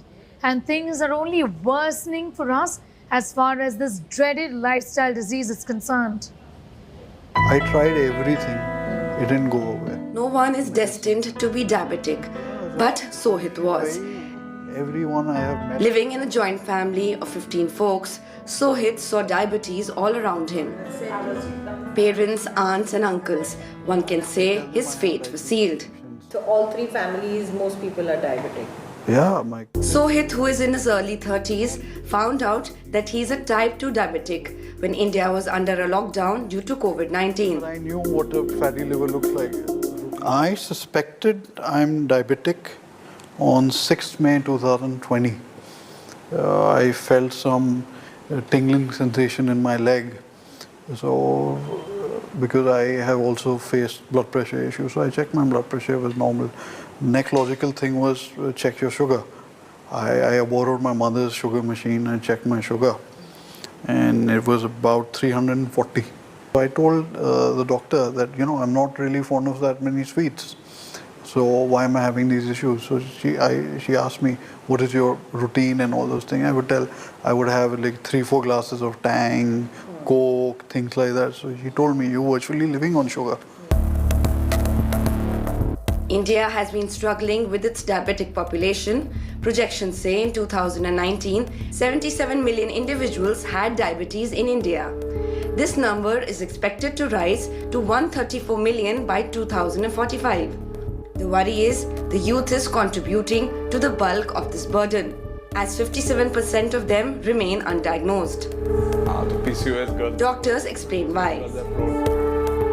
Over the years, over the decades actually, there is a change in eating patterns and lifestyle patterns. And the exponential growth that has happened in diabetes is accompanied by a lowering of age at onset. So more and more younger people, as you very rightly say, are affected by this type of type 2 diabetes. COVID has also been a major trigger for the rapid rise in diabetics across the globe. COVID did many things. There was worsening of diabetes during COVID that everyone knows.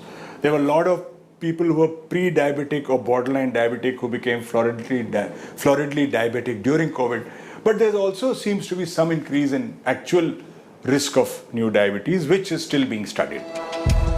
It is not only an urban phenomenon. Rural India is also moving towards increasing numbers of diabetics today. India has another problem, that when mothers are undernourished and their babies are small, even those babies have a greater risk of developing diabetes, and I'll explain that. When such babies, when they're exposed to same kind of food, the energy-dense food that everyone's having these days, they also suddenly tend to put on weight around their tummies, and they also tend to become metabolically, quickly diabetic later in life. Today, Sohit's story is the one to inspire. He has now fully reversed type 2 diabetes. I think today only I was told that my diabetes has been reversed. My H1BAC is 5.4. Of course, heredity is one such factor. But a bad lifestyle, overconsumption of fast food, sugary foods and smoking is making Indians diabetic. there should be a larger focus on child health and women, especially maternal nutrition during pregnancy, that could act as a preventive measure against the spread and increase of diabetic incidences in the country. With Pradeep Gupta, Milan Sharma for India Today. Have you ever thought about what goes into manufacturing food that is found in packets? What exactly are the ingredients? Have you tried reading labels from processed foods? First of all, do these labels found in processed foods in India inform you or mislead you? Our next report tells you more.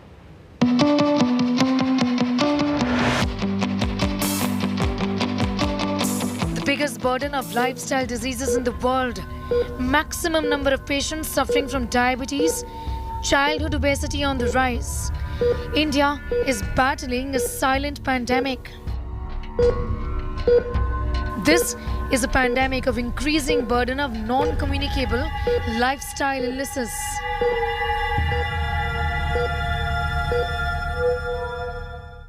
And one of the major reasons is because there is lack of awareness about what we are eating. For example, what is the nutritional value of this pack of biscuits that I've just picked up? There is nutrition information which I can't even read. In fact, there's lack of information about this so-called food in a packet. The government of India intends to bring about star ratings. Now, on the face of it, it appears that this is rightly intentioned. But experts say that star ratings are actually counterproductive and that there should be warning signs that should come right here instead of star ratings. What do junk foods deserve? Star ratings or warning signs? That is the question being asked by public health experts in India. It does not help people to identify unhealthy nutrients. For example, a diabetic may like to know how much sugar in a product is there, but it doesn't tell. Second, the use of healthy nutrients, like for example, if you put nuts in the chocolate, gives more stars. So it is misleading in nature and manipulative. Industry likes it because it gives more stars. They can use it for health claims, and that is useful for marketing their product. Thirdly, which is general, creating a halo or health halo around all the food products. Once you adopt this policy, all the food products which are industrially produced will be labeled as healthy in varying degrees from 1 star to 5 stars. Instead, introduce warning signs, say experts. Experts from Cambridge University have shown that cigarette-style packaging would also put people off junk food. The idea is to focus on the relationship between the product and its health effects, and that they believe could be the key to targeting unhealthy food consumption. So your chocolate bar with a health warning, the Coke with a cigarette-like warning could work.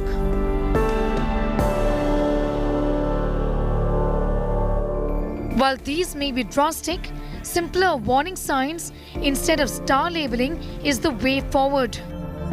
If we give clear-cut health warnings about high levels of salt, sugar, and unhealthy fats, we are educating the consumer to make an informed choice rather than being misguided by a supposedly healthy product. Experts are in favor of nutrient-specific warning signs, which is known to be effective to reduce consumption of junk foods. That is the only way to send the right message to a population that has low levels of nutritional literacy. Outside of India, Canada is imposing warning label signs on high on salt and sugar foods. Mexico has already imposed black stop labels on these foods. Chile was the first country to have front of the food label warning. It remains to be seen if the food regulator's star ratings get cleared or whether the food authority eventually goes in for stricter warnings like the danger sign for processed food items. In New Delhi, Sneha Mordani for India Today. Here are 4 items that you should refrain from eating or be extremely wary of because they have a direct link with lifestyle ailments. Let's talk about red meats first. Extremely harmful. Saturated fats, they also boost the bad kind of cholesterol, and that's the reason why you should not be consuming them. Foods rich in sugar. Sugar leads to inflammation. Salt, also sodium. These boost your blood pressure, which means they increase your blood pressure levels. That's the reason why you should not be consuming them. Soda, again, which is extremely rich in sugars. It has added sugars, and that's the reason why you should refrain from consuming sodas. Processed meats, they're very high in salt to preserve these meats, and that's the reason why you should not be consuming them. White rice, bread and pasta. Now, these items will just fill you up, but it's zero nutritional value. It has zero food value. So you're just consuming them and filling yourself up and doing nothing else when it comes to your health. So refrain from consuming white pasta and white bread and also white rice. Canned soup, canned vegetables, whole lot of preservatives, extremely harmful. These preservatives will improve the shelf life of these canned food items, but reduce yours. They're extremely harmful. You should not be consuming them.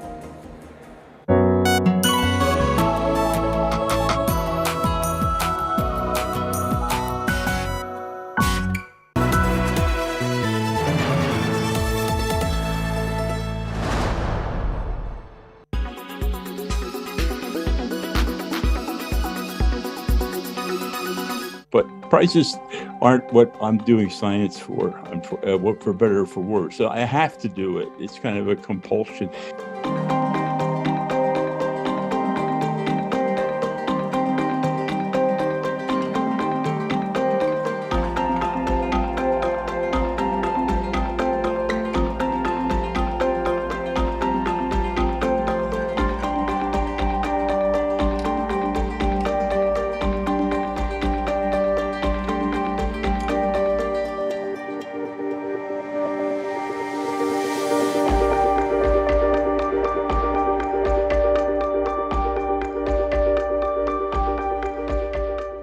But lucky is something which I've been all my life. I just don't know. I mean, because I'm not too good at communicating, but I get excited and I run into the lab, and we have to do it tonight. We have to prove it's wrong tonight.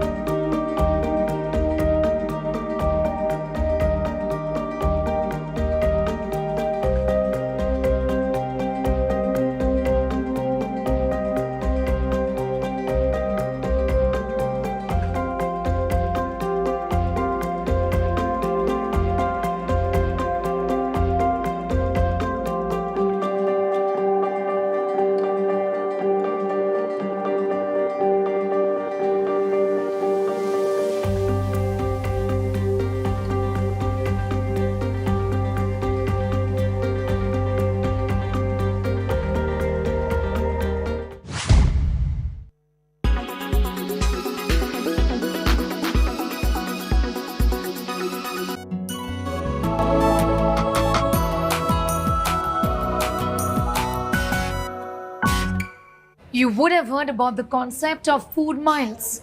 The lesser time your food takes to travel from the farm to your plate, the better. The lesser food miles, the better it is. Hence the concept of locally sourced foods, locally procured foods and locally grown foods.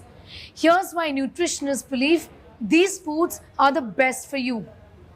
It is fresher. It has not traveled thousands of kilometers to reach your plate or waited in a cold storage facility to be made available around the year. Secondly, it retains more nutrients. Thirdly, local foods are more flavorful.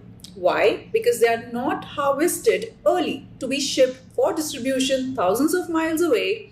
They are in fact picked at the peak of ripeness and they store maximum flavor. This food is not just healthy, nutritious, but it's right there fresh in front of you because the farm to fork time is really less. When the food is pocket friendly with least carbon emissions, less pollutants, fresh, healthy, nutritious, I think we should make the right choice of eating local, which is also healthy. Our next report explains why and how, in a bid to lose weight, we end up losing essential nutrients by blindly following fad diets. Here's more. Kim has confessed that she developed psoriatic arthritis after following a strict diet. She lost 16 pounds in 3 weeks, while the recommended healthy target is 1 to 2 pounds a week. Psoriatic arthritis typically causes the affected joints to swell up, making it stiff and painful. Clearly, Kim's choices have come under severe fire, but she has defended her move, claiming she had a nutritionist supervising her diet. Fad diets have always been an unfortunate part of the health and fitness industry. Every now and then, a new diet emerges promising unreal results. While some may achieve temporary results, many end up with health conditions they never had. There are diet and fitness fads that people follow blindly these days. They think that these are an easy way to good health, but quick fixes can be disastrous. A fad diet has two things in it. One, it is way too restrictive, and second, they may give you quick results but may affect overall health. They are only a temporary fix to a long-term eating and lifestyle problem one may have. In a recent major study, unhealthy diets are said to be responsible for over 11 million deaths per year globally, more than smoking or consuming tobacco. Eating very little fruits and vegetables and consuming too much sodium through salt or processed food is accounted for half of all deaths. Heart attacks and strokes are the main diet-related causes of death, followed by type 2 diabetes and cancer. If for an extended period of time we go very low on protein or avoid proteins, it can have a major health impact, leading to weakness, fatigue, muscle loss, sarcopenias, or even a weakened immunity. Going completely off salt for a long period of time is also not healthy, because that can lead to certain issues like severe weakness, convulsions, and even coma in certain cases. Though most of these fad diets do nothing except waste time, effort, and money, gullible people fall prey to its promise of instant results. Often these diets aren't well researched or the research is faulty. In a bid to find a temporary solution, you might end up with a lifelong problem. Bureau Report, India Today.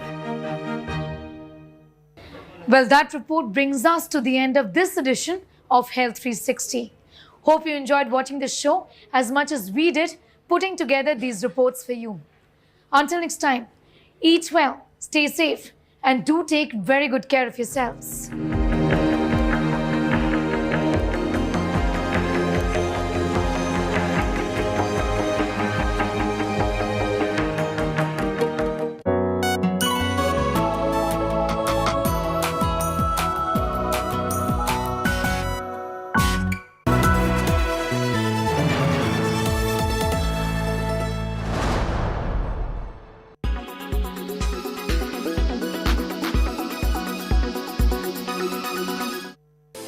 Fashion industry is all about new designs, styles and creations. Well, now fashion designers have a new playground for their creations, the metaverse. This digital world where, thanks to an avatar that gives us a virtual twin, we can evolve and act just as we would in the real world. We enter it through wearing a virtual reality headgear or by watching a computer or smartphone screen. The metaverse is a space for experimentation and testing out new products, allowing designers to push the boundaries of their creativity. This has economic advantages too. By testing out their collection in the metaverse, they can then analyze public reaction in it and adapt demand accordingly to avoid surplus production and unsold items in the real world. In other words, an eco-friendly approach. For other designers, their creations will stay digital. On specialized platform, brands commercialize their virtual clothes by attaching to them an NFT or a non-interchangeable unit of data stored on a blockchain that can be sold and traded using cryptocurrency. This kind of marketing saves brands from their worst nightmare: fakes flooding the marketplace. With the second-hand market booming, reselling a pair of virtual shoes associated with an NFT will give the designer royalties on each transaction. Some brands link a virtual fashion item with its counterpart in reality.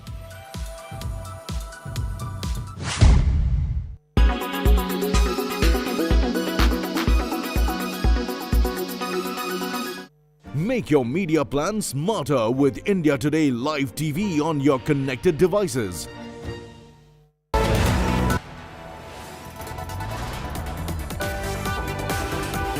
You are watching India Today.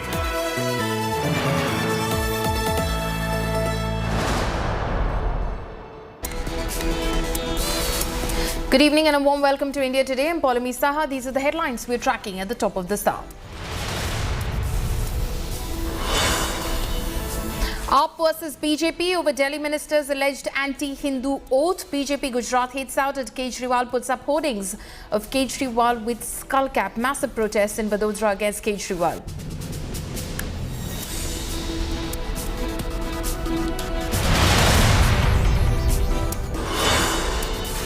Top Hindu seer's body calls for a Sanatan censor board, claims Bollywood portraying Hindu gods and goddesses in films in wrong light.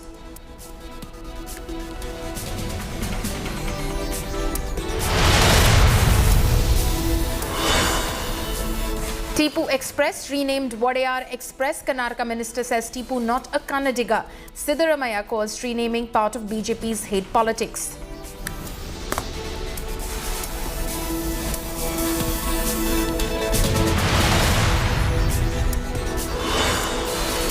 Sena versus Sena legacy war intensifies as Sena symbol fight reaches Election Commission's doorstep as Shinde claims bow and arrow symbol. Uddhav writes to poll body on real Sena symbol.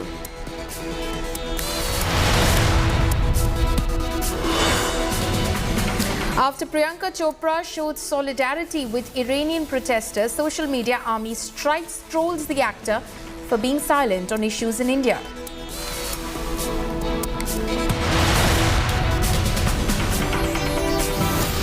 The political battle between the two factions of the Shiv Sena to claim the party's legacy continues. On Saturday, former Maharashtra Chief Minister Uddhav Thackeray submitted a response to the Election Commission of India on the bow and arrow symbol.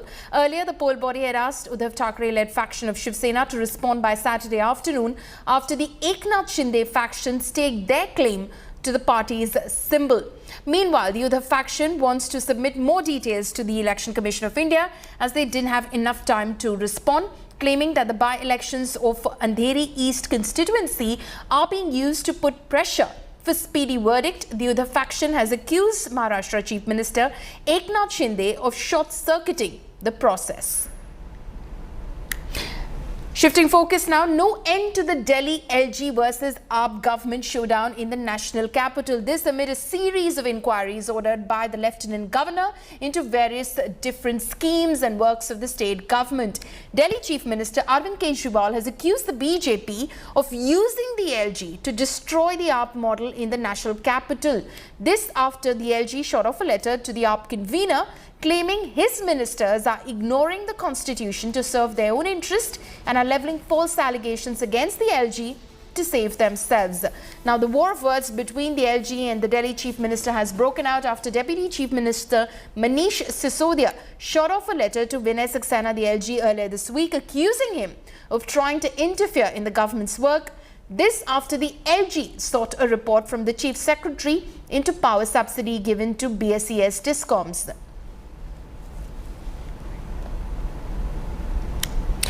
Now, the AAP anti-Hindu row explodes. Now, BJP leader Kapil Mishra has claimed that Delhi Minister Rajendra Pal Gautam spoke to Kejriwal before taking the oath. Remember, the Saffron Party shared a video in which Rajendra Pal Gautam was seen taking an oath to not worship Ram, Krishna and other Hindu gods at the Vishal Dham Diksha Samaroh, an event organized by the Buddhist Society of India on October 5th. The BJP also staged a protest in several cities in Gujarat where AAP is campaigning for the upcoming polls. The party put up posters of Kejriwal in a skull cap, which were later removed by workers of the Aam Aadmi Party. A clash in fact broke out between BJP and AAP workers in Vadodara.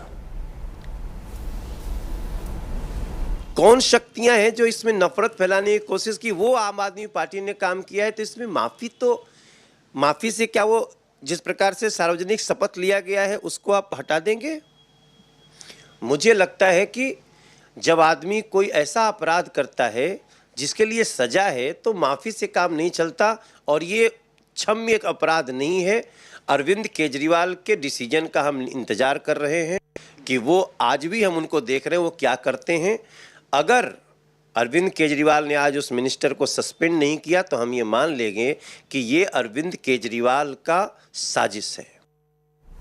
Now, the Aam Aadmi Party has been trying to position itself as a party worthy of being a Modi challenger on the national scene.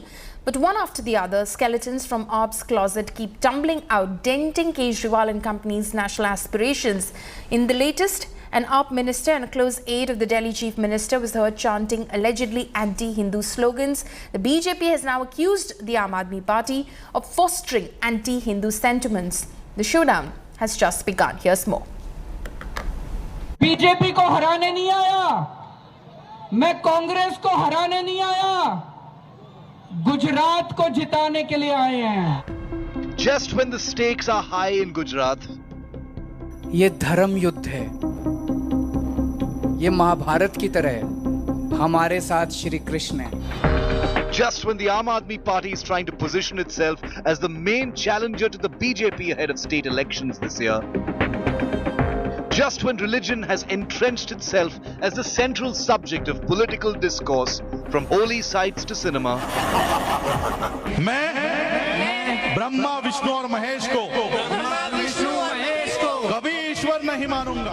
A video from a large Buddhist initiation ceremony in New Delhi has come to sting the Aam Aadmi Party and pushed it onto the defensive. मैं गौरी गणपति आदि हिंदू धर्म के किसी भी देवी देवताओं को नहीं मानूंगा और ना ही उनकी पूजा करूंगा. Those being initiated into Buddhism at the October 5th event, swearing an oath not to worship Hindu deities, the Hindu Trinity, in their life ahead. This with Delhi Minister Rajendra Pal Gautam in attendance. A close lieutenant of Chief Minister Arvind Kejriwal, Rajendra Pal Gautam advertised the Buddhist initiation ceremony on Wednesday as a Ghar Vapsi program, where he insisted as many as 10,000 people vowed to turn India into a casteless society. Enough ammunition for the BJP to mount an attack on Kejriwal and his Aam Aadmi Party. Leader after leader pounced on the AAP, accusing it of fostering anti-Hindu sentiment and promoting conversion. The BJP in Delhi has also filed a police complaint. The true anti-Hindu face of the Aam Aadmi Party has been exposed after their hijab has fallen. Until action is taken on this minister, Mr. Arvind Kejriwal can't distance himself. एक तरफ तो राजेंद्र पाल गौतम हिंदू देवी देवताओं को गाली दे रहे हैं और दूसरी तरफ अरविंद केजरीवाल गुजरात में जय श्री कृष्णा बोलने का ढोंग कर रहे हैं. उन्होंने हिंदुओं के देवी देवताओं का तो अपमान किया ही है, बल्कि समाज के अंदर भी नफरत फैलाने का काम किया है, जिसके खिलाफ हमने कंप्लेंट दर्ज कराई है. और अरविंद केजरीवाल जो अपने आप को कहते हैं हम सभी धर्मों का आदर करते हैं और ये बात सही है, ढकोसला नहीं है, तो आप उनको तुरंत बर्खास्त करें. At the center of this controversy, Minister Rajendra Pal Gautam downplayed the oath in question as a routine activity in any Buddhist initiation event. He accused the BJP of attempting to politicize the pledge for vested interests. Bharatiya Janata party की आदत रही है वो झूठ बोलना और हर धार्मिक मुद्दे को भी राजनीति में घसीटना. क्योंकि कोई राजनीतिक प्रोग्राम नहीं था.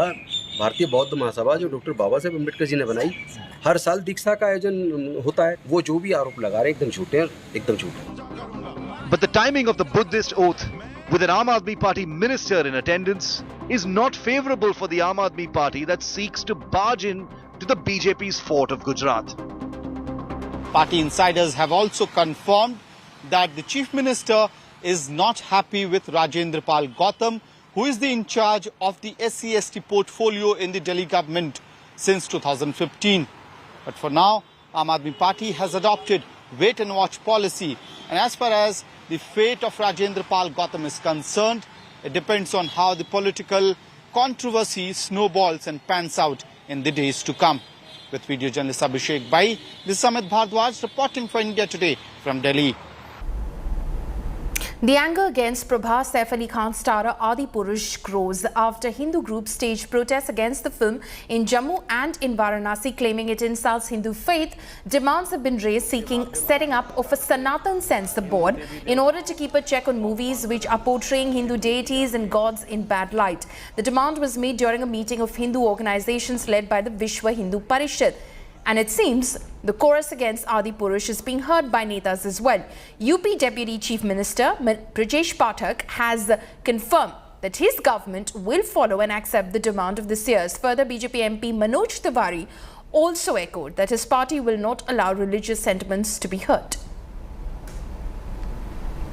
मेरी केंद्र सरकार से मांग है कि संतों का एक सेंसर बोर्ड बनाया जाए, अन्यथा जो फिल्म सेंसर बोर्ड है उसी में संतों को प्रतिनिधित्व दिया जाए और कोई भी धार्मिक फिल्म या टीवी पे या कोई भी अगर जो चलचित्र बनता है उसको संतों से पास कराया जाए, तो तभी देश की सद्भावना और हिंदुओं की भावना का सम्मान होगा। देखिए, अभी सनातन धर्म के साधु संत हमसे मिलने वाले हैं और जैसा साधु संत कहेंगे उस प्रकार हमारी सरकार आगे बढ़ सकती है। देखिए, हम उनकी भावना का सम्मान करते हैं जिन्होंने ऐसी मांग करी है, लेकिन हम विश्वास भी दिलाना चाहते हैं कि सरकार के रूप में केंद्र में जो मोदी जी की सरकार है कि हमारा संविधान इतना मजबूत है कि कोई भी किसी धर्म का इस प्रकार से अनादर या उसकी आस्था के साथ खिलवाड़ नहीं कर सकता। ये एक युद्ध है जो हमेशा सुर असुर का युद्ध चल रहा है, लेकिन जो लोग इस तरह की कोशिश कर रहे हैं उनको कड़ी सजा दिलाने के लिए हमारा संविधान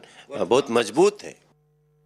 The Indian Air Force is celebrating its 90th Foundation Day at the Sukhna Lake in Chandigarh. Bharatiya Vayu Sena displayed their might on the special occasion with more than 70 fighter jets, including single-engine MiG-21 aircraft, fighters, transport planes roaring in the sky. The force conducted a parade in the presence of Chief of Air Staff V.R. Chaudhary. Soldiers also adorned the new combat uniform unveiled on the IAF's 90th anniversary. President Draupadi Murmu, Union Defence Minister Rajnath Singh and Governor of Punjab were present at the Sukhna Lake to witness the aerial show. Till now, the Air Force Day Parade and flypast used to take place at the Hindon Air Base adjacent to the national capital, but from this year on, the decision has been taken to move the flypast out of the air base.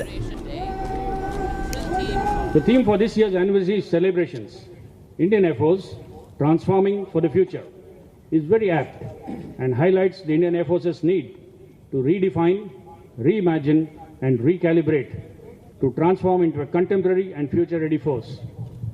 Our fighting potential has to be sustained over the years through the induction of new generation fighters, AWACS, AEWC and flight refueling aircraft. We have initiated necessary steps to ensure our fighter squadron strength remains at the desired level.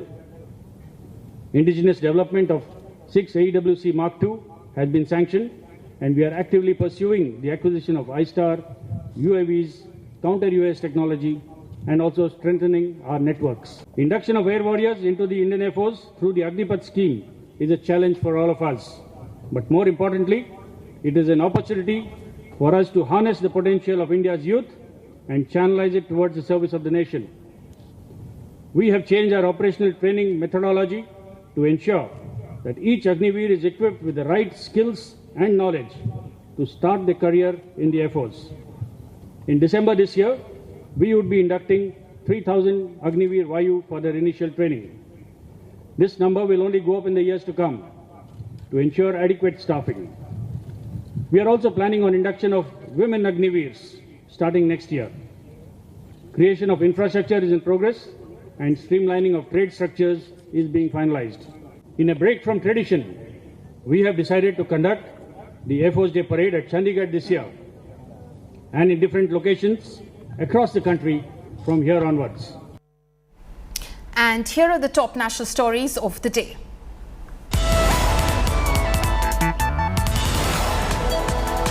At least 11 people have died and several seriously injured in a severe bus accident in Nasik, Maharashtra. The bus caught fire and passengers were trapped inside. The injured were rescued and shifted to hospital. An aid of 5 lakh rupees has been announced by the government for the relatives of the deceased.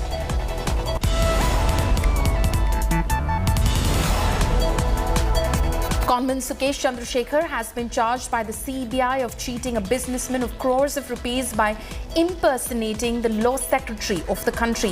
Sukesh recently hit headlines for giving gifts worth over 10 crore rupees to actor Jacqueline Fernandez using extorted money.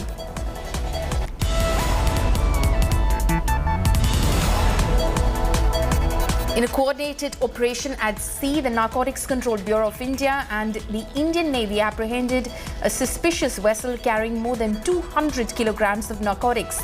The boat with its crew has been escorted to Kochi for further investigation.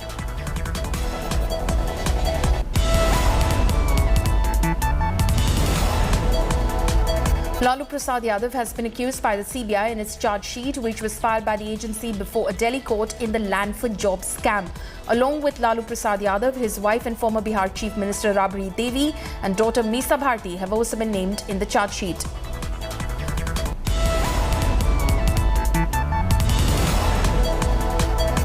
Karnataka government has initiated an inquiry into allocation of solar power during DK Shivakumar's tenure as power minister. Solar allocation was worth 2,100 crore rupees in 2015-16. The government feels there are some irregularities that were done during allocation.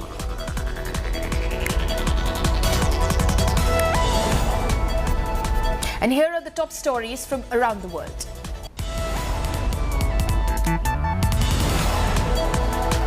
President Volodymyr Zelensky said in a video that Ukrainian forces have liberated a total of 2,434 square kilometers and 96 settlements in the east of the country in their latest offensive.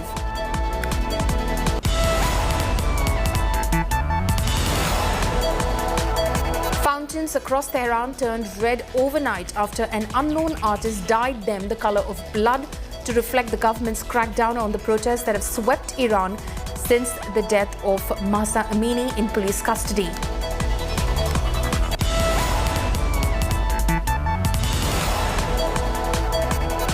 Thailand's king visited a hospital treating those wounded in a gun and knife rampage by a sacked policeman that left 36 people dead, ending a day of grief and mourning by relatives.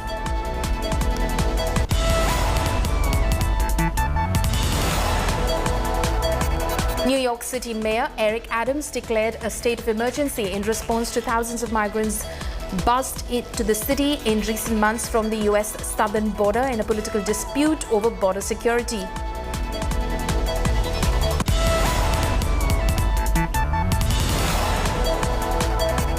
To mark Russian President Vladimir Putin's 70th birthday, Kadyrov, one of his most loyal allies, has sent Chechen soldiers to support Moscow's military campaign in Ukraine, notably in the self-styled separatist Donetsk People's Republic in the east.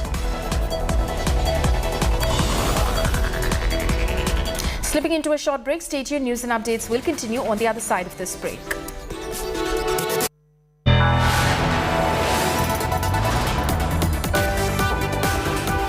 You are watching India Today.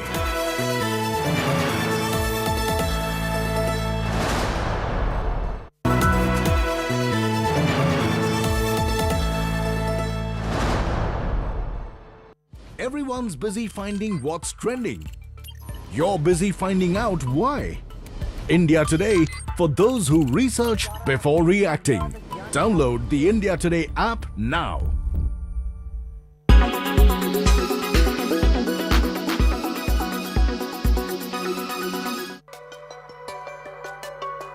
Our world is filled with many scenic, interesting, weird and some creepy places, and we'll tell you about 5 weird islands of the world. This island is in Mexico. The island is surrounded with many dolls across it, and the story begins 50 years ago when only one man used to live there. One night he found a dead girl in the lake along with a doll, so he hung a doll on the tree in memory of her. This is where things got out of hand. He started having many nightmares, and so he hung more dolls around the island. He died in 2001, but the island is visited by tourists quite often. On the island of Socotra, you find trees and plants that are nowhere. Up to a third of this island is endemic. This island is isolated, and it's also called as the most island-looking place on Earth. In 2008, this was declared as UNESCO's World Heritage Site. It lies in the Arabian Peninsula but is considered to be a part of Africa.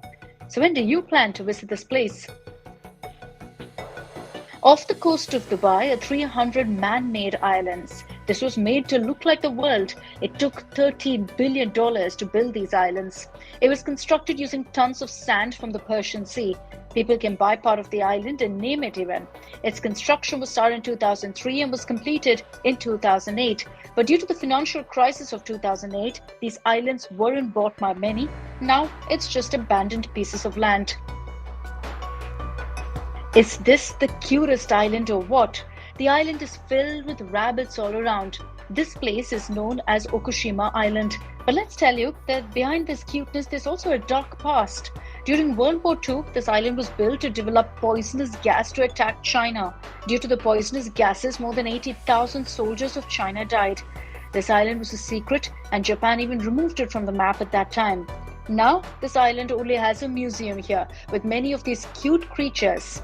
It's said that these rabbits were left here by a school and then multiplied into a bunch of them.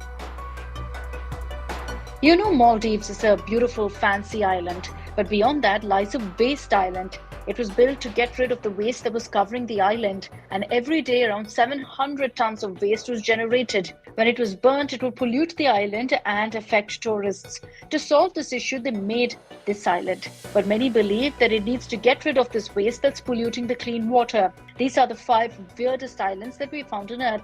Do you know about any others? Let us know in the comments.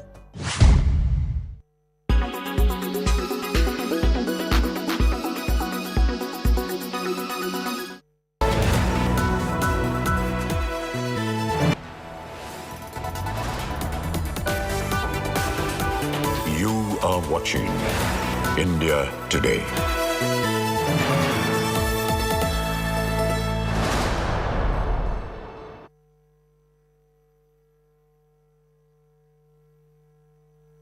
Justice, liberty, equality, the pillars that built India. A nation where everyone has dignity and opportunities to prosper.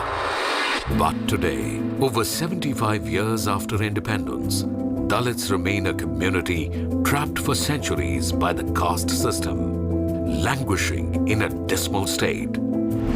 Nearly 20% of India's population is Dalit. Dalits still live in abject poverty, excluded on the margins, facing atrocities, toxic untouchability, and no opportunities for economic upliftment. The father of India's constitution, Dr. Baba Saheb Ambedkar, fought all his life for the upliftment of Dalits. In the past, many state and central governments have made big promises, but it has been nothing more than lip service. Basic human rights have still not been delivered. Dalits remain downtrodden and discriminated against. This shocking reality is a national shame. Few have dared to break the cage of caste discrimination until now.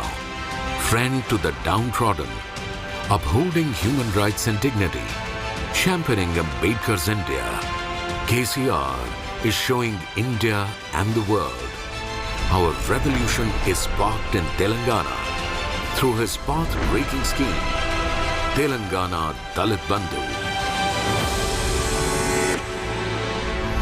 Approximately 17,50,000 Dalit families call Telangana home, and now they are calling Telangana the land of opportunity. Thanks to Dalit Bandhu, launched in 2021 by the TRS government, a world-first scheme which will give each Dalit family an astounding financial boost of 10 lakh rupees. There are many more schemes along with this which are under implementation all over the state. But Dalit Bandhu is a specially designed program for the upliftment of the Dalit community. It has an unprecedented objective to uplift 17,50,000 Dalit households with a one-time capital grant of 10 lakh rupees per household, 100% subsidy with zero repayment, delivered via direct-to-beneficiary transfer, with a dedicated Dalit Bandhu scheme help desk and monitoring committee at village, mandal, district and state level, and a 10% reservation for Dalits in profit-generating schemes, government contracts and licenses. In addition to this, Telangana has another visionary program for Dalit students, residential schools and colleges, and Ambedkar Overseas Vidya Nidhi, a 20 lakh rupees overseas scholarship, giving them the most powerful tool for success, education. Huzurabad, 2021. The Telangana Dalit Bandhu pilot was launched. Telangana's Dalit Bandhu is a path-breaking scheme that places absolute trust in the beneficiary. Each household has complete freedom and flexibility to decide its business and how to grow their dreams. నేను వచ్చేసి pharmacy చదివాను sir. దాని తర్వాత as a ఫార్మసిస్ట్గా చాలా ప్లేస్లో చేశాను sir. ఎప్పుడైతే మన తెలంగాణ గవర్నమెంట్ ఈ దళిత బంధు పెట్టిందో అప్పుడు ఇంకా నేను నాకు ఎప్పటి నుంచో నా ఓన్గా బిజినెస్ పెట్టుకున్నామని నాకు అంతకుముందే ఉండేది సార్. మన టీఆర్ఎస్ గవర్నమెంట్ దళిత బంధు స్కీమ్ ఒకటి పెట్టి నా ఓన్గా నేను సెటిల్ కావడానికి ఒక ఆపర్చునిటీ క్రియేట్ చేసింది sir. Households were identified as beneficiaries and the direct benefit transfer of 10 lakh rupees was made. Each family unit was free to decide how they wished to invest this 100% subsidy. It could be a single or multiple businesses. Multiple beneficiaries could pool their resources to build a bigger business. It could be in any sector of their choice. The sky was the limit. In no time, the stories of transformation began rolling in. These are just a small fraction of the 40,000 success stories that Telangana has empowered through the Dalit Bandhu scheme.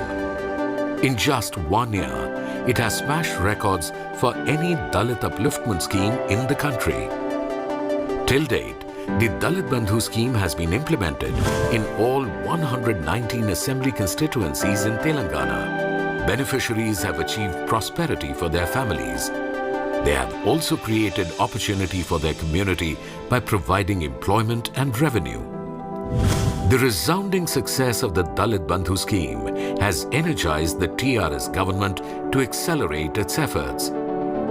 From 40,000 beneficiaries with an outlay of 4,441.8 crore rupees, now Telangana government has raised the Dalit Bandhu budget to reach about 2 lakh beneficiaries with an outlay of 17,700 crore rupees, making this the world's largest direct benefit scheme. దళిత బంధు వచ్చిన తర్వాత ఈ 10 లక్షలు అనేది మామూలుగా అందరికీ opportunity రాదు. ఇది పూర్తిగా గవర్నమెంట్ వాళ్ళు మాకు 10 లక్షలు ఇచ్చేసి మీ ఇష్టం ఉన్న వ్యాపారాన్ని పెట్టుకో అని చెప్పేసి అనడం వల్ల మాకు ఇంత ఆర్థిక పురోగతి కలిగింది. అదే కాకుండా మేము ఇంతకుముందు ఒక దగ్గర వర్కర్గా పనిచేసిన వాళ్ళం ఇప్పుడు ఓనర్గా ఉండగలుగుతున్నాం. Never before has such a revolutionary scheme been designed to end caste discrimination, where Dalits receive 100% opportunity along with 100% dignity. దళిత బంధు పథకం రాకముందు మేమైతే చాలా స్ట్రగుల్స్ ఫేస్ చేసాము. దళిత బంధు పథకం కింద మేము ఈ ఎంబ్రాయిడరీ మిషన్ ఎంచుకొని పెట్టుకున్నాము. నేర్చుకున్న వరకునే నేను ఫుల్ఫిల్ చేయాలనుకొని ఈ ఎంబ్రాయిడరీ స్టార్ట్ చేశాను సార్. ఇచ్చినందుకు చాలా చాలా ధన్యవాదాలు కేసీఆర్ గారికి, తెలంగాణ ప్రభుత్వానికి కూడా మేము ఎంతో రుణపడి ఉన్నాము. ముగ్గురం కలిసి ఒక యూనిట్ పెట్టాము. అంటే 30 lakhs పెట్టి ఒక వెహికల్ను ఇప్పుడు అమెరికన్ టూరిస్ట్ షాప్ పెట్టాము. బాగానే నడుస్తుంది ఇప్పుడైతే. అంటే నేను జాబ్ చేసేవాడిని, ఇప్పుడు ఓనర్గా అంటే ఒక కంపెనీ ఓనర్గా ఇప్పుడు ఫీల్ అవుతున్నా. చాలా హ్యాపీగా ఉంది. జీవనోపాధిగా మిషన్ కుట్టుకుంటూ బ్రతికేదాన్ని సార్. మాకు 3 పిల్లలు, వాళ్ళని చదివించుకుంటూ మేము బ్రతకాలంటే చాలా కష్టమైంది సార్. ఇప్పుడు దళిత బంధు ద్వారా కేసీఆర్ గారు ఆదుకున్నారు సార్. వాళ్ళు ఇద్దరం కలిసి పెట్టుకున్నాం సార్ మిషన్. కోయంబత్తూరు నుంచి వెళ్ళి తెప్పించుకున్నాం సార్ మిషన్ను. Non woven bags sir. మాకు నెలకు 50,000 వరకు వస్తాయి సార్. 3 జీతాలు 50,000 వరకు వస్తాయి sir. For Telangana's leadership, it's not about breaking records, but about ensuring financial freedom for all. Each Dalit Bandhu grant of 10 lakh rupees has an inbuilt 10,000 rupees safety net, Dalita Rakshana Nidhi, to ensure that all Dalit families get financial assistance from the fund at times of distress. To further strengthen this, Telangana government contributes additional 10,000 rupees, which is over and above each grant. A great safety net that has no parallel anywhere in the world. For the KCR government, this is more than just a financial benefit. If any beneficiary of Dalit Bandhu meets with fatal disease or accident, the family should not go through additional depression and hard times. They should remain protected. That is the true purpose of the special safety net designed as Dalita Rakshana Nidhi.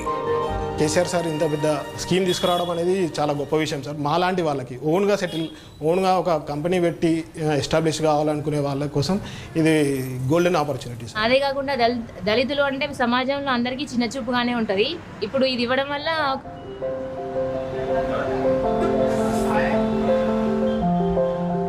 Sir దళిత బంధు ఇచ్చి మమ్మల్ని ఎంతో ఆదుకున్నారు sir. మాకు మరో అంబేద్కర్ గారు sir మాకైతే మాటల్లో చెప్పలేము. ఆయనకు మాకు ఎంతో బతుకునిచ్చిండ్రు అసలు. Under the fearless leadership of KCR, Dalits finally have a government that protects and defends them.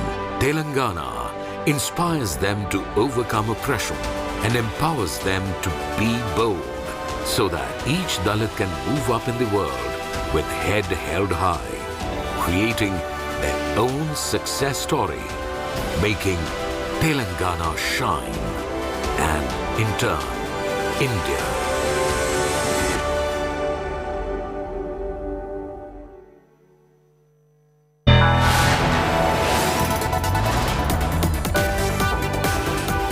You are watching India Today.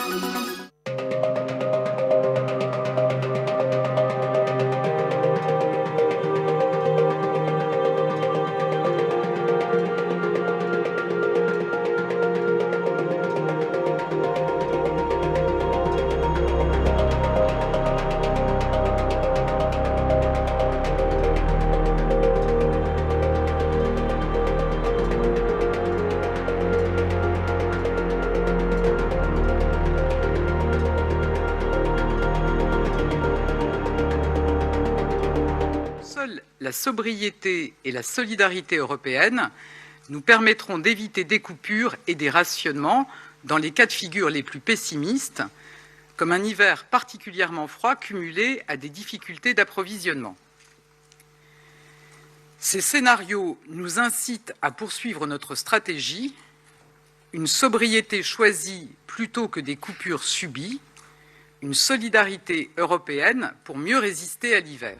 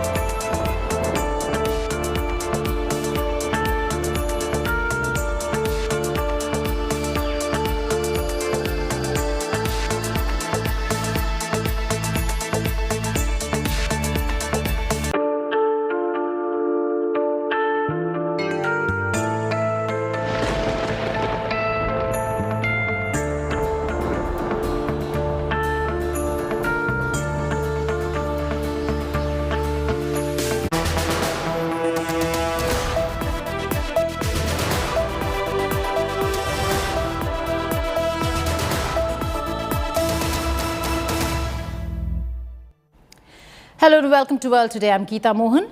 Winter is coming. In fact, in many parts of the world, it has arrived. But there is no let-up to increasing gas and crude prices. To top it, the latest decision of OPEC has put the West, particularly the United States of America, in a tizzy. Put this in perspective. There is the Khashoggi case in the United States of America, which is not going Saudi Arabia's way. And despite heavy engagement and assurances, it seems like Biden's fist bump diplomacy with the Saudis has come to a knot. It seems like the Arab world has done to the US what US did to Ukraine, made promises but hardly kept their word. The biggest cut in oil production since 2020, the Organization of the Petroleum Exporting Countries and its allies, a group known as OPEC Plus, will limit its collective oil output by 2 million barrels a day. This has created shockwaves across the world. The decision will lead to a sharp rise in global oil prices and take it beyond the $90 benchmark. This is a huge blow for the US, which has not only been trying to prevent the cut in oil output, but has been attempting to increase the supply of oil, calling on some of its closest Arab allies, starting with Saudi Arabia, where Biden visited in July, and met with the Crown Prince Mohammed bin Salman, much to the chagrin of human rights activists, organizations, and even some of his own advisors. But it is the Khashoggi trial in the US that could be one of the reasons for Saudi Arabia to pull the plug. Mistakes happen all over the world, and the important thing is to deal with them effectively and decisively. The idea that one can impose values on other countries, His Royal Highness made clear, it does not work. It has not worked when the US tried to impose values on Afghanistan and Iraq. Also, the Saudis and all of OPEC worried that the specter of global recession was driving prices down from $120 a barrel over the summer to below $80. Below that level, they fear budgets have to be cut and social stability will be threatened. If you permit me, Royal Highness, we are not endangering the energy markets. We are providing security, stability to the energy markets. At a price. Everything has a price. Energy security has a price as well. The most pivotal and more important thing for all of us in this table and others who have a huge amount of hydrocarbon resources is to make sure that we have a stable, sustainable, stable market that will not inhibit investment, that will not inhibit growth of demand, and we have to act in a way, in a responsible way, to assure people that we are still remaining a responsible producers, that the world can rely on us. A miffed America has called this move short-sighted, one which will come as a huge shot in the arm for Russia in its war in Ukraine. OPEC, we've made clear our views to OPEC members. We have a multiplicity of interests with regard to Saudi Arabia, and I think the President laid those out during his trip, and they include everything from regional relationships, including improving relations between Arab countries and Israel, Yemen, where we're working very closely with Saudi Arabia to try to continue the truce, and a number of other issues, and those were all reflected in the visit. But we are working every single day to make sure, to the best of our ability, that, again, energy supply from wherever is actually meeting demand in order to ensure that energy is on the market and that prices are kept low. Ahead of midterm elections in the US, the decision by OPEC and its allied oil producers have underscored the challenges that Biden administration faces in managing its domestic, foreign and economic policy at a time when the global economy is at risk of recession. Interestingly, the meeting in Vienna was attended by Russia's Deputy Prime Minister, who is under US sanctions. It came after a concerted but ultimately unsuccessful diplomatic effort by Washington to halt the oil production cut, a signal that Biden's influence over his Gulf allies was far less than he had hoped. OPEC and OPEC Plus formats are institutes that have repeatedly confirmed their credentials as very responsible organizations which support market stability on the global energy markets. So the decisions they have made are aimed at stabilizing the oil market. We are talking not about solidarity with a particular country, our country or any other. Stable markets are in everybody's interests. Здесь речь идет не о солидарности с какой-то отдельной страной, не с нашей, ни с какой. The production cut will reduce global daily production by about only 2%. Its effect on prices may be greater, upward of 15 to 30 cents a gallon at the pump, experts estimated. The big test for the US will be living up to the expectations of its allies who were assured supply if they reduce dependency on Russian oil and gas. With this move, it seems like the winters and the November midterms are going to be cold and harsh. Staying with the Russia-Ukraine war, it's Elon Musk who now waded in. Musk tweeted Russia-Ukraine peace plan and also got schooled on Twitter. After Musk said Ukraine must cede Crimea for good, Zelensky holds Twitter poll against Musk. Here's a report.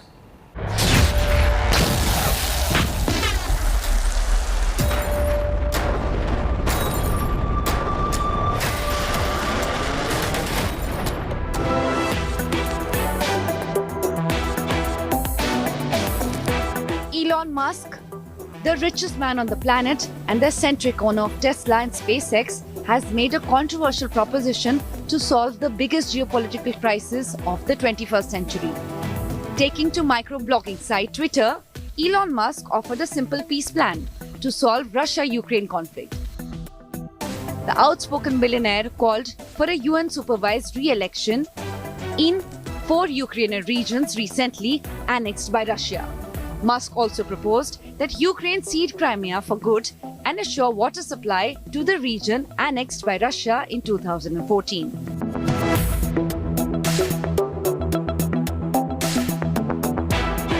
Musk put out the peace plan in the form of a poll and asked Twitter users to weigh on it. The controversial plan sparked a flurry of outrage from netizens who saw the proposal as a betrayal by Musk. Musk has previously supported Ukraine, deploying his Starlink satellite internet service to help the Ukrainian efforts. The poll also invited sharp reaction from Ukrainian President Volodymyr Zelensky. Zelensky responded with a poll of his own, asking Twitter, which Musk do you like more, the one who supports Ukraine or the one who supports Russia? Several NATO leaders criticized Musk's solution to end the Ukraine conflict, including the Lithuanian President Gitanas Nausėda. Musk has defended his stance, claiming it will be the eventual outcome, but with higher casualty and a looming threat of a nuclear war. Twitter is divided over Musk, wondering whether Musk is serious about a peaceful resolution or is it all just a game for the billionaire. Bureau Report, India Today. Shifting focus to the other big story, the Korean peninsula has witnessed a sharp increase in tensions after North Korea tested a ballistic missile on 4th of October. The test marked the first time that a missile launched by the DPRK flew over Japan since 15 September 2017, leading to heightened tensions and worries of safety of nationals in Japan as also in the United States of America. Why is Kim Jong-un indulging in provocations? We explain.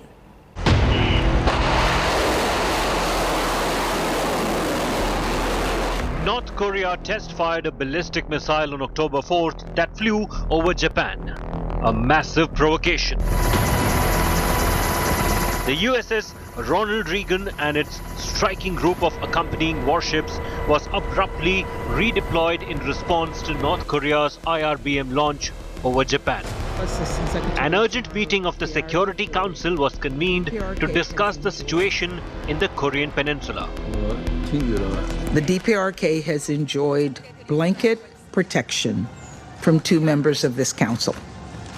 These 2 members have gone out of their way to justify the DPRK's repeated provocations and block every attempt to update the sanctions regime. In short, 2 permanent members of the Security Council have enabled Kim Jong-un. North Korea, however, says it was in response to South Korea and US warplanes conducting bombing drills the same day. The North condemned the United States for talking to the United Nations Security Council about Pyongyang's so-called countermeasures. They said, "We are watching the United States posing a serious threat to the stability of the situation on the Korean Peninsula and in its vicinity by redeploying the aircraft carrier in the waters of Korean Peninsula." The situation has worried nations for which DPRK poses grave threat and danger. Sirens have sounded out in central Tokyo for the first time in 5 years.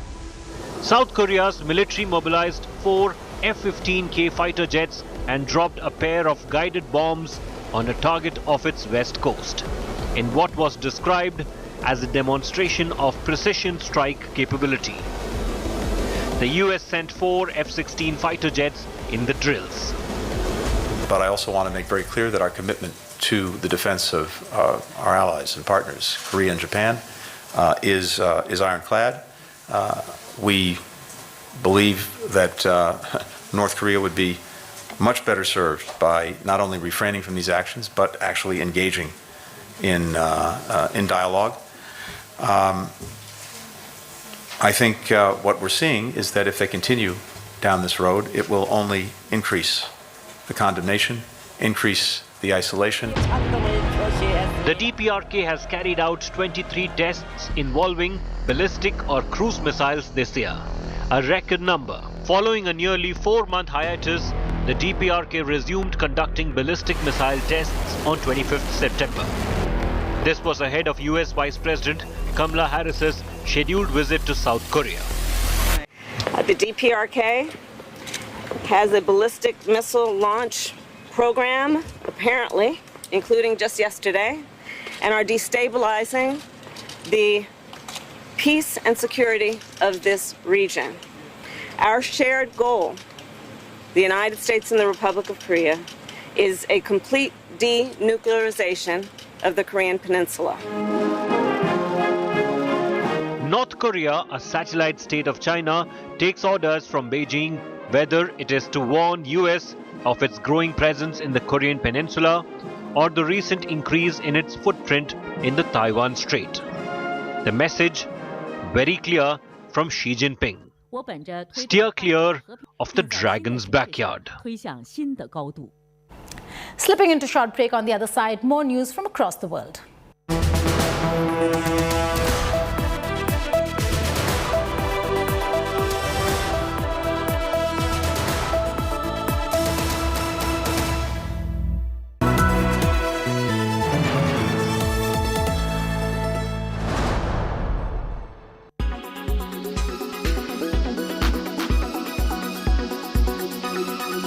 But prices aren't what I'm doing science for. I'm for better or for worse. So I have to do it. It's kind of a compulsion.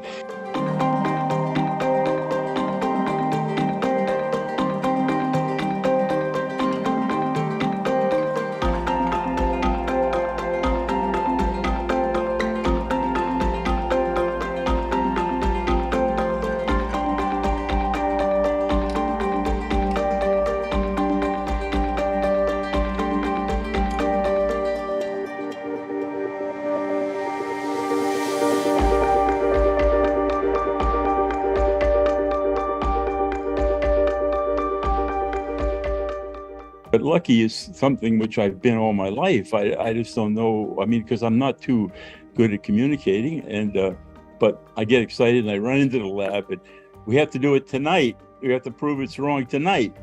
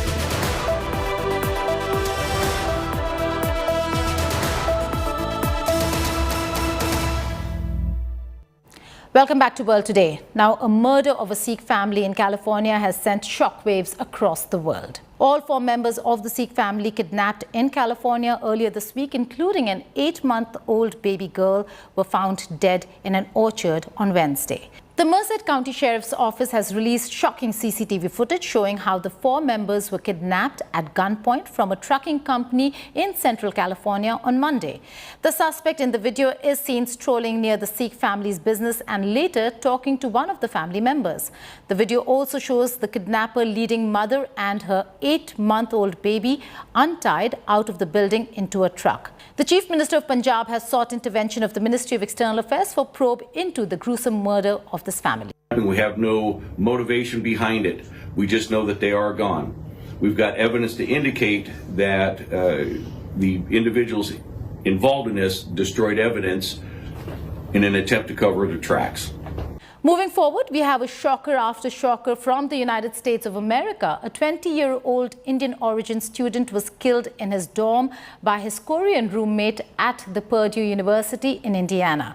Varun Manish Chera died of multiple forced traumatic injuries after his Korean roommate brutally stabbed him. His roommate Ji Min Shah, who is in police custody, called 911 around 12:45 a.m. himself to alert the police about Chera's death. Authorities said the incident happened in a room on the 1st floor, but several heard his screams on Wednesday. Police have also asserted that the reason behind the killing is not known yet. Varun's friends and Indian community in Indiana held candlelight vigil seeking justice for the 20-year-old. And here are some other stories in World at a Glance.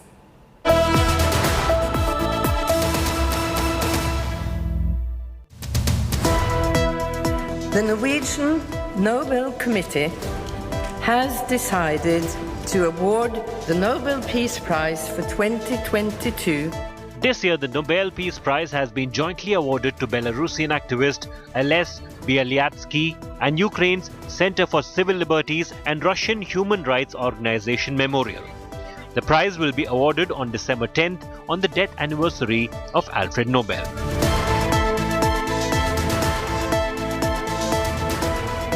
A day after a deadly attack on a daycare center in Thailand, Prime Minister Prayut Chan-o-cha visited the attack site. He paid respect to dozens of children and others who were killed. The attacker, a former police officer, killed at least 38 people, including 24 children, in a mass shooting. But Reuters could not immediately verify the report.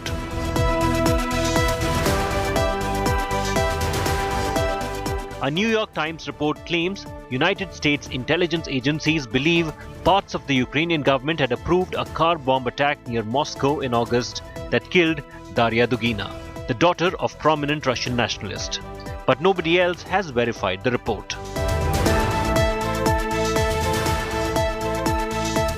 Leaders from 44 countries gathered at the launch of European Political Community to boost security and economic prosperity across the continent. But Russia was not invited. It is the brainchild of French President Emmanuel Macron and is backed by German Chancellor Olaf Scholz. These past few weeks have lent a new voice to rights of women. Mahsa Amini's death has started a revolution. But it's not just the women in Iran. There are women in the Arab world, in Africa, Afghanistan, Pakistan, the Indian subcontinent who have realized that it is now or never. Women suffer even in the developed world, in East and the Far East. To all those women, I say, stand up now. It is now or never. And I, today, stand up in solidarity with all these women and the fight for freedom. To women, life, freedom. Goodbye and take care.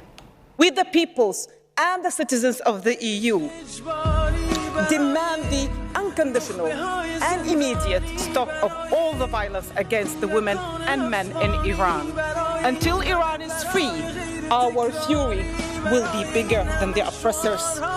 Until the women of Iran are free, we are going to stand with you. Jian, Azadi, women, life, freedom. برای روزهای عصاب و بیخوابی برای مرد میهن آبادی برای دختری که آرزو داشت پسر بود برای زن زندگی آزادی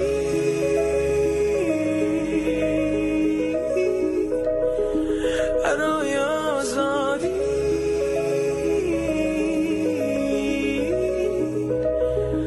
برای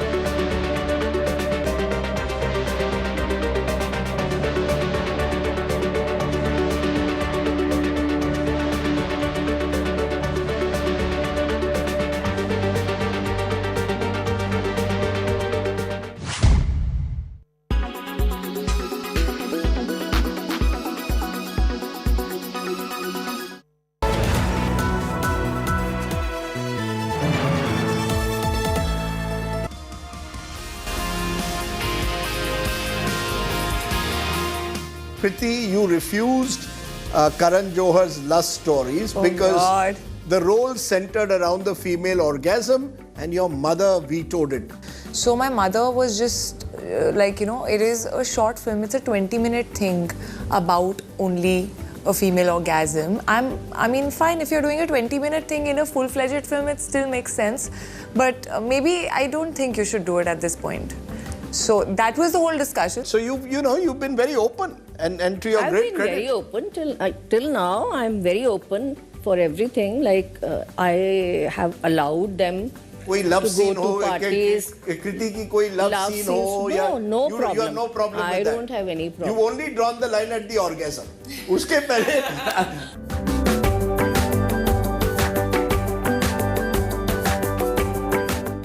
Co-presented by Only OLX Autos gives the best price for your car. Co-presented by Macho Hint, fashion बड़े आराम से.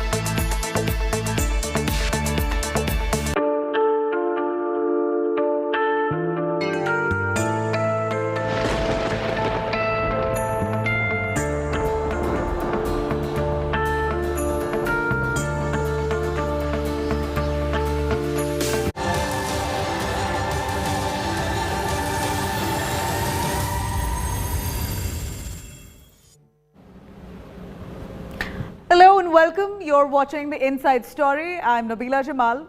This edition, we're here to talk to you about the hijab, all the controversies surrounding the hijab. In fact, the headscarf worn by Muslim women to cover their modesty is today the center of a storm, a debate, a controversy that's now panned the world over. This has happened due to the death of a 22-year-old Iranian woman who was in custody. She was detained by the moral police for inappropriate hijab, basically not wearing the hijab in the right manner. Her death has now sparked protests across Iran, and the Iranian regime is busy proving it as an international propaganda, basically an international plot to topple their regime. Here's a quick report that really explains what's happening in Iran today. We came to Iran to prepare the situation for toppling the Islamic regime. On 6th October, Iran published a video showing 2 detained French citizens accused of spying.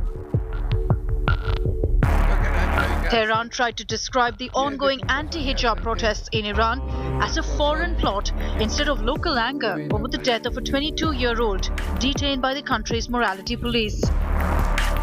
4 days before the video was published, speakers at Iran's parliament warned that protests over Mahsa Amini's death could turn into a challenge against the ruling establishment.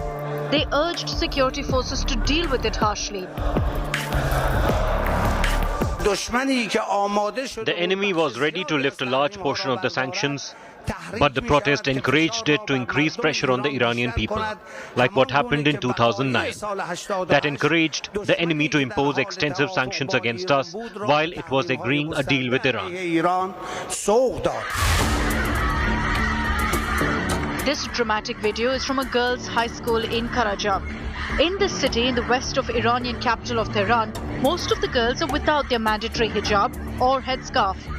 They're seen screaming at an unidentified man and throwing objects at him as he hurriedly leaves the scene. This Monday protest became instantly a viral video of the anti-hijab protest in Iran. A day later, another video spread on social media showing Iranian schoolgirls, some of them without their mandatory headscarves, heckling what appears to be an official invited to address them. The girls chant at the man standing on a podium in what appears to be a schoolyard. Basij is Iran's paramilitary force widely used in cracking down on protesters. Basij members and other officials are often invited to schools to lecture about morality, about religion, or the Islamic Revolution. Reports on social media suggested that the event took place in Iran's 5th most populous city of Shiraz. But Iran's president blamed America and Israel for planning these protests in the country to stop Iran's progress.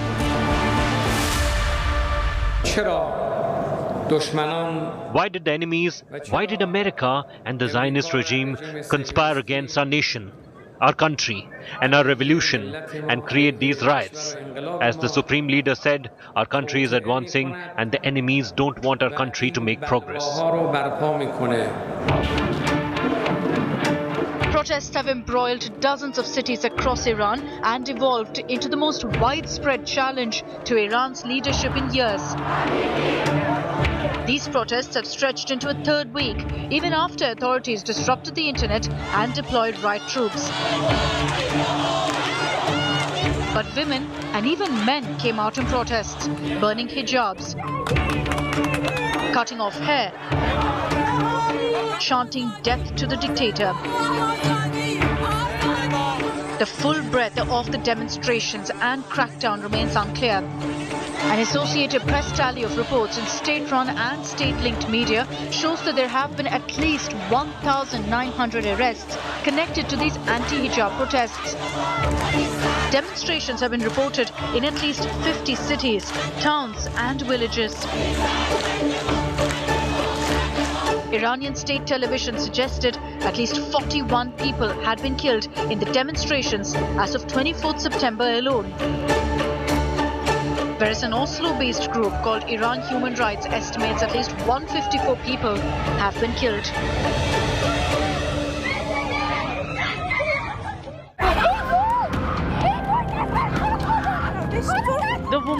dragged is 22-year-old Mahsa Amini. Her fault, so-called inappropriate hijab. Ms. Amini, a 22-year-old Iranian woman from the Kurdish minority, was with her brother in Tehran when she was arrested on the 13th of September for what was perceived to be improper hijab. She fell into a coma shortly after collapsing at Bozara Detention Center. Ms. Amini, who also goes by the Kurdish name Gina, died 3 days later. There are reports that Ms. Amini was beaten on the head with a baton, and her head was banged against the vehicle by so-called morality police. Authorities have stated that she died of natural causes. Mahsa Amini's Kurdish name, Gina, means mind, and she had a mind of her own. Following the strict rules of Iranian moral police, she was wearing a hijab and was in a public place in her brother's company. But that wasn't enough. Tehran of 2022 found her hijab offensive because her hair was showing. She was dragged and beaten up. Her brother, Kiarash, intervened. However, the police told him that they are taking his sister to the police station for 1 hour of re-education. Her brother waited outside the police station for her to be released. But an ambulance pulled up and took his sister to the hospital. The police claimed she suffered a heart attack, but her family countered the claim by saying she had no history of heart diseases.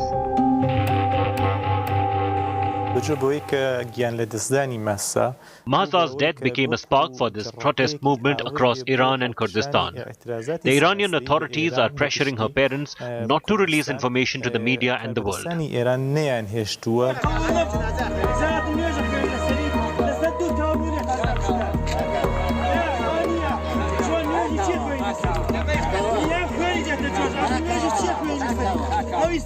Mahsa's father was angry and defiant. He refused to allow Islamic prayers over his daughter's dead body.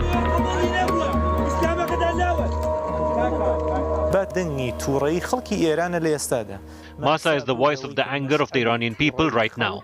Mahsa has sparked this anger. Why? Because when Mahsa died, the Islamic Republic tried to bury her secretly at night, without anyone knowing. Fortunately, the people in her hometown of Saqqez prevented this plot and did not allow this. With the help of thousands of people from Saqqez and other cities, she was buried. Mahsa's death has sparked anti-hijab protests that's not only burning in Iran, but across the world it has found voice of support among celebrities and women in general. Here's a quick look, a report that really explains how the anti-hijab protests are now spreading like wildfire across the globe. Bollywood celebrity Priyanka Chopra posted her support for the anti-hijab protest on the 6th October. Within hours, it had close to 4 lakh likes and nearly 40,000 comments. Iranian actor of Bollywood, Mandana Karimi staged a lone protest in Mumbai in solidarity with the women of Iran for their right to veil or unveil. French actresses, singers, songwriters took to social media and cut off their hair to show their support for the protests raging in Iran. Belgium's foreign minister and 2 other lawmakers cut their hair in parliament in solidarity with anti-government demonstrations in Iran. Voor vrouw, voor vrijheid, voor het leven. Until the women of Iran. On 5th October, a Swedish member of the European Parliament, Abir Al-Sahlani, cut her hair during a speech in the EU Assembly to show solidarity with Iranian women. Herzlichen Dank.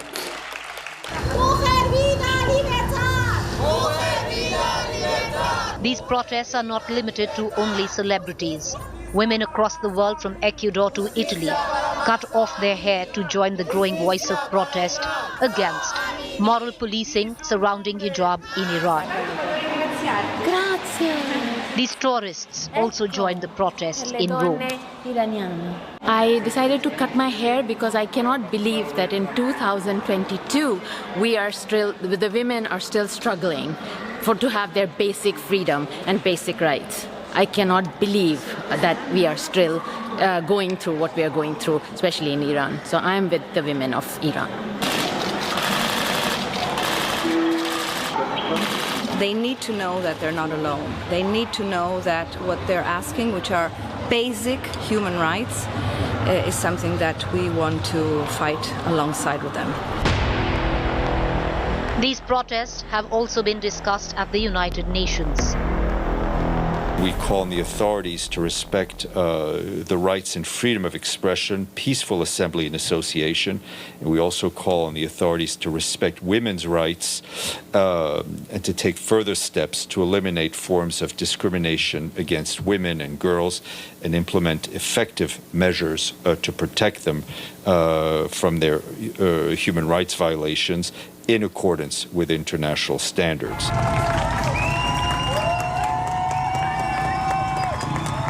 Making the voice stronger, Iranian women living abroad have urged the world to come together. For the Islamic Republic, hijab is a tool to control women and through women to control the whole society. For them, compulsory hijab is like the Berlin Wall. If we tear this wall down, the Islamic Republic won't exist because it's the main pillar of the Islamic Republic. Women in Iran are not stopping, and as more and more women join in protest, the cry for women's right to veil or unveil is becoming a universal call. It's now time for a short break. On the other side of Inside Story, we're going to bring to you the different angles of this hijab controversy.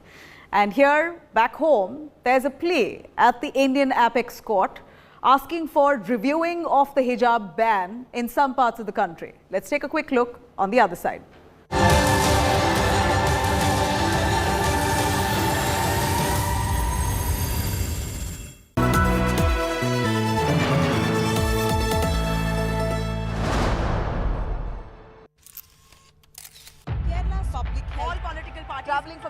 Armed with facts, she takes the news by its horns. Do you think the future of these students are not hampered? Fierce, bold and direct, setting the tone for the biggest stories. From every corner and every angle. Expect nothing but the unfiltered truth. News first, niceties later. Watch me, Nabila Jamal, on India Today.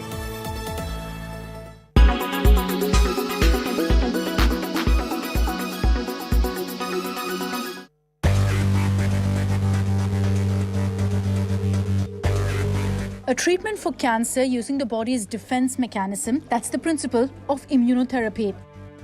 Unlike conventional treatments like chemotherapy or radiotherapy, which target the tumor itself, immunotherapy stimulates the patient's immune response. Cancer cells neutralize the immune system's defenses, allowing cancerous cells to multiply in the body. There are many ways of waking and instructing the immune system to eliminate cancer cells. Immunotherapy uses various tools like vaccination, targeted antibody therapies in which proteins in the immune system are capable of recognizing undesirable cells and eliminating them, and immunomodulators, substances that stimulate the immune response. Another strategy uses cell therapy. A sample of white cells known as lymphocytes are taken from the patient before being genetically modified to enable them to recognize cancer cells. These super lymphocytes are then re-injected into the body to attack the cancer. Used today to treat blood cancer and inoperable or advanced stage cancers, these therapies have raised hopes for the treatment of other types of cancer. Immunotherapy only works for a minority of patients, however. It can also have serious side effects, such as autoimmune reactions by the body to healthy cells. Cost is also a factor. The bill can be as large as several hundreds of thousands of euros per patient.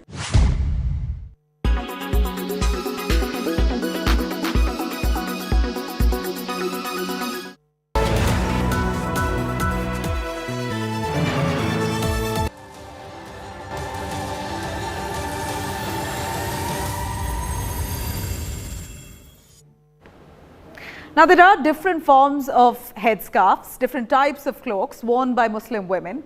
Hijab is one of them. The terms and forms differ, but the main purpose of them is to cover a woman's modesty, their sexuality, in the name of faith. But here the question is, does it really ignore a woman's right to veil or unveil? Listen in.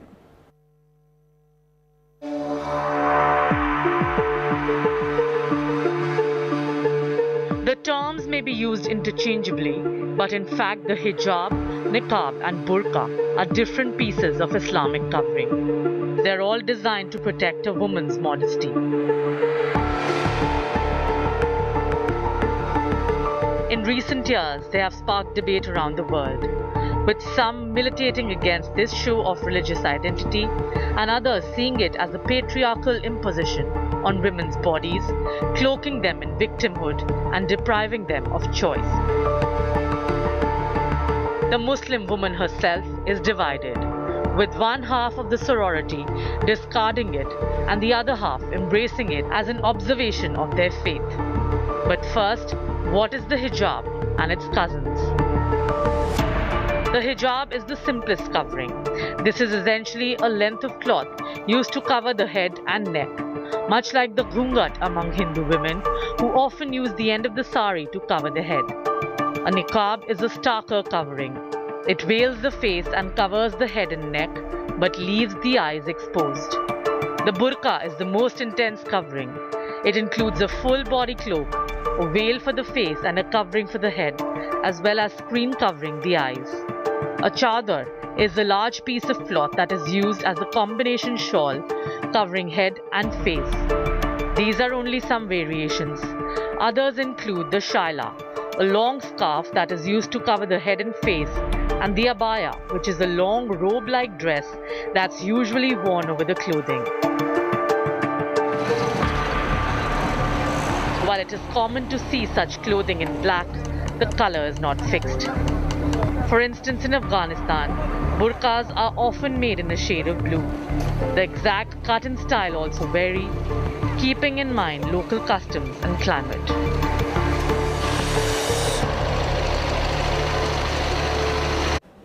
In India, hijab is brewed in a very different controversy. The apex court is now hearing a case about women's right to wear a hijab. And this is a story that's been in the headlines right from the start of this year, all because the Karnataka government decided that they wanted to ban hijab from educational institutions. Now, let's take a quick look at what really is happening in Karnataka and how this is echoed in different parts of India. In the past, a couple of Indian women have lodged their protest against the hijab law in Iran. Ace shooter Hina Sidhu and chess grandmaster Soumya Swaminathan both have boycotted tournaments in Iran to protest against the regressive law. In 2016, Hina Sidhu pulled out of the Asian Airgun Shooting Championship, which was held in Tehran. She clarified her decision in a social media post where she said that to wear a hijab is not in the spirit of a sport. Chess grandmaster Soumya Swaminathan decided to pull out of the Indian squad for the Asian Team Chess Championship held in Tehran in 2018. In a statement on Facebook, she wrote, and I quote, "I find the Iranian law of compulsory headscarf to be in direct violation of my basic human rights, including my right to freedom of expression and right to freedom of thought, conscience and religion." In India, hijab has been in the spotlight since the beginning of 2022. It started small. 6 girls in their mid-teens in the coastal Karnataka town of Udupi were refused permission by their pre-university college to don the hijab in class.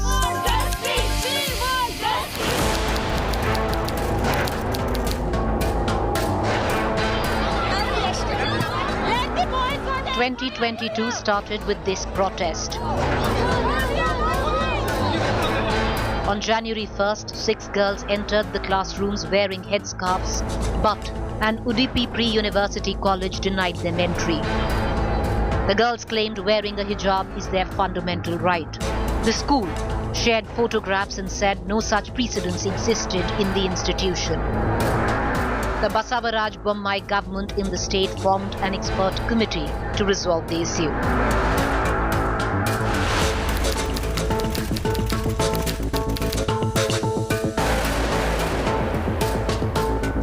By the end of month, the girls moved the Karnataka High Court claiming their right to wear the hijab. In the next few days, the showdown over hijab spreads. After Udupi, hijab ban is reported in Shimoga. Now counter-protests erupt in Udupi. Soon they spread across Karnataka. Hindu students demand entry with saffron shawls.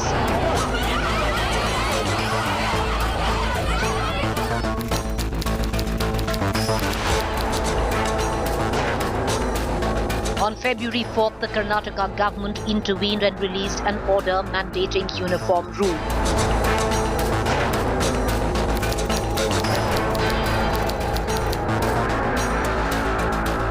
The High Court begins hearing on the petition filed by the girls on February 8th.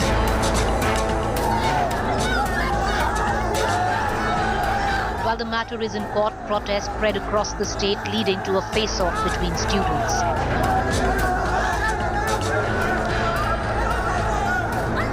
The hijab showdown reaches boiling point. On the one side, students wearing saffron scarves, on the other, girls in hijab and burqa.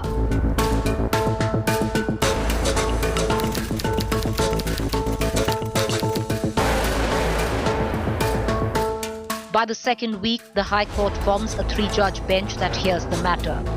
On February 10th, the bench comprising Chief Justice of Karnataka High Court Ritu Raj Avasthi, Justice Krishna S. Dixit and Justice J. M. Kazi stated that colleges in Karnataka can reopen but restrain students of colleges that have prescribed a dress code on uniform from wearing religious garments. Following the interim order, schools and colleges in the state were opened in a phased manner. All colleges were reopened on the 16th of February. Panic gripped the coastal state as more colleges reported tense situations. Students with headscarves or burqa are banned from entry and protests break out at the gates.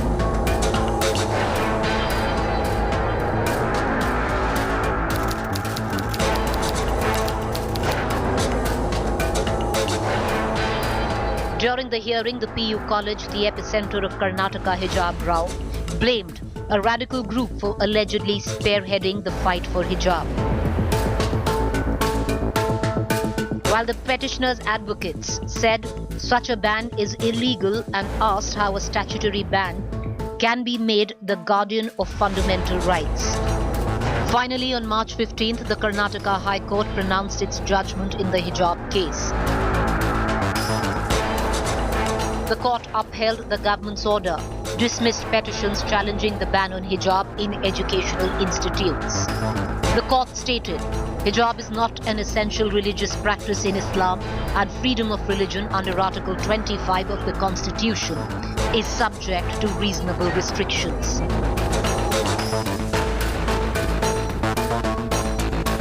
In June this year, 24 girls were suspended for wearing the hijab in the classroom at a Mangalore college. They returned to class after a week by tendering an apology letter to the principal stating that they would comply with the college uniform rules. The Karnataka hijab ban in educational institutions is now being heard in the apex court. On 21st September, the Supreme Court observed that allowing girl students to wear hijab to educational institutions may also be viewed as an opportunity for children at an impressionable age to learn about diversity that India is all about. The court has reserved its verdict in the case. Question comes, as in India, where there are women who are saying it is their decision, that they have a constitutional right if they choose to wear the hijab. So how do you decide if a hijab is being worn by a woman by force or choice? Are you saying there is no choice that they have? It cannot be a choice. You know, normally the men ask women to wear hijab. Men, they don't wear hijab. It is women, they have to wear hijab. Most women, you know, they're forced by their parents because, and some women are, you know, they're afraid if they do not wear hijab, they will be beaten up. They will be, you know, they will be harassed by men. So they wear hijab. Hijab or a veil is and should be a woman's personal choice. In 2022, it can't possibly be enforced or dictated. Hijab or no hijab is not a political issue. It's entirely a personal one. It's essentially a woman's personal decision. As the anti-hijab protests in Iran and across the world gain momentum, in India, it's now become a political tool that needs arbitration from the apex court. That's all we have for now. Time for in this episode of Inside Story. A short break. News and updates continue on the other side. Stay tuned to India Today.